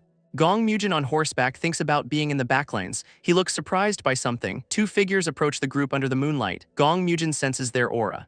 He realizes they are martial masters. Gong Myujin feels relieved that he is not the only martial master there. Why Yeonho is still seen sleeping soundly on the carriage roof. Gong Myujin observes that the martial masters are coming closer. The 2 old men continue walking towards the group. Gong Myujin turns to face them. The white-haired old man chuckles and mentions Mount Hua. Gong Myujin asks for their names if it is not rude. The white-haired old man begins to reply about their names. He finds it funny to be called elders by Mount Hua and says he will let it go this time before bidding farewell. Gong Myujin thinks they do not seem like bad people, but he has a bad feeling. Why Yeonho sits up on the carriage roof and asks the old man a question. The 2 old men look back in surprise. Why Yeonho asks if something happened up ahead from where the old men came from, and the white-haired old man replies there was a small village with only beasts and no people. Why Yeonho asks about a village without anyone, and the old man asks what he means. Why Yeonho looks at the old men intently. He asks if the blood stains on their sleeves are from killing beasts. The white-haired old man laughs about making such a mistake and says a blade grows dull without experience. Gong Myujin realizes that a village with only animals and no people means they massacred those people. He sternly asks for their names again, demanding an answer this time. The white-haired old man says he wanted to let them go, but now they are asking to be killed. He introduces himself as Gong Kai the Ghost Demon and the other old man as Bayob Hang the Blade Demon. Gong Myujin is shocked that the Ghost Blade Demon duo is back. Gong Kai says the Sword Emperor's secret technique called for them, and they just happened to kill a village in their way. Gong Myujin angrily declares they deserve punishment. Gong Kai asks if he can do that as he powers up with a green aura. Gong Myujin draws his sword. The group stands ready to fight. Gong Myujin looks at his companions. His companions declare they cannot do nothing when there are evil people and will not fall back. Gong Myujin thinks it is worth a fight if they work together and that justice still thrives. Why Yeonho stretches and complains about being too lazy to stand, wondering if Gong Myujin has any sense of justice. Gong Kai prepares his demonic hand technique, saying he will taste the blood of the young. Gong Kai attacks with his demonic hand. Gong Myujin counters with a powerful sword technique called Scattered Plum Blossom Fall. Gong Kai smiles mockingly, saying how pathetic. The 2 attacks clash with each other. Gong Myujin blocks a blow from Gong Kai's demonic hand. Gong Myujin's companions join the fight, attacking Gong Kai. Gong Kai grins menacingly. Gong Kai performs the demonic hand ascension technique, deflecting the attacks. Gong Myujin and his companions are pushed back by the attack. Gong Kai licks his hand and says it is a fruitful night with the Mount Hua, the Ping clan, and the Namgung clan present. Gong Myujin realizes this is not good. He notes they did not even scratch Gong Kai, and the Blade Demon has not done anything yet. Why Yeonho asks why Gong Myujin is not doing anything. Gong Myujin asks why Yeonho if his master did not say anything about dealing with monsters. Why Yeonho replies that his master told him to mind his own business, and that it is up to the court to decide the morals of the world. Yonho adds that his master also said whether a sword is drawn is up to the mood. He draws his sword and explains that he should just kill people if he feels like it. Yonho declares that he feels really bad right now as he walks forward. Gong Kai laughs and asks what is up with that kid, saying he needs to learn what fear is. Yonho suggests they stop talking and start fighting. Gong Kai asks Yonho if he knows who he is. Gong Kai looks at Yonho with a smirk. Yonho performs a powerful sword slash. Gong Kai wonders what Yonho is doing, thinking he is just slicing the air. Gong Kai's eye widens in shock. Gong Kai is struck by an unseen force and falls to the ground. He screams in pain and asks what just happened. Yonho says he missed a bit, but it is actually better this way. Yonho states he cannot have Gong Kai dying too easily. Two figures hesitated before Yonho. An old man warned Gong Kai to compose himself, recognizing Yonho as a master of the highest level. Gong Kai, ignoring the warning, demanded to know what Yonho was. Yonho countered by asking if knowing his identity would change anything. He then declared his indifference to chivalry or interfering in others' affairs. Yonho added that his blood was boiling, and Gong Kai would serve as his temporary stress relief. Gong Kai scoffed at being called stress relief, denouncing him as an insolent bastard for treating the legendary Ghost Blade demon duo as playthings. He then attacked Yonho, unleashing a serpent strike technique. Yonho swiftly blocked the incoming attack with his sword. Immediately, he swung his sword in a powerful counter-attack. Gong Kai was visibly surprised by the force of Yonho's strike. The attack landed squarely on Gong Kai. Gong Kai screamed in pain from the impact. Yelling that he would kill Yonho, Gong Kai charged again despite the old man's attempts to stop him. Yonho observed Gong Kai simply uttering the word humans. Gong Kai attacked once more, this time with a green demon serpent strike. Yonho declared that humans should understand their place. He then blocked Gong Kai's strike with his bare hand. Gong Kai screamed as his attack was effortlessly countered. Yonho kicked Gong Kai into the air, stating that is what it means to be human. He followed up with another powerful blow on Gong Kai. Gong Kai then plummeted to the ground. Yonho stood over the defeated Gong Kai. Yonho remarked that while evil deeds often have excuses, killing people for fun did not. Gong Kai lay severely injured, bleeding from his mouth. Yonho concluded that granting Gong Kai a quick death would be a luxury he did not deserve. Yonho then turned his attention to the old man, who was trembling in fear. He fixed his gaze upon the old man. The old man in turn called out to Gong Kai. Yonho asked if the old man was grieving, adding that he had no right to complain, as the families of his victims felt the same way. The old man yelled back, demanding to know what Yonho understood. Yonho simply replied that he had no desire to know. He then told the old man he would send him to reunite with Gong Kai in the afterlife. Panicked, the old man pleaded with Yonho to wait, claiming he was not ready. Yonho advanced, stating that stalling would change nothing, while the old man insisted he was not. The old man shouted that he merely wished to give his best as a martial artist. Yonho questioned if that was truly his intention as a martial artist. Yonho then attacked him with a downward strike. The old man attempted to block the powerful blow. He struggled to defend against Yonho's powerful strike. Yonho prepared for another strike. His sword began to glow with immense power. Yonho struck the old man, who cried out in pain. The old man yelled defiantly at Yonho. Yonho blocked the old man's subsequent attack with his sword. The old man continued his assault, wielding glowing blades. Yonho dodged the old man's attacks using a kick to create distance. He then prepared another swift strike. The old man barely managed to block Yonho's incoming attack. Yonho questioned how the old man dared call himself a martial artist while killing innocent people for fun. The old man's face contorted in anger at the accusation. Yelling "Shut up," the old man was sent flying by Yonho. Yonho looked up at the old man, now airborne. He kicked the old man again while he was still in mid-air. The old man cried out as he was sent flying even further away. Yonho stated that the old man did not deserve to utter grand words about doing his best as a martial artist. The old man was shocked as Yonho relentlessly continued his attack. He thought Yonho was a monster, possessing the composure to talk while unleashing such powerful strikes. The old man screamed as Yonho's energy attack enveloped him. In response, the old man's blade glowed with purple energy. Yelling "Die!" he unleashed a purple energy attack at Yonho. Yonho prepared to counter the incoming attack. The old man screamed as Yonho's counter-attack struck him. Yonho stated the only thing the old man had in common with a true martial artist. He finished his sentence, declaring it was death in battle. Yonho's radiant attack completely engulfed the old man.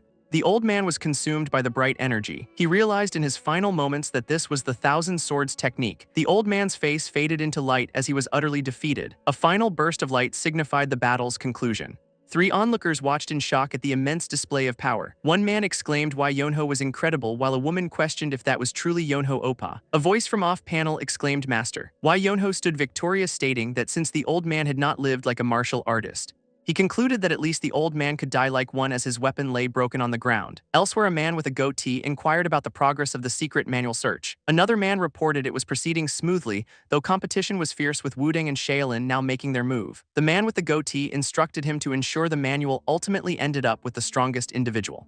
The subordinate reported that the person who interfered with the second and third young master's affairs was confirmed to be the same individual. The man with the goatee questioned if it was indeed the same person. The subordinate confirmed it was Wai Yonho, second son of Guangdong's Wai clan, a supreme-level master, or above, yet also known as the laziest person under heaven. The man with the goatee questioned the description of the laziest person, asking if their plans had been ruined by one such individual. The other man confirmed it was true, adding that the manual's current path followed Wai Yonho's trail, making an encounter likely soon. The man with the goatee found it a strange coincidence, as if heaven itself had sent down an obstacle. He noted that Wai Jianghin's son, a troublesome, righteous, chivalrous swordsman, had gotten involved, deciding they would wait and see for now. He stated they would observe if Wai Yonho could survive among those crazed for the manual, then inquired about their father. The other man replied that their father was in the garden looking at flowers to calm his mind, likely having gained new insight. The man with the goatee then pondered Wai Yonho. He wondered if the laziest person under heaven would indeed become a variable in their grand plan. Three figures stand over several bloodied bodies discovered in a forest clearing.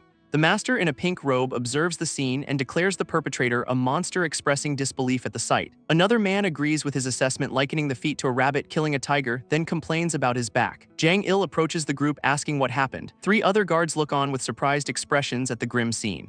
These three guards then show expressions of distress as they take in the situation. Jang Il notices their reactions and asks what is wrong. He repeats his question while two other guards stand near a cart holding a body covered by a white sheet. Wai Yonho is seen sleeping soundly under the white sheet on the cart as the master watches him. The master remarks that the Jianghe's future is dark and calls Wai Yonho a loser despite his martial talent. An attendant woman offers Wai Yonho sweets, suggesting he is low on blood sugar, and he reacts to her offer. Wai Yonho eats the sweets while the master looks away, seemingly annoyed by his disciple's behavior. The master laments that his disciple's future is also dark, extending his earlier concern.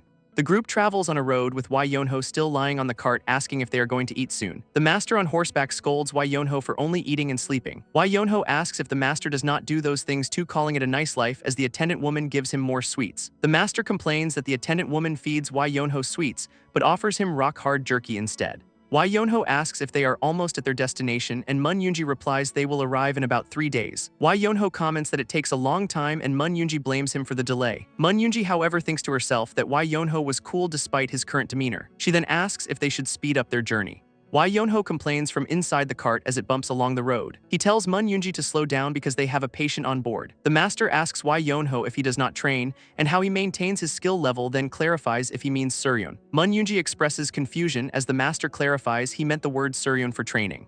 Wai Yonho thinks the master would treat him like a psycho if he said he trained in his sleep. The group continues their journey along a path leading to a small village with an inn. Wai Yonho exclaims that they finally found an inn for real food, and Mun Yunji comments that he likes food now unlike before. Wai Yonho explains he realized after 5 years of eating moss that his mother's food is the best, then clarifies it was the cook's cooking, not his mother's, and Mun Yunji thinks he would miss the moss if he ate his mother's food. Wai Yonho then thinks about his mother. Elsewhere, a different cart speeds along a path. Jang Il and another man are on the cart, with the man asking if this is truly the right way. Jang Il confidently states he is sure, but the man points out he does not see a single soul. Jang Il explains that civilians are hiding and martial artists are after the secret technique, making the man wonder if the person they are looking for would have been swept into the mess. The man reassures Jang Il that the Zhongyuan is big and not to worry about their target. The man states his brother is very talented, prompting Jang Il to ask at what. Jang Il replies his brother is talented at bringing misfortune onto himself and attracts all kinds of trouble. Baek Myuhan peeks out from behind a wall and agrees, saying anything he does goes wrong somehow. The man asks how someone can be like that, referring to the brother. Jang Il and Baek Myuhan both reply that his son and brother are like that, confirming the shared trait. Meanwhile, a bloodied man runs through a forest gasping, thinking about the disaster he might attract. He coughs up blood as he continues his desperate flight. He holds a manual and thinks if he stops he will die. He is out of true chi and his danshin is stinging painfully. He thinks that with the manual he will become the most powerful in the world and cannot give it up. He stumbles through the darkening forest, growing weaker. A young man in white clothes suddenly appears in the forest. The bloodied man sees him and thinks he must be trying to steal the secret technique. He yells that he will kill him, coughing up more blood in his exertion. He collapses to his knees, still coughing, as the young man looks on. The young man asks if he is hurt somewhere, observing his condition. The bloodied man thinks he is being asked that while covered in blood and wonders what he is seeing. The bloodied man says he cannot give it up, never clutching the manual. The young man thinks the man is going to die soon and finds it pathetic to die like this. The young man gently pats the bloodied man's shoulder and tells him it is all right and not to worry. He tells the man no one is trying to steal it from him and to sleep well. The bloodied man thinks no one is going to steal it, seemingly reassured. The bloodied man then falls over, completely succumbing to his injuries. The young man is surprised and says he was not expecting him to just die like that. He sighs and says he does not want to just leave the body there. The young man carries the dead body over his shoulder, saying he will not expect a whole funeral for him. A bloodied book titled Sword Emperor's Treasure lies on the ground where the man fell. The young man picks up the book and thinks the heavens rewarded his kindness, though a real treasure would have been better. He tucks the Sword Emperor's treasure into his belt. Mun Yoonji then calls out Wai Yonho's name, having found him. She asks where he has been and gasps in surprise upon seeing him carrying the body. Mun Yoonji screams at Wai Yonho, asking if he killed the man. Wai Yonho asks if the question should be if the man is dead, prompting Mun Yoonji to repeat her accusation about him killing the man. Wai Yonho says he did not kill him and that the man just died on his own, explaining he suddenly appeared, threw up blood, then died. The master and other guards approach, looking at the dead body Wai Yonho carries. The master tells his men to watch closely, as this is the harsh reality of the Murim, and a martial master is allowed to do this. Wai Yonho shouts again that he did not kill the man and explains he appeared with the book, then died. The master looks shocked by this new information about the book. The master asks if the book is the Sword Emperor's treasure. Wai Yonho confirms it is, as it clearly says so on the cover. The master shouts at Wai Yonho, asking why he took it, and warns that everyone is looking for it and he will die if he keeps it. Wai Yonho replies there is no owner anymore, but the master yells at him to throw it away immediately or people will come after him. Wai Yonho says he has it, so it is his, and wonders what will happen if anyone tries to steal it from him. The master yells at Wai Yonho, asking what he is scheming, and to not make that defiant face. A powerful burst of energy erupts from Wai Yonho, seemingly in response. A strong gust of wind blows past Wai Yonho, the master, and the other guards. An old man with white hair and two other men suddenly appear, drawn by the disturbance. The dead body lies on the ground in a pool of blood, now fully visible to the newcomers. The old man says Guak Soon is dead, and that is what he gets for going after a treasure he does not deserve. He tells one of his companions to look at what is in Guak Soon's hand. The other man sees the Sword Emperor's treasure, confirming its presence. The old man says Guak Soon must have given it to Wai Yonho before dying and tells him to hand it over, promising not to hurt him. Wai Yonho holds up the book and asks if they mean this, and the old man confirms it is not something Wai Yonho can handle. Wai Yonho asks why he should give it to them since it is now his possession. Wai Yonho asks for an answer as his eyes glow ominously, challenging their demand.